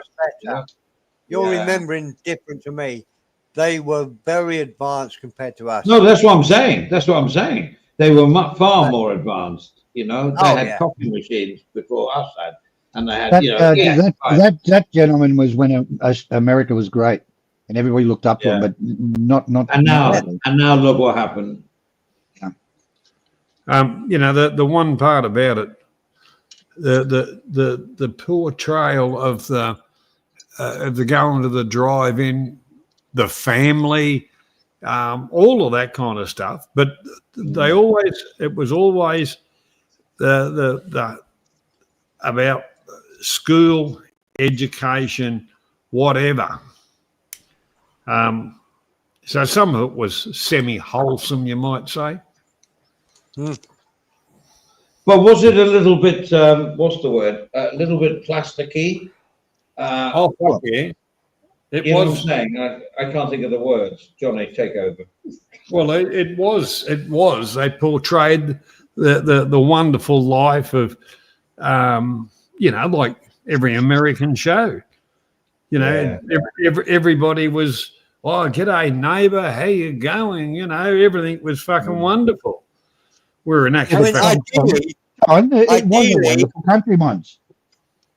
Ideally, it was I really. was married. Sorry, Stephen. I was over talking. No, go, mate. Go on. Don't do it again. I was going to make a little joke. Ideally, I wanted to be Darren in Bewitched. I wanted Samantha. I wanted Samantha to be my witch wife. What a dream! And honestly, I'm guessing, Andy, I would have been about 10 when Bewitched was on. Oh yeah. I played her when I was 10. Well, what about Jeannie? No. What about Jeannie, Steve? No, not so much. Not so no, much. You're no. What about the Fonz? Oh, super cool. I think I based my life on him. I tried to look like the Fonz for about 5 years. I bought the bike. Back. Wow. Oh, yeah. What a cool guy. And I tell you what's so good about this story, Andy, is that he wasn't destined to be a main character in the show. He was supposed to be like a occasional come on, you know. It was all about what was he called? Richie. Yeah. Cunningham. Yeah, Cunningham. Yeah. Richie Yeah, Cunningham. that's it, Johnny. Absolutely, Richie Cunningham. It was That's out mostly of about Happy him. Days. But who was the guy from that series that became to be a movie director? Fonzie, Arthur Fonzarelli. Remember him? No. It was what you said, Richie. Ron Howard. Ron Howard, wasn't it?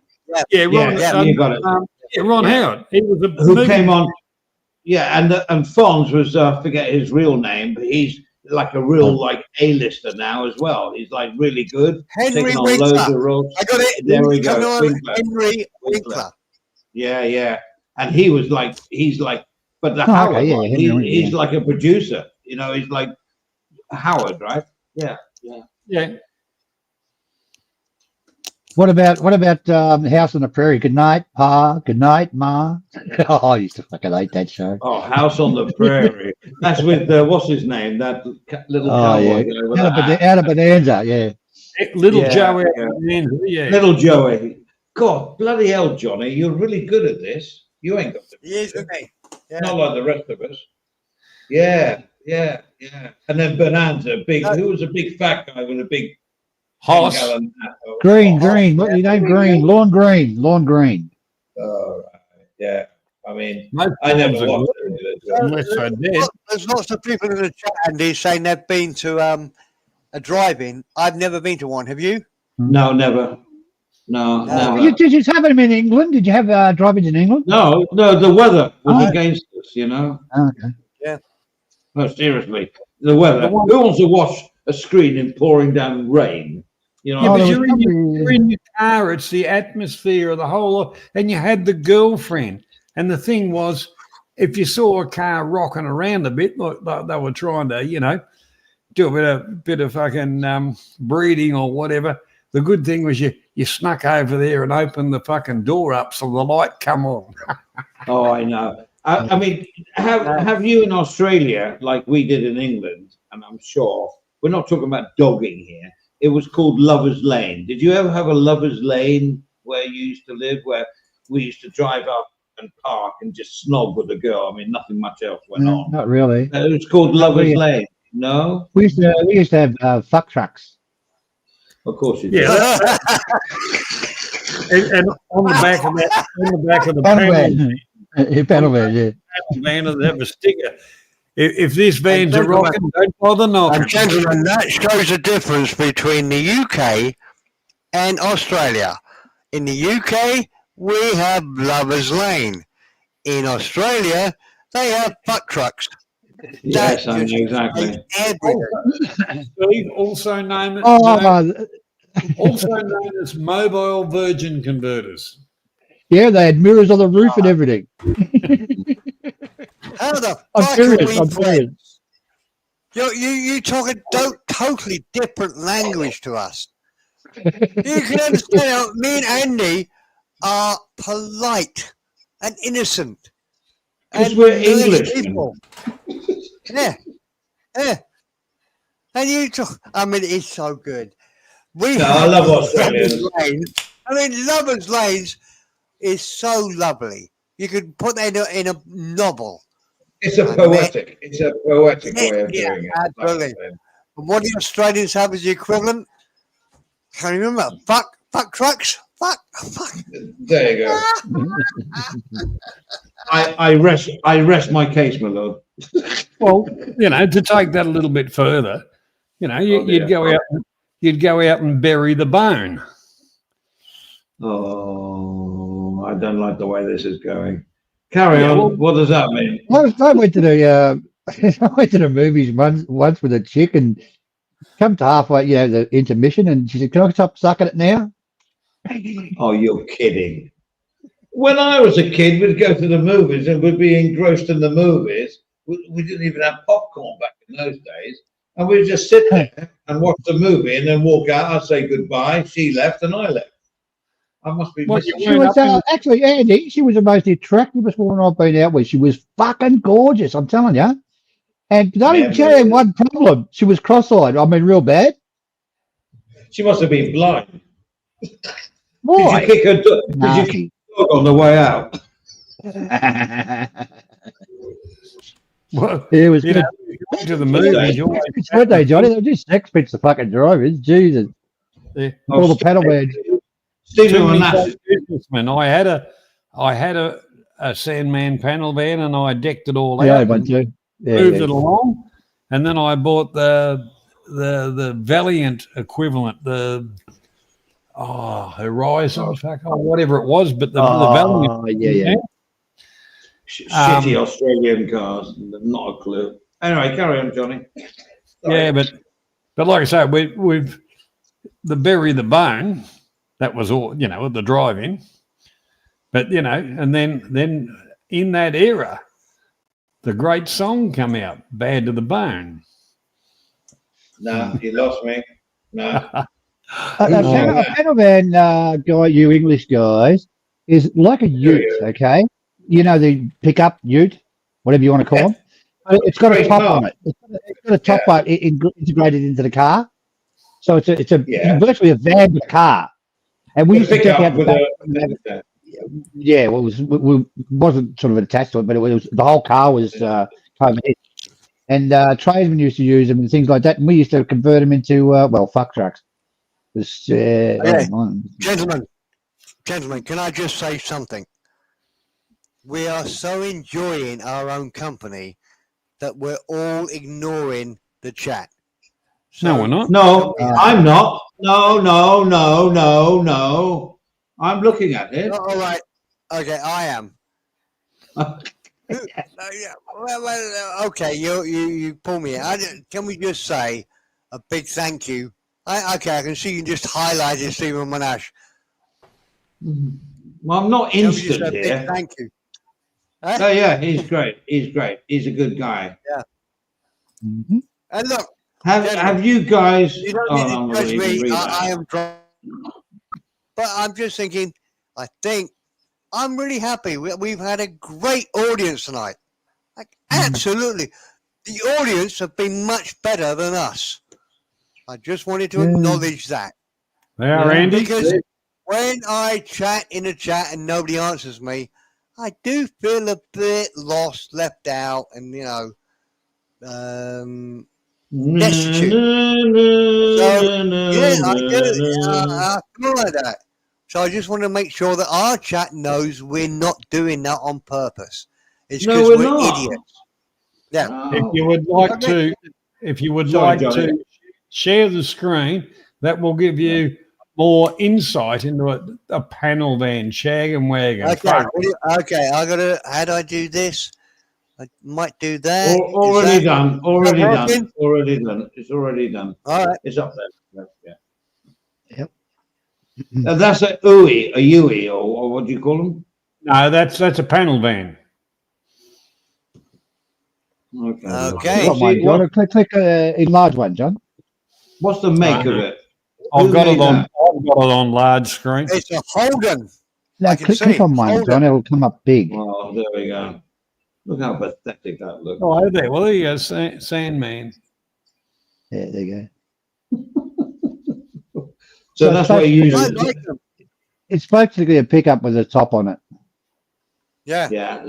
Americans would call that a station wagon. Well, Stephen, we got the same in Thailand. You can do that. Yeah. They're great. But these look like very old photos to me. Yeah, they are. The cars are 50 years old, bro. Yeah, but the thing is, if you look at them, this is off an auction site. These have been fully redone, and they were worth about $5,500–6,000 in. Less than about 6,000 What? In the 1970s, but now they're worth about 40 grand. No. That's Yeah. worth 40. So 20,000. Steve, they had huge V8s in them. They were fucking powerful as fuck. Seriously. Force before on the floor. They had very powerful motors in them. Jesus, they went. That one's a V8. That'll have a. But That'll look, probably have a three. I'm not disrespecting Australians, 308. Yeah. but they're a fairly ugly car. I can understand they're quite in a utility way. I could quite easily sleep in it. Can I say what England had to offer here? Yeah. Morris Minor. Oh, yeah. Hillman. Anglia. Well, Hillman's, Hillman's. Well, that's a Ford Anglia. Oh, yeah. that photo, Andy, can you make that one big? No, I tried to do it. You two Pommy guys think she's hot, do you? Fuck me, you got to be joking. I had a Ford Cortina, but my dream was to have a souped-up Ford Anglia like this. Because what people used to do was put wide wheels on them. Yeah, they look so that's good stupid enough. with wide wheels on them. Yeah. Oh. We used to call them angle boxes. Did they have a really big 4-cylinder in them? Only if you're No, lucky. we never had any. It was only until we got a 3-litre Capri. Mostly there were. Now you're talking. Well, the V6 Capri was actually a really, really good vehicle. They were they were the same size motor for the people in Australia as a 186 plus 60 thou, which was a 192. Yeah, they were good. We went through a good time then, Johnny. We had the 3-litre Capri. And we also had the Escort Mexico, which was just the Mexico was brilliant. Brilliant. It was a blue and white 1600. I think it had a turbo as well, Andy. It was just beautiful. No, it didn't. Back then, they didn't have a turbo. I don't think. All right, and then you had the RS 2000 Escort, which took it another state. Well, that's what I'm just about to share. I used to work for a guy in Leeds, and he gave me a company car, which was the Escort RS3. Yeah. It was 0 to 60 in 5 seconds. It was bloody an animal. They don't know what an SLR Tirana is, Steve. You can't tell them they're English, you know. The Cosworth were bloody good. They were a good motor, the Cosworth. Listen, Australians used to take the fucking throwbacks from us. No, you didn't. Not at all. We had our own industry here, and we had very, very powerful cars.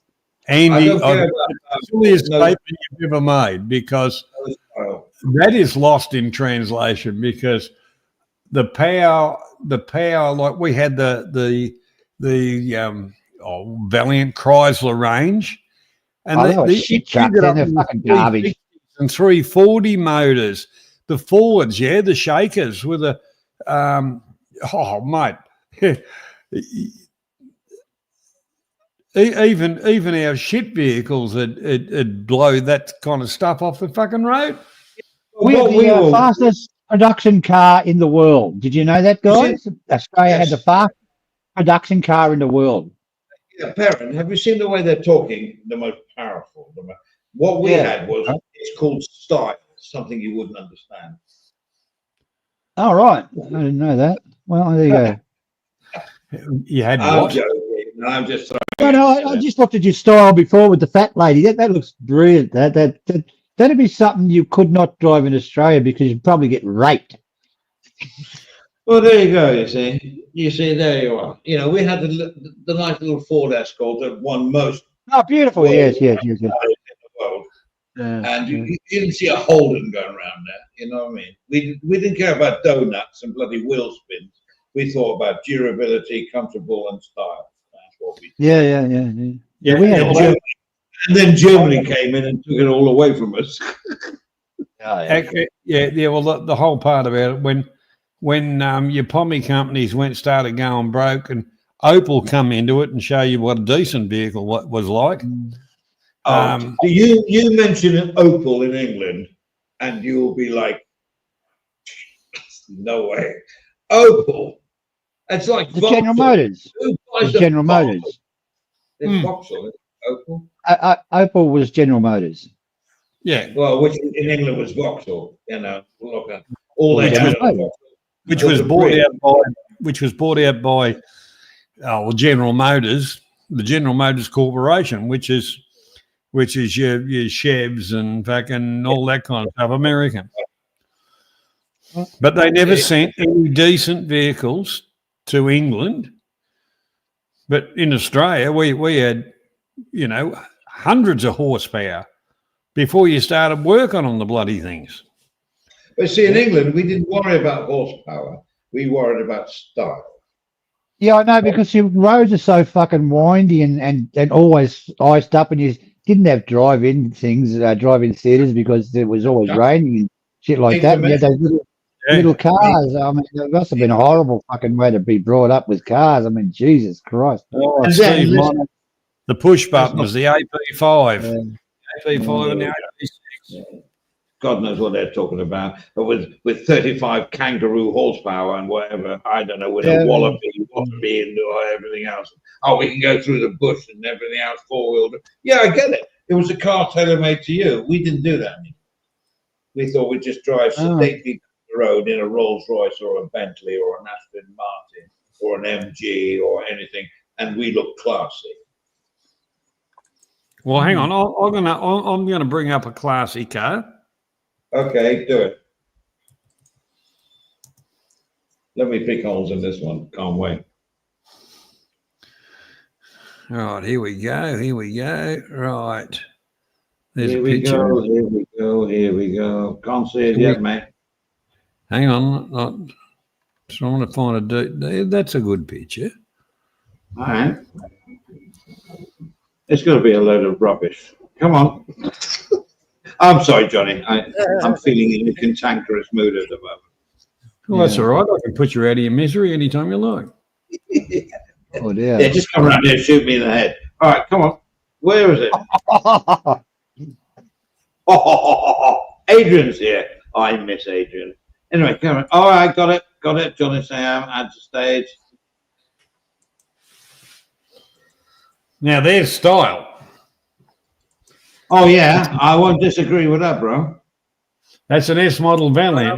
That one hasn't quite got the standard motor in it. Or has it? Yeah, it has got the standard motor of a 318. That is beautiful. Why are you showing that? Johnny, that is beautiful. But why are you showing it? Do you have one? No, I used to have one. I used it for a paddock vehicle and trashed it. No, do you know what I love about that car? You can't see if it's coming or going. Which one? 1962, that vehicle hit the road. Plenty of boot space. Oh, yeah, yes, lovely. Yes, model Valiant. So, Johnny, be honest. How close? Let me ask you a question. That is obviously a showroom model. How close was your car to that car? Same color? Black? Red. I had a red one. Oh, fuck, yeah. Oh, nice color, bro. I like that. I mean, these are classic cars. The blue was nice. The blue was also nice. A nice color. But you talk about we didn't have style as a car. There you go. That just fucked that statement up, didn't it, gentlemen? No, it didn't. No, it's a good car. It's a good car. Really did look good. I've never seen it before either. I got my wife came to my registry office, post wife, in a Packard. That's not. Oh, I know the Packard. I know the Packard. Surprise to me. Yeah, total surprise to me. I had no idea. It was so good when she turned up the American Packard. But now, Johnny, you win. Beautiful car. I got it. My screen's gone big. All I can see is all of you now. What's happened? I don't know. Don't blame me. I don't know. What's happening here? There's a Packard, right? There's a Packard. Look, there's a Packard. Give me a second. Yeah. Nice. Look at that. They are, Yeah. you know, if Yeah. you wanted to drive down the road like Lord of the Manor type of thing, Lovely. Yes. at 30 miles an hour on your shit roads, yeah, fine. You take the S model Valiant, if you wanted to go 160 mile, you'd do that in a couple of hours. Well, the thing is in Australia. Johnny, it was only for one day, rented car for a wedding, because I think she knew her father, my father-in-law, loved the car for some reason. I knew nothing about it, so yeah, it's got a really good place in my heart. Is it a Hewlett Packard? Or am I thinking of the computer thing? Hewlett Packard, they made fucking computers. They made computers. What am I talking about? Hell, Packard. They were Packard. Yeah. But 1962 was a great year when I was born. Dad, you're only 5 years younger than me. Whoever said that, was it? Who said that? Stephen Monash. Monash. All right, Stephen. Yeah. No, but I think we're all doing well to live this age. I think we're doing very well to keep the stream going as long as it is. Yeah. Let's face it. None of us, when we were 25, expected to live this long. I did. No, you didn't. I Really? never thought about it. I never thought about it, to be honest. I never thought about it. You never laid in your bed. You never laid in your bed as a young boy thinking, what is this all about? Never. I always woke up saying, what are we going to do tomorrow? How can we do better? Fuck me. When I was a young boy, I often went to bed thinking, this is all fucking, what's all this about? I'm going to die. And no, I'm not kidding at all. No. Well, that's really sad. I often thought about it.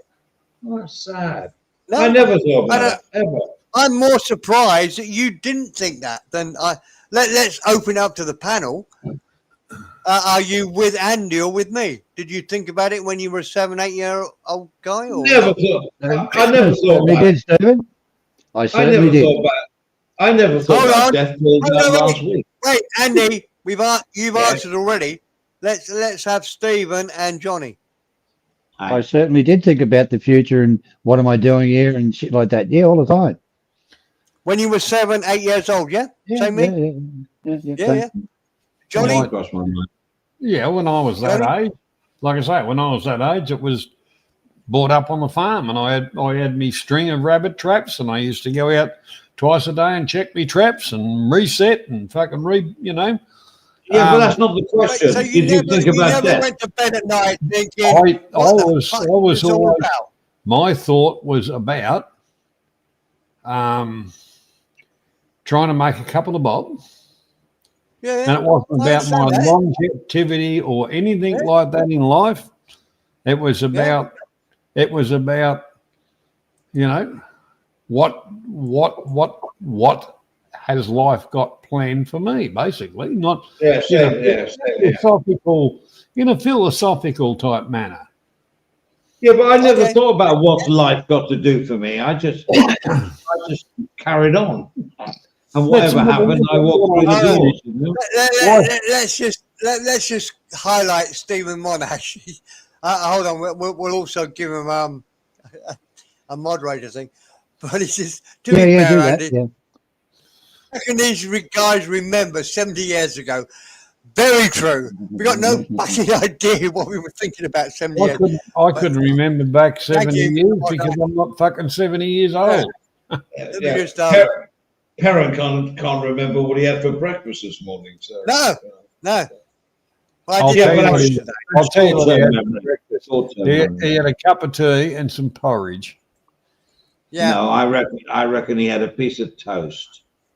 I don't know if he drinks coffee. Do you have a piece of toast? No, the tea, you got to have the Yorkshire tea. Oh, he And did have that. He ain't that No, posh. The you Yorkshire judge me tea. harshly. You judge me harshly, gentlemen. But yeah, I did have porridge today. Oh, he As did. I told Andy earlier on, I've still lost my appetite a little bit from all the fucking cough and colds and whatever. But I'm feeling much, much better today. Thank you for asking. Well, that's Okay. all Our pleasure. I had scrambled egg on toast with some fried tomatoes.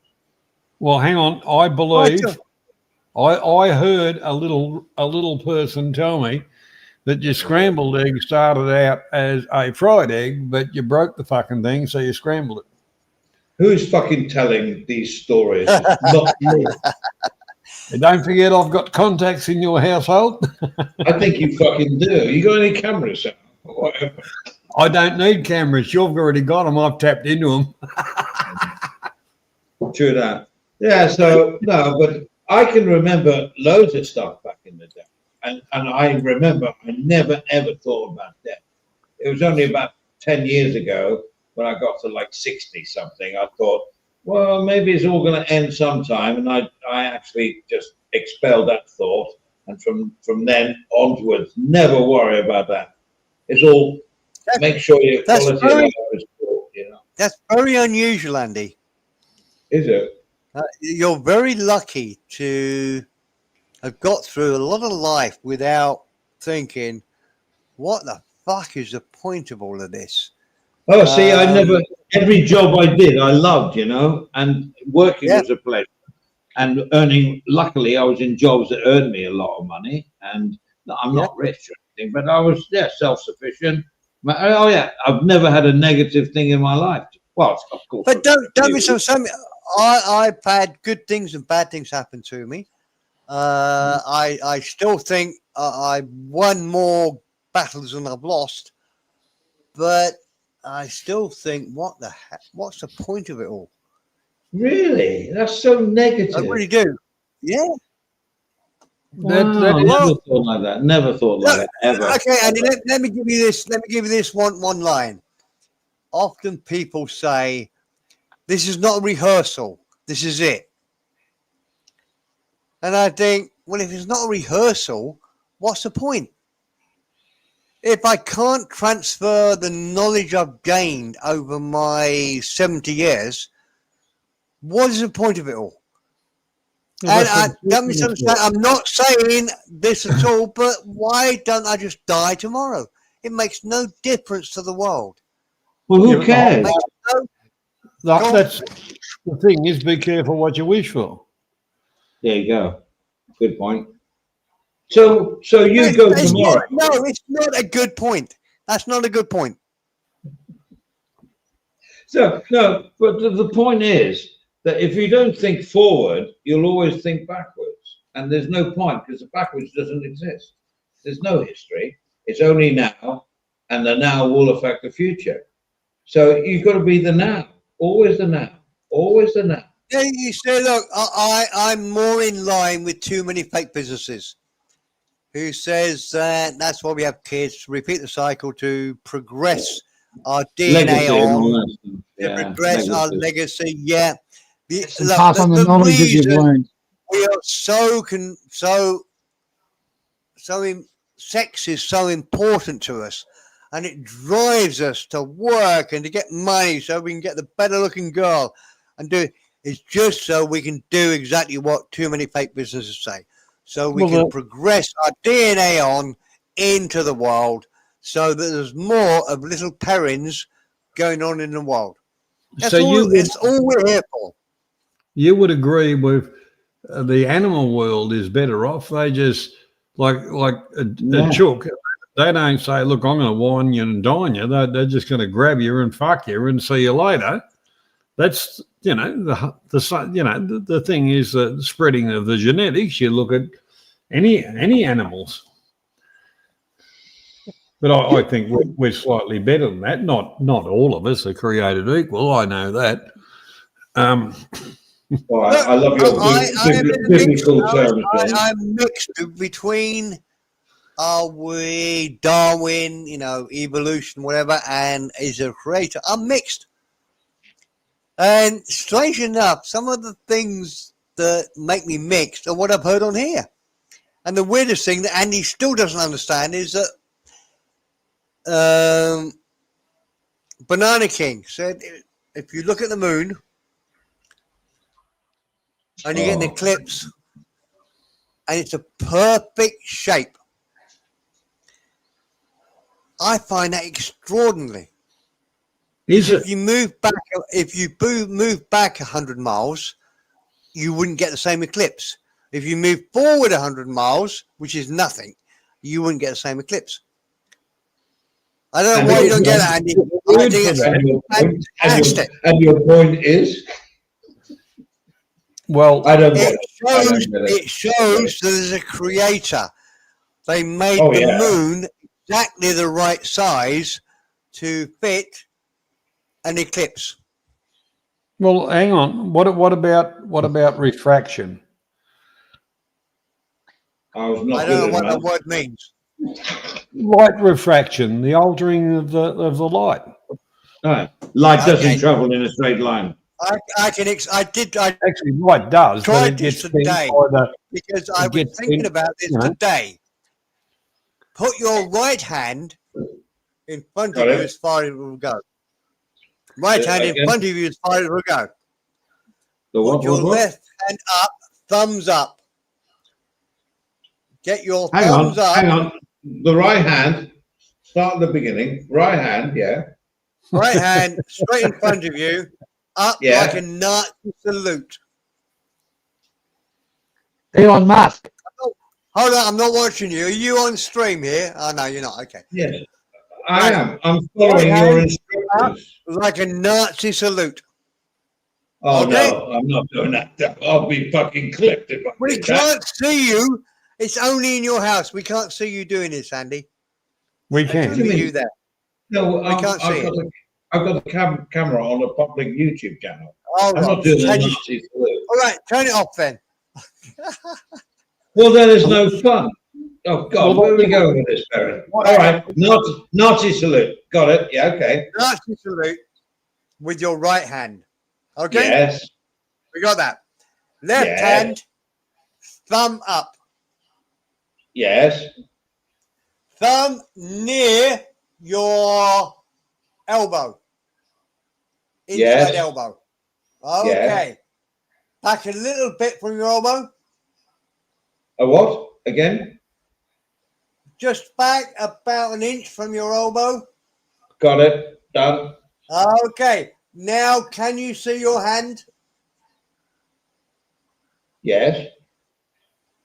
Well, that's because you got two eyes. It's like putting your finger up and seeing through it. I've been through all this. Oh, okay. Close one eye. Close one eye. Oh, yeah. And stand on your left foot too while you're at it.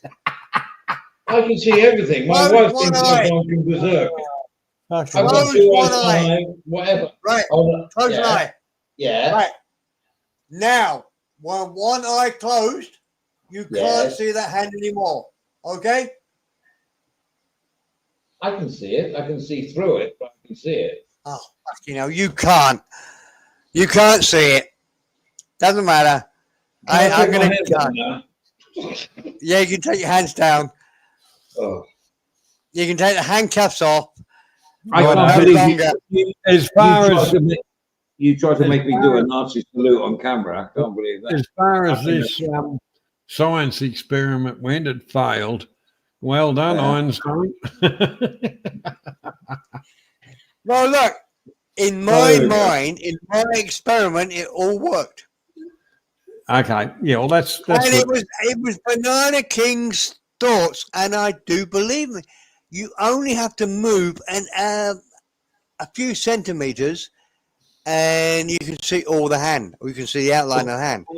Well, Stephen Manasseh says stand on 1 foot. I think he's taking the piss. Yeah, well, yeah, and lean 45 degrees to the left. Karen, Well, we love you, I am bro. pretty good at electric. I guess I've had about 15 electric shocks in my life. Never wonder really why. bothered me. Did you complain to the nurse? Yeah. Yeah. And were you really on death row? You Never really will bothered talk to us. You will tell us the truth. I didn't hit that. Oh, Stephen Monash comes up with a bit of advice here. He says, okay, try this. Put your finger in a socket and turn the switch on. I tell you what, Stephen Monash, if I was one of these young YouTuber guys that You would was do it. trying to earn money doing stuff like that, I could do it. Honestly, I've had so many electric shocks in my life because I quite like playing with electric. You know, I think I know what I'm doing. I think I know what I'm doing, but Okay. often I make a mistake. I've had so many electric shocks. Gentlemen, round of applause. Dan has finally made it. I finally made wow. it. Thank you very much. I take a bow. I take a bow. I take a Hey, bow. Dan, Dan, I think I worked it out why you couldn't get on. It's because the photo recognition, you didn't have the green jumper on. That was it, Mr. Siam. With the burn holes, you got to have the welding Do holes. you know what it was? That's it. Old faithful.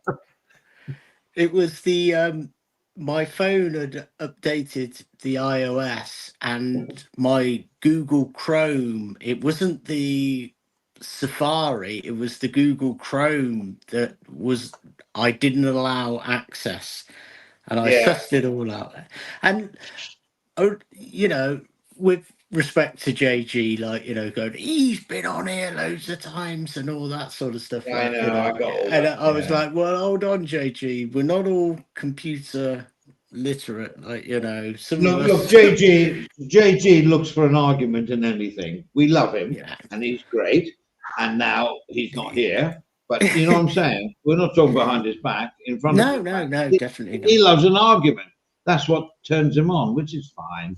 But he'll make an argument out of anything, to be honest. But at least he laughed when we caught him out, and he was great. Yeah, he's You know, he's it's harmless. JG, isn't it? He loves it. He loves you guys. It's like, you know, with Clarkey, with Mr. Siam, with yourself, Andy, and Mr. Perrin. Like, you know, you're the old Do school you know guys. where the Irishmen keep their armies? Up their sleeves. Oh, God Almighty! Just saying that. I'm sorry. It's the end of the stream, so you know. What I wanted to do before you end the stream, I wanted to go back to like where you're talking about lost in translation. Well, exactly. Oh, well done, mate. Theme of the show. Good one. I was driving back from work this morning listening to you guys, Lost in Translation. And what I wanted to ask any of you guys is like,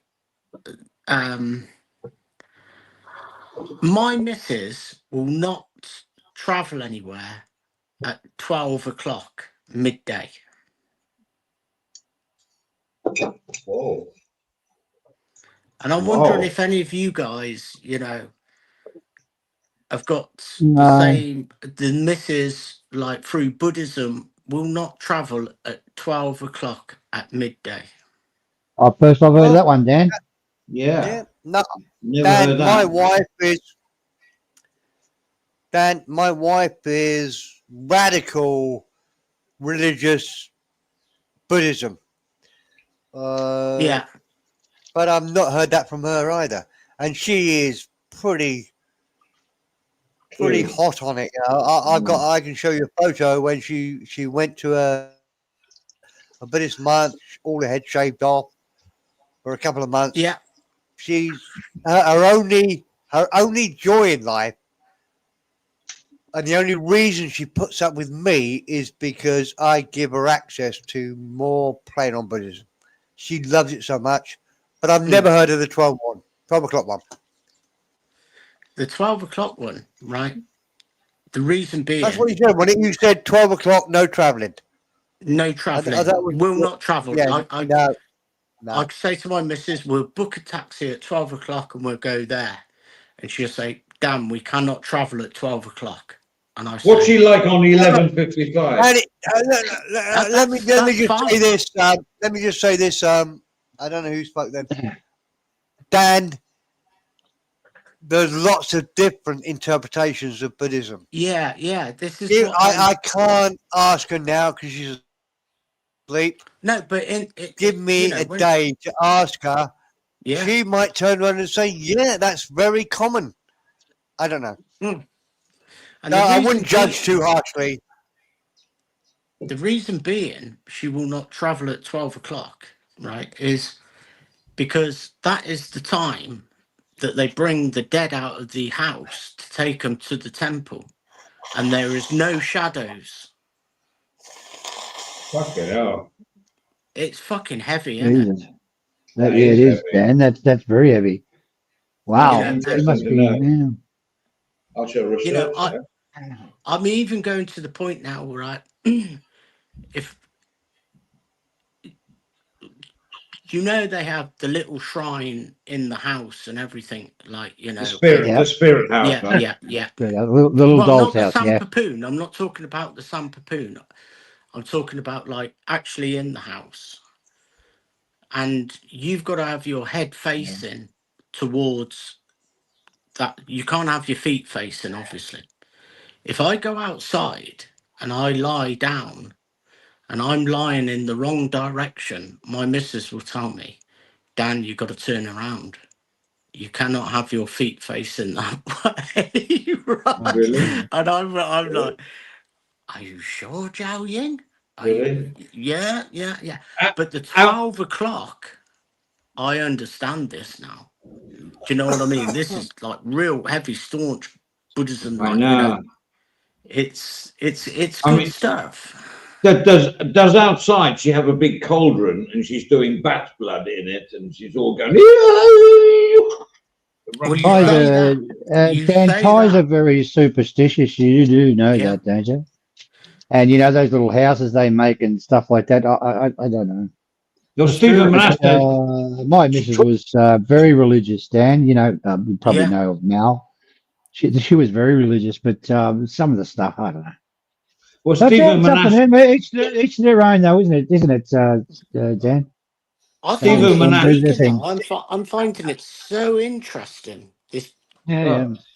Stephen Manasseh says, "Don't forget, 12 o'clock is also happy hour." That's what I was thinking. But and then, of course, a couple of days later, I said, "Yeah, we'll book a taxi, shall we, from the village back up into Buddyram, like, you know." I said, book it for about 12 o'clock. Oh, Chow Chai, we cannot travel at that time. Oh, yeah, I forgot. Wow, that's got to be a thing. I mean, I think there's so many things that everybody differently interprets. Yeah, I think it's not like a national thing, but it's like in certain areas, that's like a no-no. Yeah, I get that. Well, this is what I would want to point out as well, like, you know, it's like in certain areas, like, you was talking about ladyboys earlier, like, you know.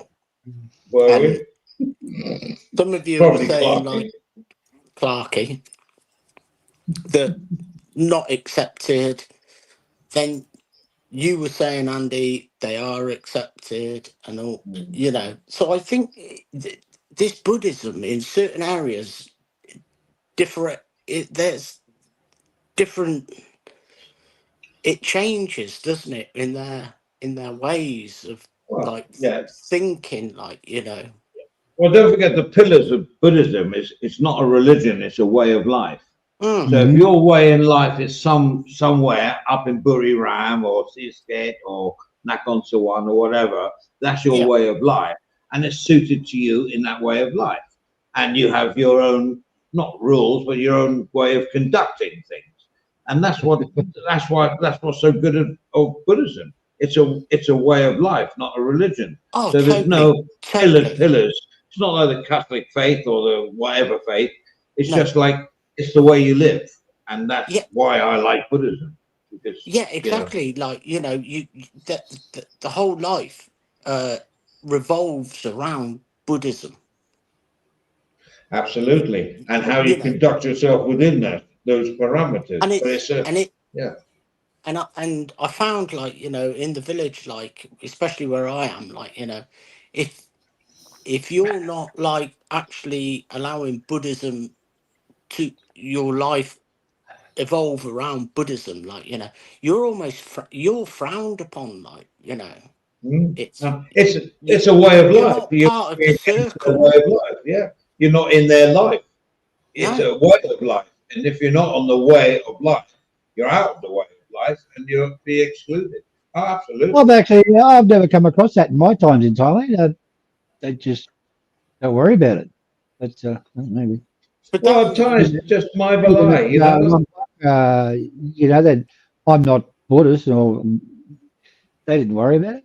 I don't think. But No, maybe. no, that's the way of life. That's the see. The thing is Buddhist is a way of thinking, and if you think the way that a Buddhist life should be, and I'm not preaching here at all because I'm only no, halfway no, into no. all this, but it's a way of thinking, and if you start to think the way they think, as Perrin was saying earlier, you don't think about death. You don't think about all you think about is the way of life, and I believe in the way of life.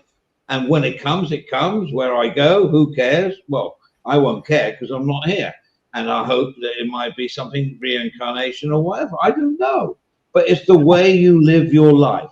And if you can live your life, and I wasn't always like this, but truly, and you have nothing, no regrets in the way you treat people and the way you act and orderly get on with people, then for me, that's the way of life. And that's the Buddhist way of life. In my Right. Yeah. Buddhists and Thai people, they live for today and not tomorrow. Yeah, but That's there's it. negatives about that, you know, in modern society. But basically, that's absolutely correct. It's Yeah. the now, you know. I'll tell you a good party trick, Dan. What's that, If you're mate? if you at somebody's house or whatever, you're there.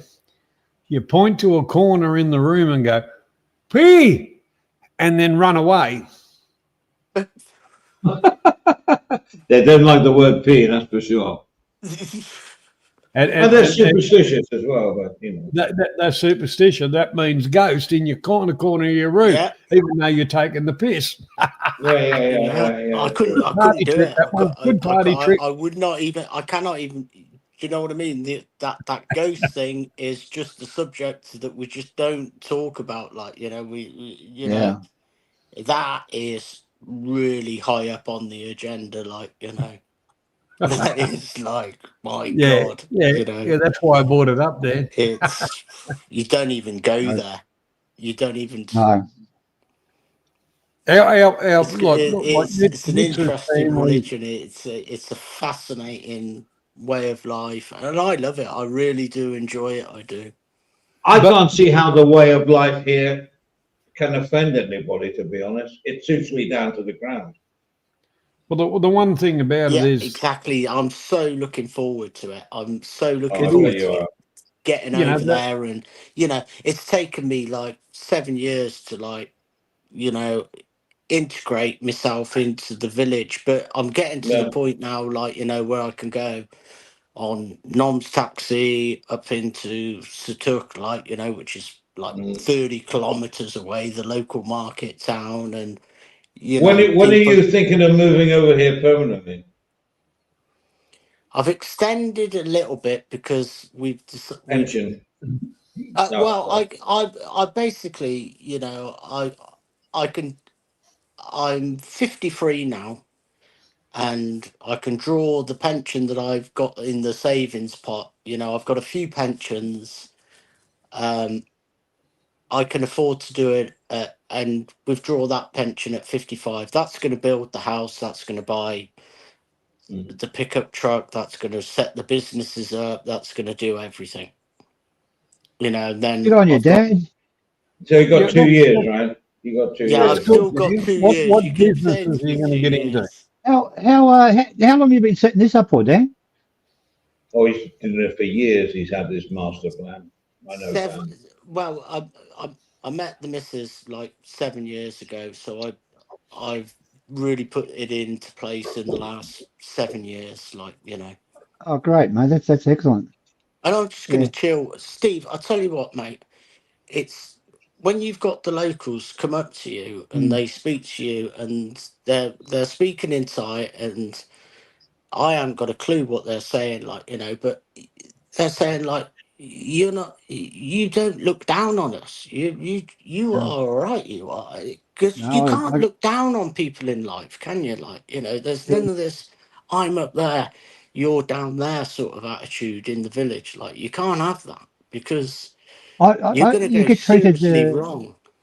You get treated very well in these villages up north. Well, I go up north. I don't know about you, and you get treated so well, you know. And, Oh, and, and they're there's no aggression towards you. There's no nothing, and they're quite happy to talk to you in their language, and they always smile at you, and it's a great life, really. it is, It is it really a is, great it life. is. You know, You know, it's I lived in Bangkok for near on 10 years, and it's the country living is much better. It really is. I I totally think agree with you. Um, I think yeah. Bangkok is one of probably the best capital city in the world in my eyes. Yes. Bangkok is now. Oh, it's full of action, It's Dan, but brilliant. the pollution and the traffic is just too much. Yeah, I couldn't live there. I couldn't live there. I No, like to go I into don't. Bangkok. Yeah. I like to visit the different areas. I love Tong Lo. I love down on Nuts. I love that part of Bangkok. I do. Yeah. I less couldn't Indians live there. out there.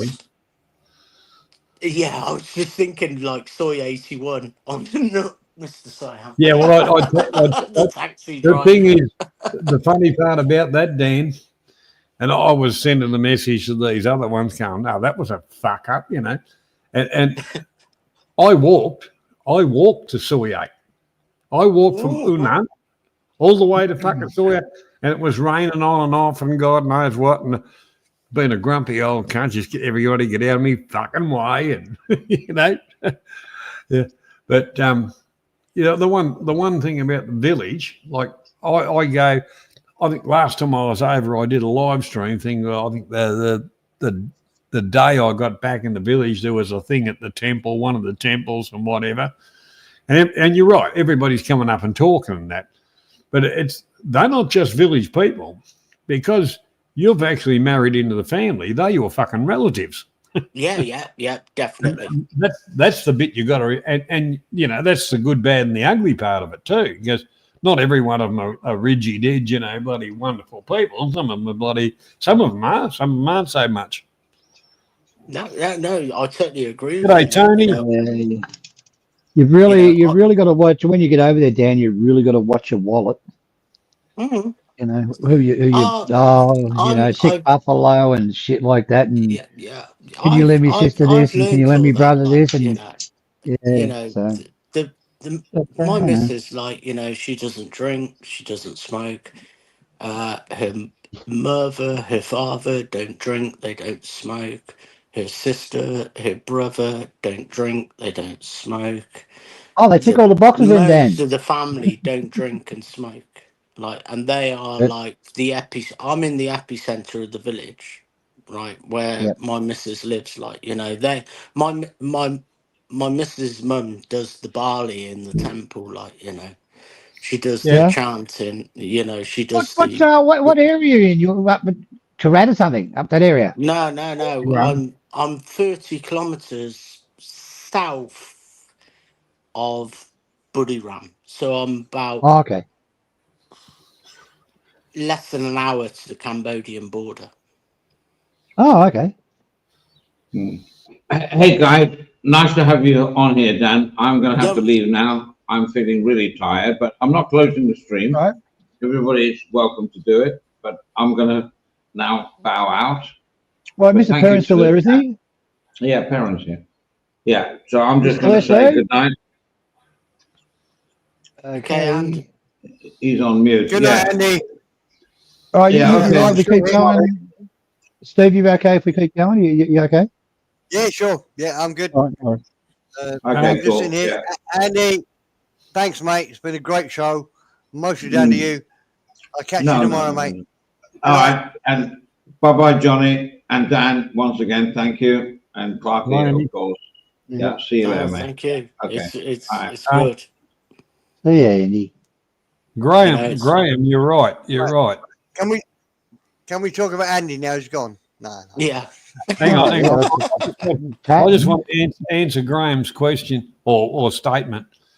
A lot of blokes get a little bit overzealous, and because they're in a different place, they kind of put a little bit too much trust into their other half or whatever, and that's where they get scum. It takes time to build trust and all the rest of it. I don't think you get scun. You're an idiot if you get scun, but you know, it's just you give money to that one and give money to this one. It's usually not a lot of money, but it's just repetitive, you know. Yeah, So- I don't really get that. Not at all. I don't get like, can you give her money? Can you whatever money I give, you know, I love Mayor and Poor. They are like mother and father to me. Mayor and Poor are, you know, so I don't mind. I'm like that. If you want, there's Yeah. 20,000 baht. There's 20,000 baht, man. That's for you, man. You know, and or I'll say like there's you. Well, I know it all goes to Mayor anyhow. Like you know, it always does. Like, and I don't mind doing that. You know, because these guys, they're rice farming, and like Mr. Siam said, there ain't no money in that rice farming. By the time you've ploughed the rice field, by the time you planted the rice, you know, these guys are like over 70 years old, like, you know, they don't plant the rice anymore. We pay people to plant the rice. Like, you know, by the time you buy that fertilizer, you're talking 10,000 baht for the fertilizer twice a year, like, you know. There's very, very little return in rice farming. Yeah. And this year the price is way down. So Yeah. it's a labour of love. You're actually farming. You're going into debt to get fucking rice. You may as well have gone up the street and bought it yourself. Yeah, exactly. Yeah. We sold all the cows. This year it's fucked. It's like the This year cows, it's totally the fucked. cattle, the cows. Well, the cows aren't worth eating anyway. They ain't worth fuck all now. We sold all the cows. We got rid of all the cows because, you know, Well, they're very time consuming over there, the way they farm. Yeah. the cutting the grass to feed them is time consuming. Yeah. You know, and we've got a lot of land like that is like not harvest. We don't grow anything on or anything like that, and we just say. Who's we, Dan? Have you got this land or is it the family land? Me and the missus. Oh, okay. Oh, good. And we just let it grow grass, and Paul can go up there and cut the grass and then feed it to the cows. Well, why? That's. But he's to me, getting to I an could age. never Like, understand. I could never understand that, Dan, to put the cattle in a hotel, and you work your guts out. You just fucking. Well, a cow, get out there. If you want to fucking eat it, go and eat it. You know, you take them out of a morning and bring them back home of a night. Graze them. Yeah. You see a lot of times you'll see a lot of cows on the side of the road. They're eating all the shit at the side of the roads. That goes on a lot up north. But it's a time consuming. You got to have someone to take the cows out and look after and slow the cars down that are in a hurry, and so they don't hit the cows. And you know, you're talking what the price of a cow now in northeast Thailand. You can pick a cow up for what, you know, probably 6,000 baht. Well, that's still good money. Yeah.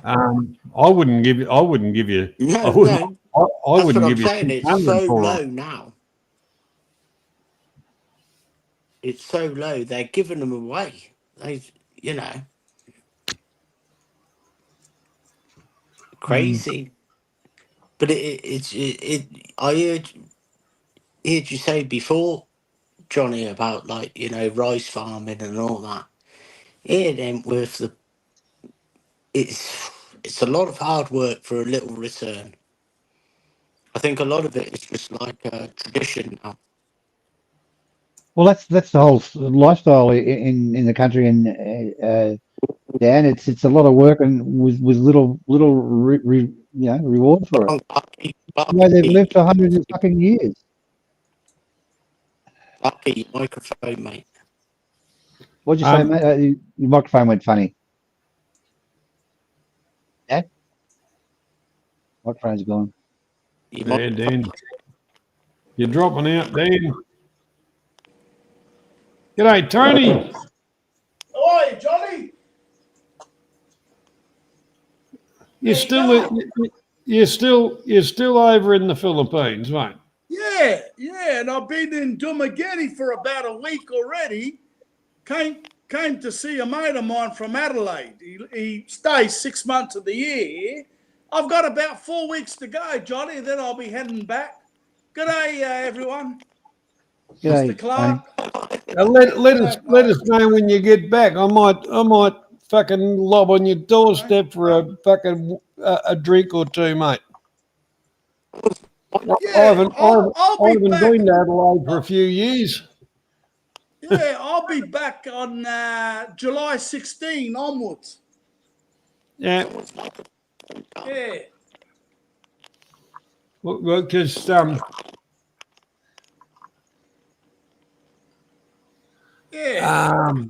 on, my mind's fucked up.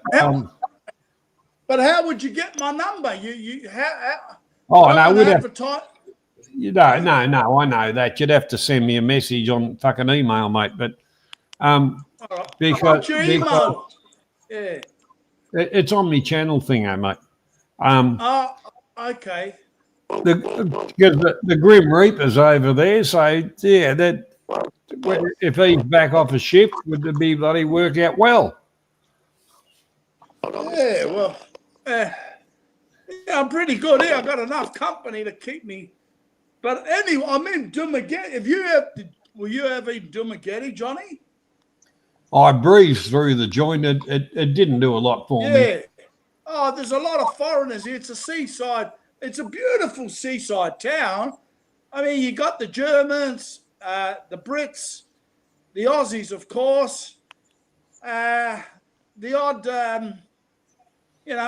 bit of here. A lot of Americans. First up, yeah, a lot of Americans, and they've all got one thing in common. And I was talking with me Aussie mate, because he lives here, and he goes, we were sitting behind a couple of Americans with a bunch of, Philippine birds, and they all love boasting on how special they are back home. And you gotta hear it to love it, Johnny. You gotta hear it to love it. I've heard it all. I've heard all that shit before, Tony. Yeah. They all boast how many guns they got. They're real men compared to the other expats, and makes you sick after 5 minutes listening to it. But yeah, and all the girls are going, oh wow. Yeah, Your microphone's very bad, mate. Your microphone's very bad, Dylan. We can hardly hear. I'm only just here to say hi. I'll bid you good night because it's late here. No worries, Tony. Yeah, restart your phone, Dylan. Hey? Oh no, just one of the other blokes in the chat, Tony, is having trouble with his audio and shit. Yeah, nothing. No, you're right, Mr. Clark. Nothing more annoying than a bad microphone. But anyway, just to say good day. Bye, all right, guys. Tony. Thanks for coming on, mate. See you, Tony. All right, buddy. Catch you, mate. See you, mate. What did he say? Dan, well, that was interesting. I do find it interesting that people, it just shows why we need a channel like this. Because even though he had a crap microphone, can you hear me? Can you hear me, mother? Yes. Even though he had a crap microphone, he still wanted to have a chat to us and have a talk to us. people do like chatting, don't they? They like a virtual bar, somewhere you can just go and chat about all the shit in the world, where there's no rules, there's nothing. And I can hear somebody else talking over me again. But okay. No, Dan's stuff's all gone to shit. I think you want to do what you want to do is kick Dan and get him to and come back in again, Dan, because you so he can, when he comes back in, it'll all realign, Steve. No, I can't kick Dan. No, I meant for his own good, not because he's a cunt or anything like that. Dan was the first person I ever had an argument with. Hang on, Dan's had an argument with everybody. I'll tell you a good story here.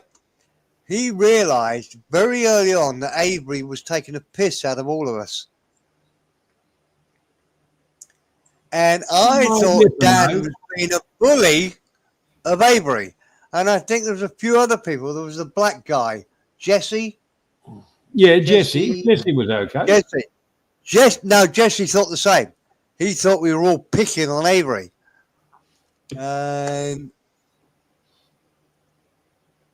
Turned out Dan was 100% right. Avery was taking a piss out of us. Lovely guy, but still taking a piss out of us. And Dan was the only one that got it.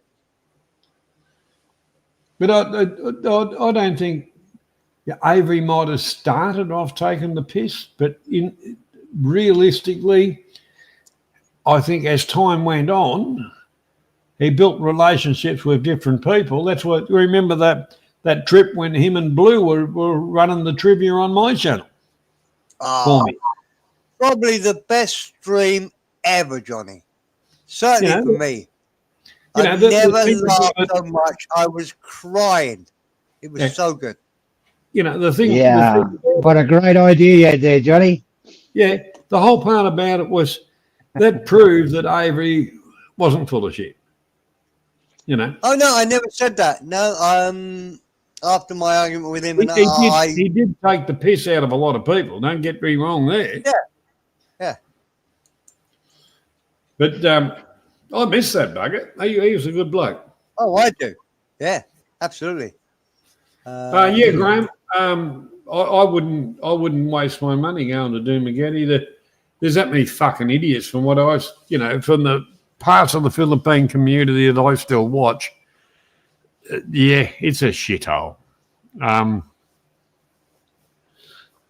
Once upon a time, you go back 20 years ago, Dumageddon was a nice little town, but now it's full of would-be's if they could-be's, and everybody's a vlogger and SAS and fucking fantastic, and but send me some money.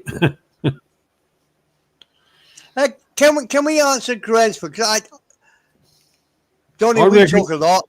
Even when we talk a lot, I don't think I argue too much, do I? Well, hang on. Let's read out. Hang on, Mr. Perrin. Excuse me. Let's read out the comment. I reckon Mr. Perrin argued with the doctor in the delivery room at birth. That's Graham's comment. So your answer, Mr. Perrin. Well, I can tell you the whole story. Were you there, where? Fucking gonna bore you. I was very premature. I weighed 2.5 pounds at birth. Should have died. But the doctor turned to my dad and said, he's a fighter. He probably will be okay. So I was, and I agree with the doctor. So no. But no, what he's saying there, Johnny, is I'll argue about anything. No. I confess there's a bit of me that thinks if you say one thing, I'm going to think about, what do you say? Are you talking truthfully, or are you just repeating something you've heard? But I just think of that as an exercise in brain power. I don't think I'm a cunt. Hold on. Julia's backstage. Hold on, mate. I can't see you at the moment. Bits backstage. Yeah, okay, I'm looking. Hold on. Give me a second. Can't see you. Let me, I can't refresh it because I'll lose my channel. Oh, yeah, I got you. Hold on. There you go. You're back, Dan. Sorry, Dan. Hey, that's all right. That's okay. You can hear you now, Dan. I think it was my fault. I'd left YouTube on in the. Sorry about Yeah. that. And that's the problem, Dan. Everybody comes on and blames the host, and we are just no. fucking normal people trying to live a life, trying to do something. Everybody who says, "Why didn't you answer my chat? I said to you this and you didn't answer. Why didn't you let me on backstage? I said this and you didn't answer." Well, this is not a community channel. We don't get paid for doing this. We do this just for our own fun. Stop giving us a hard time. There you go. Well, in answer to that, why do you keep on letting fucking Jurgen on? Still. She's all right, Johnny. Jesus Christ. Just take him with a grain of salt. If you're going to fucking argue with him, he's going to fucking bite you. Just fucking ignore him. I do. Just fucking laugh at him. He's all right. But I like him. I like I like JG. him. Yeah, he's good. Yeah, I good. don't know Yeah, why you he's angry. remember we were talking about the smoker rooms? I never mentioned nothing about religion. Again, Stephen. Anyhow, you was on about Avery. Yeah, Dan. The smoker rooms. Yeah. Yeah. The truth about Avery, I think Avery was a bit of a lost soul from what was the lad's name? He lived out in Tasmania with you, didn't he? Well, not with you, Clarky, but on He the lives up the same. road, actually. Just up the road. 5 minutes away. What was He's his all right. name? Oh, Jesus, Dan. Taz. Taz, yeah. He's Taz. very intelligent He was guy. a very, very clever bloke, Taz was. Oh, yeah. He was very clever. Look, I've heard this many times, that Taz was very intelligent and very clever. Now, I will accept that because I spent a lot of time talking to Avery, and I would argue that he was very clever. Why was Taz clever? Oh, Taz was too clever for his own good. Yeah, but give me an example. What did he know? What was he good at? He was very good. He was he was very good at chemistry. He knew his gases. He knew how to do stuff. Okay.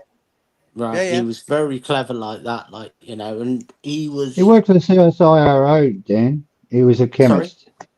He worked for the CSIRO, which is scientific shit over here. And right. yeah, he was right. He was I didn't know. He done university courses and blah blah blah blah. Any subject you talk to with Taz, it was he knew a lot of things, but unfortunately, he was like his entertainment a bit too much. Yeah, Oh, well. well, that was his problem, wasn't it? It was when he. I met him in the pub a few times, Dan. He was he's a fucking really nice guy. Yeah, I could imagine he was, mate. I said, he was very, very clever lad. Yeah, he was far cleverer than a Oh, lot yeah. of people give him. And then when All they ever seen was the drug side of him, and fuck that, or he was drunk or something. That's all I ever seen. But I actually seen him sober and met him a few times, and he was fine. A really intelligent guy, very intelligent. Yeah, I can't follow that. You're saying he's more intelligent. I mean, you're quite clever. Angela, Dan is clever. Well, I think we're clever in our own. I find it little really ways, tricky. There's people here. I tell you how I judge people. I judge people on critical thinking. When you give them a problem, and you say, "This is a problem I've got, mate, and I don't know what to do," and they cut it down. They slice the problem into. This is what you got to do. That's how I class intelligence. Well, that's what you got to do with the problem, isn't it? Any You instances look at it where and he did the accept same. I mean, look, you can have Oh, knowledge yeah. of stuff, but critical decisions are the important stuff. I think Taz's downfall was when I he didn't really have started any. making his own moonshine and he was getting on his own moonshine. That was when he, you know. Well, no, look, I'm not. I didn't It really does have sound any like critical conversation. I'm just surprised that two people are saying that somebody that was high on drugs, living a pretty shitty life, was more intelligent than them. I'm trying to understand why you think this guy that had made lots of bad decisions in life was more intelligent than you two. Well, it was I probably didn't say that. no, I didn't say that. He said, I I'm said he was intelligent, but yeah, he you was know, very he wasn't intelligent. always drunk, and he always wasn't always drugged up. No, He had a very bad episode in his life. He lost his girlfriend. I said he was drugged up. I said he was drugged up. You know, he had a bad experience in his life, and he never really got over it. Steve, very very bad actually. Yeah, And, you're still missing my point. no, I I'm not. can't understand I why didn't have two any. clever guys, I know you two are both clever. I can't understand why you both think this other guy is clever when I can't see any evidence at all that he's clever. You know, Give me any evidence at all that he's clever. any conversation you had with him on panels or anything, he was very good at it. Yeah, but I can't do that. He's dead. I can't do that now. Okay, It's okay. let's forget it. My bad lie. But you get my point. Yeah, I understand. I find it weird that you can't, but you're building him up to be a clever guy, but you've got no examples of why he's clever. But he's clever, and all that I can see as a no, he was a neutral observer very is that he was a guy on drugs that took no care of his children, no care of his family, no care of anything. Doesn't look like a clever guy to me. But everybody, I'm not saying it's just you two. Everybody I listen to, everybody on this says, "Oh, he's a really clever guy," but nobody ever says why he was clever. Just say, "Oh, he was really clever." It's almost like saying he was Jesus. So what did he do? Oh, nothing. He was he was Jesus. Well, can I finish? Right, he was a very clever chemist, and he was probably too clever for his own good. And he didn't know how to deal with relationships. Dad, why was he clever? Give me why was he clever? Well, listen, Mr. Perrin. Right. Okay. Scientists, right, you get to the point, right? Scientists get to the point of intelligence and insanity. There's that tipping point. You don't have to ask me, mate, because where I Where live, have you got this from, we have a Dan? lot of Are you making this scientists. up as you're Right? talking? No, Mr. Perrin. Can I finish my statement, mate? Of course you can. But where have you got this information from? Where I live, I have a lot of. I was brought up with a lot of clever scientists that were on the tipping point of insanity, right? Because they're that clever, right? No, what do you mean? Oh yeah, it's the truth. No, I said okay. It's the truth. Okay. We had people. Not oh yeah. I said okay. I had people walking around my town who were some of the top boffins. You know what a boffin is, don't you? Boffin is an old word in English for a scientist, usually during before 1950, 1960. Yeah, boffin scientist. It's another word for a scientist. So I could tell you the boffins are coming to town, right? Is where I live, okay? And I've seen them walk round with their children tied to a rope and taking them through town because they're insanity, but they're that clever on such matters of atomic matter and all that sort of stuff. That it's absolutely. Dan, you're pulling my plonker now, aren't you? I'm not pulling your plonker. Yes, you are. Come on. No, I'm not. No, I'm not. Just say that one more time. You've got intelligent scientists. if I told that you are where walking I around live, your town with yeah, lead on their children, or yes, is that what you said? yes, yeah, Okay. yeah. But Tell if me I more. told you where, And I'm if not I going to told argue you with you where I anymore. am, Just tell me more. if I told you where I am in the UK, I would dox Mm. myself. I can do it in a private chat or whatever and tell you exactly Okay. where I am, and you can look into Okay. it yourself, right? Yeah. But if I do, I'm going to sorry, dox Dan. myself. Dan, I tend to joke too much. Maybe because I'm an ignorant cunt. Tell me more, mate. Though. Mate, some of the most. Steve, do you know what sort of a question you asked before then? Why is he intelligent? What did he say? What makes him intelligent? Just take me word for it. He was intelligent, and everybody's telling you the same thing. Yeah. What particular subject he was intelligent in was virtually everything. If you spoke to him in the pub, you'd probably say the same fucking thing. But I can't remember what I spoke to him in the pub about. I can't remember half the conversations I had with him. Well, most of them, actually. But when he was on panel, he was very good, very informative. Probably one of the most informative guys I've come across. Exactly, Mr. Clark. But I Exactly. can't nail it down to shoeing a cow or milking a cow or squashing ants. I don't know what it was. It's a virtually impossible question to answer. So that's what I think about it. I don't know. It's a strange question you ask, Steve. Really strange. I don't know. Anyway. Well, I'm just surprised that you think he's so intelligent. I didn't get any evidence. My mate was an architect. My mate was Steve. My mate was an architect, right? And he was fucking brilliant. Okay, but he'd go home. He'd buy a half a dozen cans on the way home. He'd get fucking drunk. He'd go through 24 fucking cans a night, and finally killed himself with his liver. Would you call him intelligent? Would I still call him? He was one of the most intelligent guys I've ever met. But he died because he didn't look after his body, and he took fucking drugs, and he fucking smoked, and did all sorts of shit. He didn't have a license. He stole fucking cars on the weekend and all sorts of shit. But then he'd go put his tie on. That's the guy that worked in the freezers, John.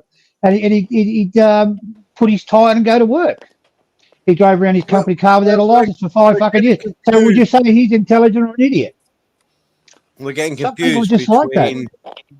We're getting confused between people who have lots of knowledge and people who are very good at making decisions and looking at what's important in life. I think that's more important. Critical thinking. I am really bad at critical thinking comparatively. I've made lots of bad decisions in my life. I have friends that are really good at it. They almost every decision in life, they almost get a bit of paper and say, if I make this decision, left side, the advantages will do this, the bad side will do this. Yeah. I don't tend to do that. I'm a very bad at critical thinking. But compared to most of the people on YouTube, I am number one at critical thinking. Everybody on here makes really bad critical decisions about what's important to their lives and what makes them happy. We got people having midlife crises, and they're spending all their time on YouTube. I won't go into that. But where were we? Yeah, no. Look, it only takes one bad decision in your life, Stephen, will affect the rest of your life. So you've got to be careful with that. Myself, I don't take drugs, and I don't take drugs. I don't drink. I don't fucking do it. I don't break the law. I don't. But that's me. My friend was different. He'd do his job. He was very. You'd probably know him, John. And he worked for the freezer place. But, he was the head boss. He was the head honcho. They wanted to manage the whole fucking of Australia. But he'd go home and drink and take fucking drugs and go out and smash a fucking car. Or, he went to a massage parlor once and they threw a rifle at him. He got picked up for armed robbery. But this is the guy that they wanted to run the whole fucking company in the country. Right. So, I don't know. That's what Taz was like. He was verging on a fucking genius. Taz was. Yeah, he was. But, I can He say was. I can't remember. his afterlife had a You lot of couldn't, you fucking couldn't, cowboy you in it. couldn't So. have an argument with him, mate, because he would No, just not I really. like can't. I confess. I can't Fucking pull absolutely you, remember like much mate. of run our. you down, mate. You lads are, he'd fucking pull you apart. Yeah. Well, actually, I remember having some very good discussions with Taz. Yeah, But yeah. the whole Yeah. part about the real part about it, and I'll go with Steve's, Mr. Perrin's thing I had to say, knowledge and intellect versus life's decisions, part of it. The critical people who do the critical thinking, they tend to overdo it, and they're the ones that commit suicide. They're the ones that make the really, really bad decisions, because while they're thinking about every angle and what's going on around it, their life falls apart in front of them. The rest of us idiots that have the few beers and just roll with the punches, we seem to get along fine. The ones that that make the real bad decisions, they're very good at their jobs, but it's really a facade, and life falls apart about them. So obviously the fella in the middle is probably the smarter one of the whole fucking lot. G'day, Graham. Welcome. How you doing, boys? G'day, Graham. How you going, mate? Long Oh, time no great. see. It's What I it's a think funny, it is, Mr. Siam, it's a funny is situation when you like, talk about smarts, Oh. because Hang on. you've got intelligence, Yeah, obviously. You've got street smarts. You Yeah. got all these different types of smarts, right? Because some of those, boffins. I love that word. That's an extremely good word, because the boffins can be really good at a given focus, and they can be really bad at everything else. So, life's about, Johnny just mentioned, life's about balance. Does that make sense, or am I talking crazy? no, you're No, not, no, no. Graham. I was going to say exactly the same. Like, I think the problem with Taz was his communication skills with other people. He didn't quite have it. Do you know what I mean? Like, these boffins can't communicate. They're so far intelligent and like they're off the radar that when it comes to like communication or everyday life, sitting in a bar or something like that, they Yeah. find uncomfortable and they can't adjust to that sort of like scenario, For example, you take a fucking cane farmer, okay, and he's third generation. He's learned off his dad, and his dad learned off his dad, and he knows what to do. He knows how to be a cane farmer. He's pretty good at it, right? And then the moment he comes across an intellectual, he's made to look like a fool. Yeah. However, that individual has worked his whole life. He's fed his family his whole life. He's hopefully made a bit of a profit as he goes, and he's doing pretty good. But the intellectual wants to make him out to be a fool.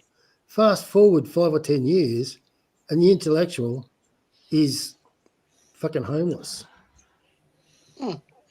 because he couldn't manage his life. Exactly. This is Yeah. what I was trying to say. with Balance. Taz. Balance. It's all It's about that balance. balance. That's Like good. That's brilliant comment, Graham. That is exactly what I was like trying to get to. The point with Taz, I think Taz used YouTube as a way of communicating with people to have some communication. But if you sat down with him, well, I don't know. Clark has met him, so I might be totally wrong, but these highly intelligent people, Mr. Perrin didn't believe me about what I just said, but it's the total truth about these boffins. When I met him, Dan, he was a total gentleman, mate. A very nice guy. Yeah. But it's to me, over my years, and I've worked with people in different industries, whatever. Some very, very smart, but only book smart, not life smart, not on the job smart. Bingo. And that's the real part about it, is as a human, even from a genist even teaches that adaptability. But then we bring in drugs like alcohol is one. It is to a certain extent a stimuli, which is great. In excess, it'll kill you. Then we get a lot of the illicit, whatever. They give you a little bit of a high and all the rest of it. But the thing is, you're going to end up in a box or whatever. Because every time somebody gets a high, they want that high again. So they induce more and more and more until, bingo, it's game, set and match. What do you mean by they want that? I don't quite understand that, Mr. Sam. Like, so if you learn something new, if you learn something new, you want to learn more.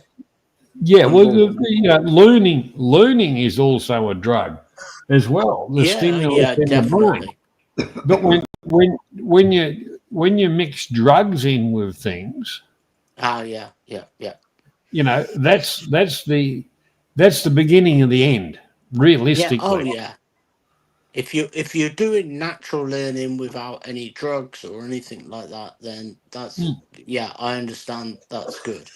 But if you're dabbling in stuff, is that what you're trying to say? Yeah. Well, look, I can remember some of the shit that I used to study, and you'd be having a few beers while and that'd keep you awake. And because of your mindset, you'd go right through it, end up with brilliant fucking passes and God knows what. And then I ended up in a work environment that I strived for. When I finally got there, I thought, you can't get fucked. I'll go back to where I come from. Because I was full of fucking plastic people, wankers, and just crap. Welcome to life. Yeah, but it wasn't about the portrayed fucking part of things, like especially working for a fucking government department, which half the cunts should be culled. And that's when you get your money back to do the fucking work that needs to be done and all the rest of it. But, as far as I'm concerned, that's why I just turned me back on a lot of it and just said, I'll just go and do it me happy. I'll do what makes me happy. That's it. I think that's our, and this is where, like, you come between that, like, that fine balance of intelligence and normality. If you've got that and you've got respect, and you ain't going to go far wrong in life. It's when you've got that super intelligence that you're overthinking, and someone like Taz was probably like overthinking things and really analysing things out of proportion, like, and that's when they do the drug thing to try and feel like let's bring me that back down to like normality, like, you know, but that it doesn't do that for them, like, you know, it's a crazy. I wouldn't want to be in that predicament of like being super intelligent and not knowing what to do with yourself in normality of life. Well, That's very good, Dan. That explains it in a nutshell. Yeah. You know, no, they're that intelligent. The world is not what they thought it was, and they look at things differently to what we look at them. And their escape is drugs and booze, and Yep. it's very good, John. Did you hit the nail on the hammer? Yeah, Yeah, that, Or the hammer on the that's, nail? that's exactly that's exactly how it works. That's exactly how yeah. it works. Those you got to understand. Well, I'm not talking about you guys in particular, but you know, the world needs to understand that life's about balance. And if somebody is highly intelligent in some capacity, they're Stupid in others. often they're often deficit in other capacities. Yep, that's exactly right. Yeah, Right? correct. That's exactly right. That's, And that's human nature. that was Taz's problem, and your friend's problem that died. Yeah, and the biggest part of it is to achieve what they wanted to achieve. They cut off their social, their main social outlets, and when they kind of get to a certain extent to where they considered they succeeded, when they turn around, there's no one there. So the loneliness factor comes into it as well. And then they can't relate to the people in their workspace around them because they're actually at a higher level. Yeah, I think you're right there, Johnny. You know, it's like they try to have like, how do you have a little come down and come back to normality when you're up there? You know, it's like I said to Mr. Perrin, like, he doesn't believe me, but we had boffins in the town that were, you know, he would tie the children together and walk them around on a bit of rope, like, and I can remember seeing that in the 70s, like, you know, it's just like absolutely like off the off off the planet, like, you know, to us normal people, you know, he was totally off the planet, but nobody said anything. Nobody like questioned. It was just something that he did, like, you know, and he felt that. I don't know what he was thinking. Like, Well, I hope he grew out of that. well, he was an old boffin at the time, like, you know. Yeah.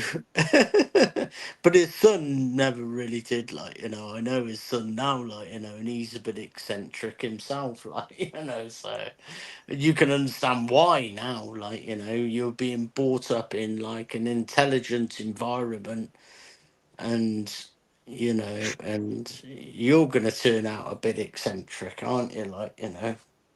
Well, it's not. You know, I've known people where, you know, their parents have been doctors and, you know, right up in professions or whatever, you know, the higher echelons of learning, and their kids have been the biggest dumbass fuckwits around. So the whole part about it is genetics doesn't necessarily, you know, and more cases than one. But you know, the thing is, I think it's a personal thing, and it's not really a genetic thing. I agree, Johnny. It's not. Look, genetics can take you so far, but then after that, it's about experience. And if these posh, intelligent fucking boffins want to sook up their kids don't have a chance. They just don't have a chance. Whereas you get ordinary working parents that put their kids through, you know, the school of hard knocks, They can go to university, they can do all those things, but if they don't have the prerequisite of learning about, life's tough, they don't have a chance. I think you're right there. I think like if I had a Yeah. child, I think I would just let him naturally go through life to find his forte, like, or where he wants to go in life. Unnecessary pressure, but I haven't got children, like, so I could be talking total fucking shit now. But if I had a child, I would just say, like, right, you just fucking cruise through it, mate. Just cruise through this fucking life, and then you'll naturally fucking go somewhere where you want to be. Like, if you want to go to university and you want to study this, if you don't want to go to university and you want to be hands-on, if you want to be engineering or, on the lathe, if you want to be burning with fucking oxyacetylene, if you want to be, do you know what I mean? You just let let them cruise through it, like. See, that's Not put like you've you got to bring up get a good A's all the time, like. you bring up a good point, right? The fact you talked about how you don't have kids yourselves. A lot of these opinions come from our own world perspective. I mean, I've got 6 kids. Whoa. And you know what I gave them? Graham, Jesus Christ. I've got a razor blade, Graham. I've got a razor blade. You got a whole school there. Do you know what I give each of those 6 kids? A number. Well, you're right there. I did give them a number, but besides that, serving number 5, your order is ready. I give them advice. I give them advice. What I did not give them is fucking money. Okay. And as they grew, when they become like 15, 16, 17 years of age, and they put their hand out, I said, listen, son, if you want, because I've got 5 boys and 1 daughter. So for most of them, I said, listen, son, if you want money, you go and get a fucking job. Fair play. Well, see, like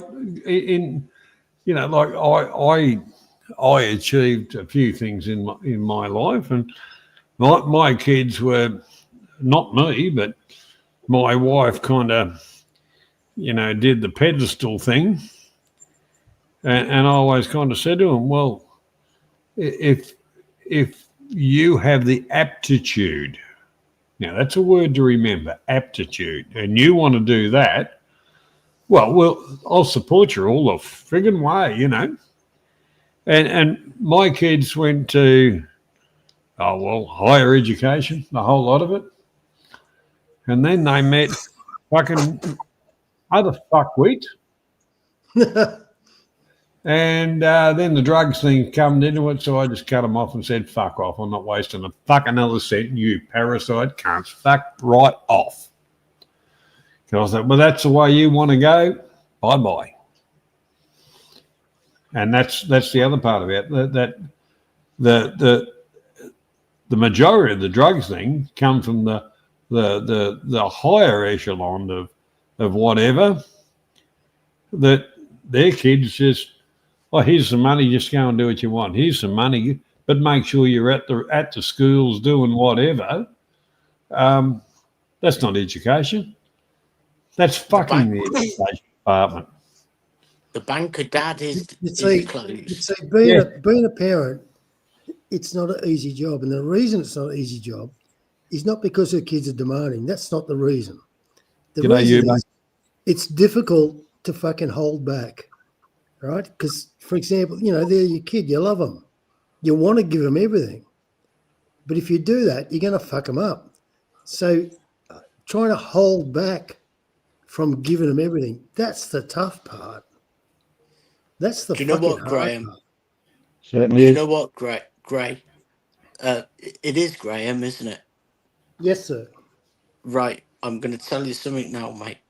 that is the whole reason I've never had children, because I knew I couldn't hold back, and I decided in my life, I was like, I don't want any fucking children. Yeah, but the thing is, Dan, that's going against science because you've got to leave some offspring on the planet. No. But then again, in saying that, there's a lot of people that leave offspring on the planet that, by the Jesus, they should have been fucking, swallowed. Do you know what I'm going to do? You know what I'm saying, right? Yeah, I know. You know what I'm going to do, Mr. Siam? I've got a young lad who comes into the Brannahan in the village, right?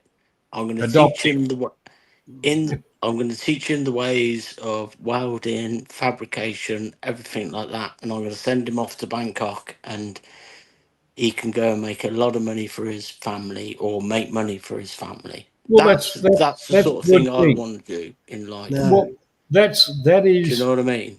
That's passing on your knowledge and all that kind of stuff. Yeah. I want to pass that down to this that's lad. You've said this for years. Or some lads, or whatever, like, you know. Yeah. Wait a minute. But I couldn't. Is that your have a name, child. Dan? Yeah. Dan, can I give you Dan, just Dan. one? Can I just give you one little smidgen? Yeah. All right. Forget about teaching him all that for a moment. Just put it aside for a moment. Okay. How about you say this to that young individual?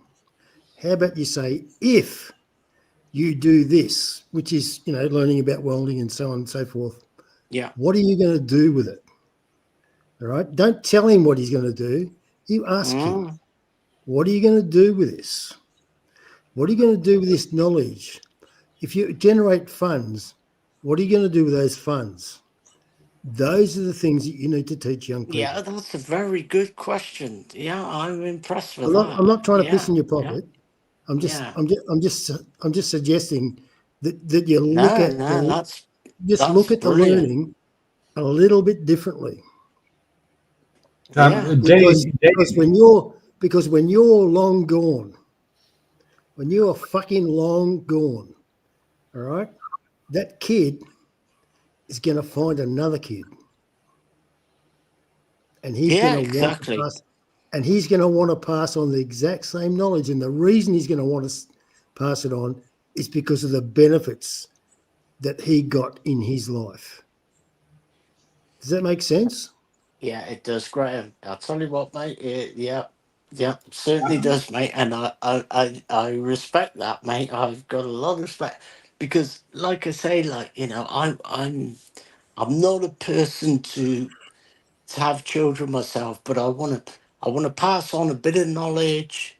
Let some of these lads have a bit of a better life from the village. They can go up into Bangkok. They can go up there, and the way I will train them and the way I will teach them, they'll be top notch, good welders, and and it's just something. My missus is all against it because she worries that they'll set up another business next They door. will. Like, do you know what I mean? Like, They and will. that's what the Thais Dan, think. Dan, like, yeah. Dan, if they do that, you've succeeded. Correct. You taught them. If they set up another fucking business, mate, that means that you've done your job. You've passed on But your knowledge. the principle, Congratulations. like, if there's a good thing going, like, in Thailand, like, you set up a car wash, next door will set up a car wash. We get it all the time, like, with the Brannan, with the restaurant. Dan, I remember once there was a lady with a motorbike and she was selling coffee on the side of the road.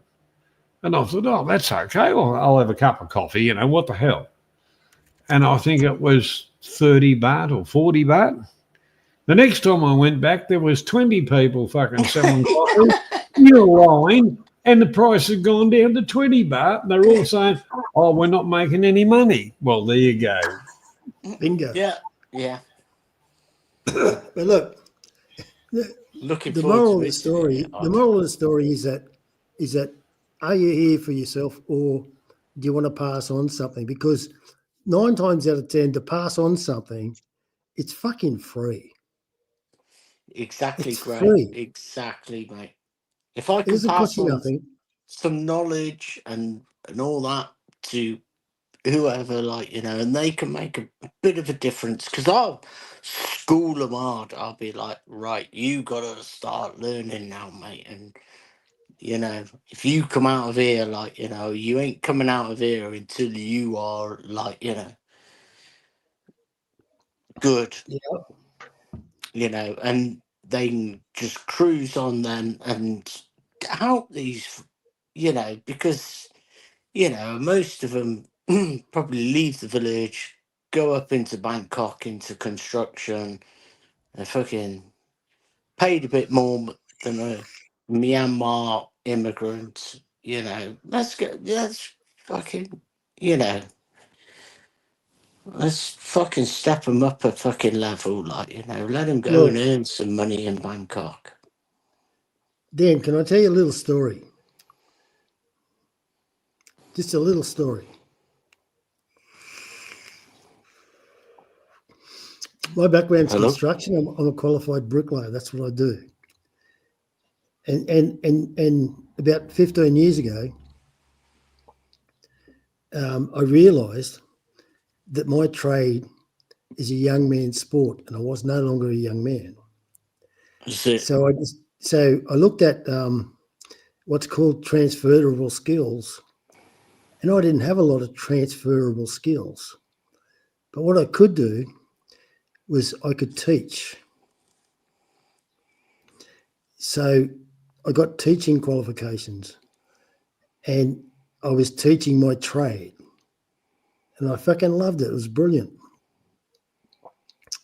And most of the people around me that were working in that field were fucking morons, because they just thought that they were getting an easy job. You know, it was just easy. Compared to being out in the building site every day, flogging yourself, it was easy. So that was their driver for teaching. The problem is that they weren't very good teachers. In fact, they were shit. They were really bad.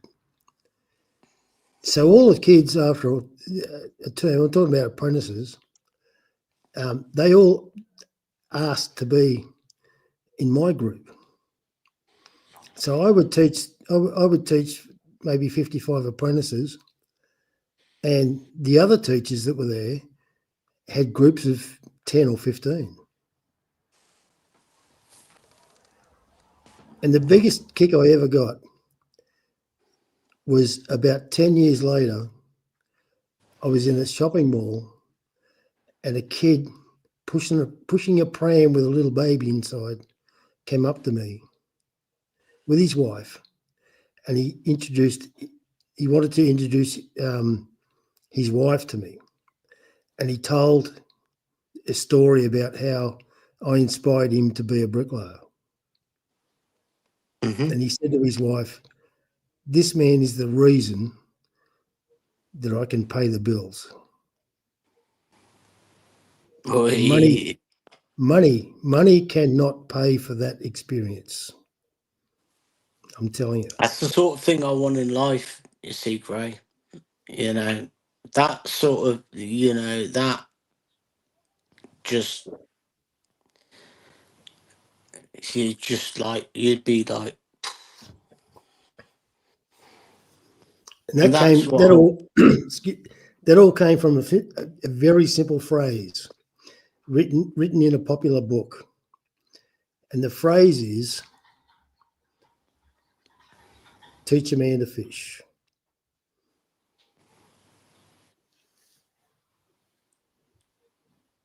okay, yeah. I like that. Teach a man to fish. Teach a man to fish. And then that's true, yeah. That's right out of the good book, right?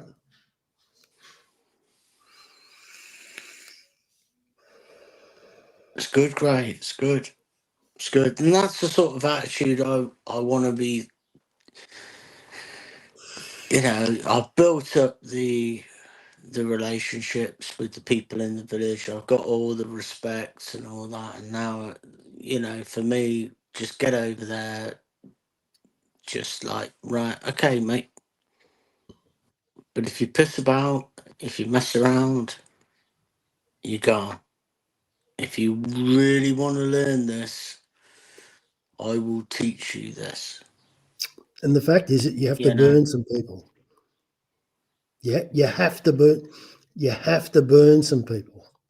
Yeah. If you get some clown that really is not on board, you have to weed them out. And the reason you have to weed them out is because the other people that are trying and having a go, they will see that you are genuine. Yeah.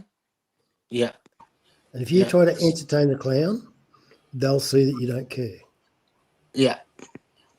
Because the one thing about the class clown will always try and take the focus away. So you've got to nip that in the bud and say, fuck off, don't come back. And Exactly. that way the others know, hang on, this bloke's fucking serious. And if I'm not serious, I'm not going to be here either. Because one thing about... Yep, you're right, Johnny. Yeah, one thing about teaching people, I used to have fucking shitloads of apprentices at one stage. But the one thing about it, if somebody wanted to fuck around, I'd say fuck off straight away. There's no ifs and buts. And even if they came back and said, oh, look, I'm sorry, whatever, I'd say, I told you, fuck off. That was... You have to be like that because are you about the individual or are you about the group? That's it. Because if you've got 15, I think I had 18 apprentices at me peak. That's 18 fucking lives you're affecting versus one clown. It's simple mathematics. That's correct, Graham, because you're passing on knowledge and skill. And the other thing is you get people, and I think you would have noticed this, Graham and Dan, they get to a certain level, then they get fucking lazy. Yep. I've got it, whatever. And in a way, that reflects back to us, the trainers. That work ethic, that the real thing that makes a real tradesman with the real guts of I want to really do this. It reflects back to us because they get lazy and haphazard and they're not turning out a good product, and that's as simple as that. And you can everybody does things differently, but for me, I always had 6-month interviews with my apprentices as they went through, and I always invited their parents. Yep. And what I would do was I would always find something good about little Johnny, always. Right? And then I would ask little Johnny. I never asked the parents anything. They were just witnesses. They just sit there like a festered fart in a pickle jar. So it was a conversation between me and little Johnny, and I'll be saying, okay, what's your goal for the next 12 months? What do you want to achieve? And they'd start talking about work. And I'd say, no, I'm talking about your life. What do you want to achieve in your life? And then they'd look at you fucking dumb. And I'd say, well, do you want to buy a car? Do you want to do this or that? Or what do you want to do? And then the parents would walk away thinking, this bloke cares about my son.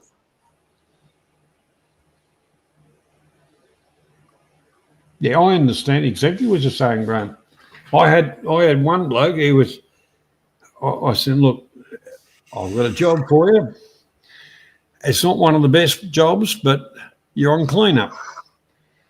And what I expect is this to be done, and I'll be back later. I came back later, and it was no different to when I left.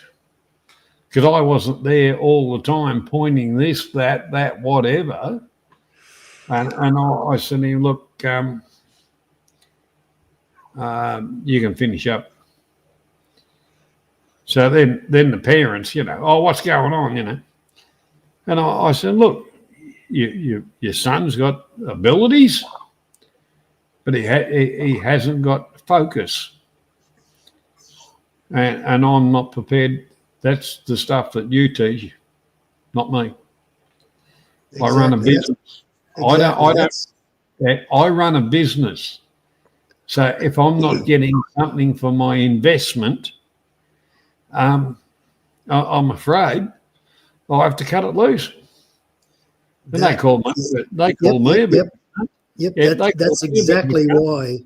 That's exactly why I involved the parents. Yeah. Right. And look, I'll be fair, and I talked about it a little while ago, but half of the fucking kids that were apprentices came from single mothers. So I'm sitting there fucking in the room with a single, you know what I mean, with a single mother. But it doesn't matter. The point is that that kid needs to hear his appraisal via his parents, because at the end of the day, you know what I mean? I'm not his parents are the ultimate arbiter. So if the little shit's not doing well, you know what I mean? He needs to go home and his parents give him an earful. Because that's not my job, that's their job. It is. And, what you'll find, Dan, is, especially in Thailand, that kids will come along or whatever,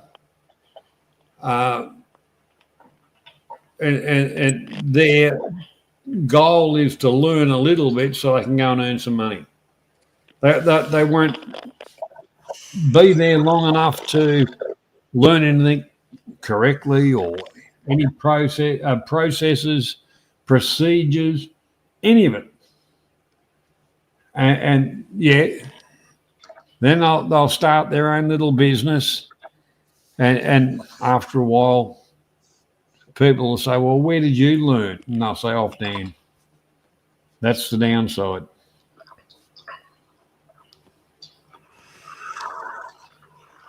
Yeah, but Dan, if you can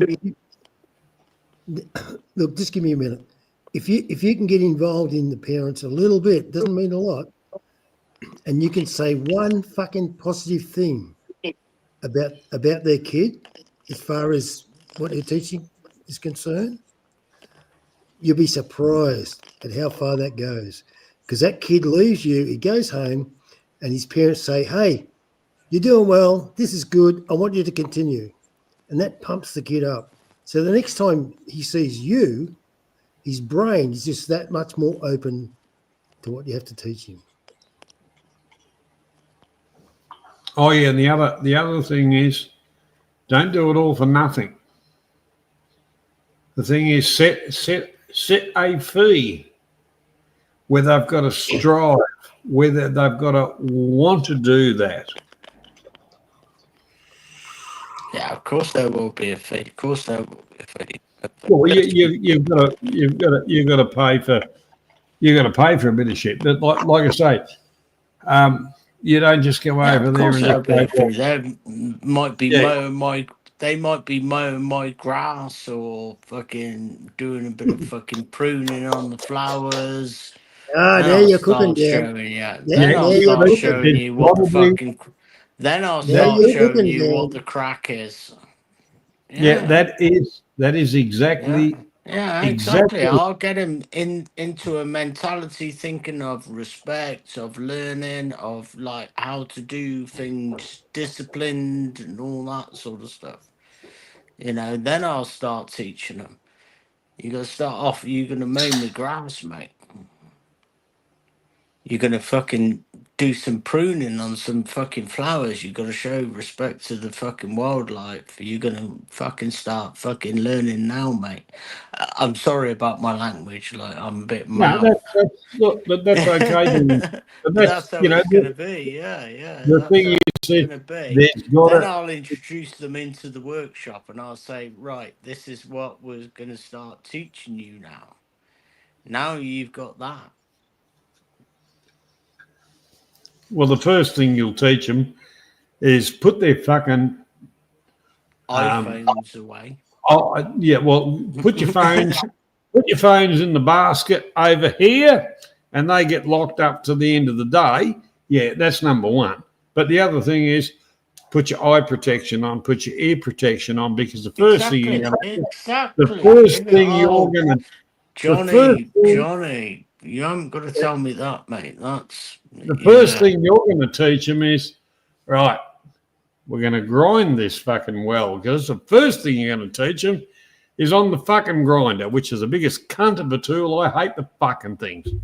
I think they should have them in Olympic fucking hammer throws, grinders. But they got to learn how to grind a weld before they can actually fucking weld it. I'll teach. It's not just that, John. I'll teach them fabrication. I'll teach them. Yeah. You know, and I know I've got my eyes set on a lad who I'm going to set up the business, and I'm going to say, you want to come and work for me, mate? You know, and I'll send him off into the stratosphere, like, you know, pipe welder. I'm actually 9 pipe welder, like, you know, so I can teach him. What's your fab skills like on square rounds and fucking cones and fucking flatbacks? Yeah. If you want it, do it. We'll do it, mate. It's only mathematical equations, isn't it? Like, you know, it's not difficult. You're talking about what I used to do, Dan. That's why I threw that in there, because you know, you put the pipe there. I come along and fucking clattered over the top of it. Right. Okay. Yeah. I'm making diffusers at the moment for a company. Yeah. And I was like, I'm making this diffuser. I've only just started. I've just got back into the oil and gas myself, like, you know, and these lads are like teaching me, like, I've been in the oil and gas, but now I'm in like the oil and gas of like the knockout drums, the flame arresters, the diffusers, and all that sort of thing, like, you know. And I'm like, well, hold on a minute, I'm making this diffuser here, like, you know, what's it for, like, you know? And then, it's only a steam line, Dan, like, you know, it just fucking, it's a diffuser for a steam line, like, you know. This is over 2 meters diameter, like, you know, with 4 nozzles in it, like, you know, like they're over like between 350 and probably 250 mil diameter, like diffuse, 4 of them in there, like, you know. And I was like, well, are you not gonna weld that skirt down onto the bottom of this? No, we don't do it like that. Like, all the top of it is, you know, and I'm learning myself, like, you know, and it's good. It is, John. Well, the funny part, my last trip over to Thailand, I spent a bit of time around, very, very close to where the oil and gas comes in and all that kind of shit.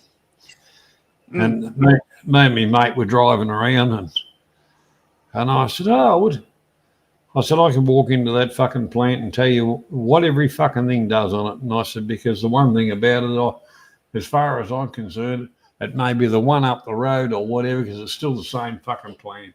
Well, it is. It's all a basic principle, isn't it? Like, it all works on the same principle. You know, and mind you, I haven't worked in the insulation and cladding, which was oil, gas, thermal, And we used to do hot, cold, and sound. And it was an English. Lagging. No, I was well, the lagging, yeah. But the thing is, I was a sheet metal worker. Yeah. Well, you have to be a sheet metal worker to lag, don't you? Well, basically half our fucking laggers we used to, so we used to do it anyway. But especially with foam glass and all that kind of crap. But it's good, John. It's good, John. It's like, no, I spent fucking near 20 years doing that. That's it's. I tell you, it's a good industry, isn't it? No, it's a cunt of an industry. Over here, it's for the suckers, cutthroats, fucking would-be's if they could be's. That's why I ended up starting my own company. I started my own company and took on the company I used to work for and fucked them over.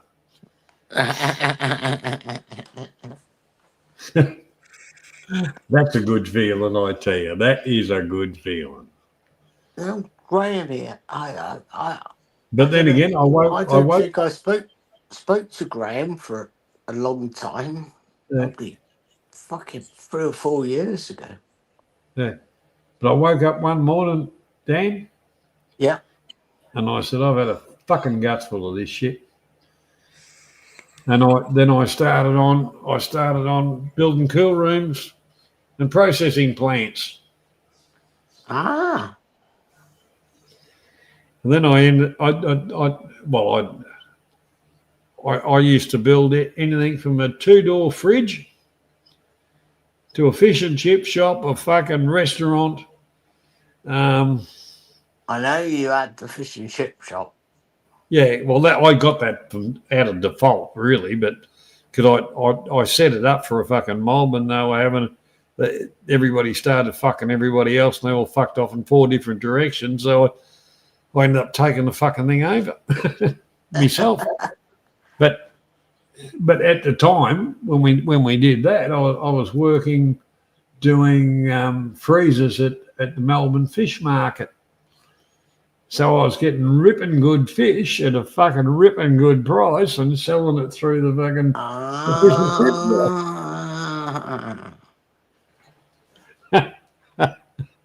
But it's funny. I never planned any of that. It's just go on the roll, you know. Do you think you're gonna just retire out in Thailand? No, I bought 6 rye of fucking rice farm. I know. I heard you say that. But my idea is not 100% rice farm. We'll do a few fish, and I'll grow some black rice. I'll do a couple of rye black rice. You want to get that? You gonna permanently move out there, John, or you just happy as you are now, like you and the missus in and out? In the next 18 months, we'll be full-time entirely. Yeah. We're in the process of winding up here. Yeah, I understand. Yeah. So that way, like I'll be down near the Cunson one, which is not all that far away from you, Dan. No, exactly. We'll meet up, mate. Definitely. We'll go on a fishing trip or something like that. Go catching some catfish or something like that for the night. I love snakehead. Yeah. I tell you what. That snakehead fish is such the whitest, loveliest fish I've actually eaten, to be honest with you. But you can't grow them in ponds or because they're predators, you know. Mm-hmm. But the one part about it, I love snakehead fish, and like I say, in the village, if anybody when I'm there, if anybody catches a snakehead and they want to earn a couple of bob, they bring it straight down to me, and I always, what do you want for it? There's your money. Because I love them. Gentlemen, Well, I'm going to tell you something now. Can I interrupt I'm going to tell you something now, John. I went up to the farm with Paul, the old man, and he jumped into his pond that was little but no little water, and he was catching snakehead fish by hand. Yeah. But you've got to be careful because they got a sharp end. Yeah. yes, yeah. And he was trying to tell me in Thai, and I was sat on the bank watching him do it, and he said to me, "You've got to be careful because in Thai, like he said, they will cut you. These little bastards will." Mm. Yeah, I remember the gentlemen. Can you hear me? Yes. Hello, Stephen. Can you hear me? You want to go? Right. Yeah, let's call it a night, gentlemen. It's been great. Thank you for for coming on the panel and participating. I think now is a really good time to say good night, all.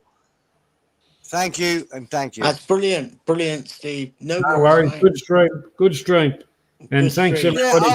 I've enjoyed it. But thank you, both of you, and everybody else that joined the panel, and everybody else that had a chat in the chat. It's good. See you all Thanks next very week. much. Good night, all. Bye bye. Take care, Dan. Take care, Johnny. Bye. See you, mate.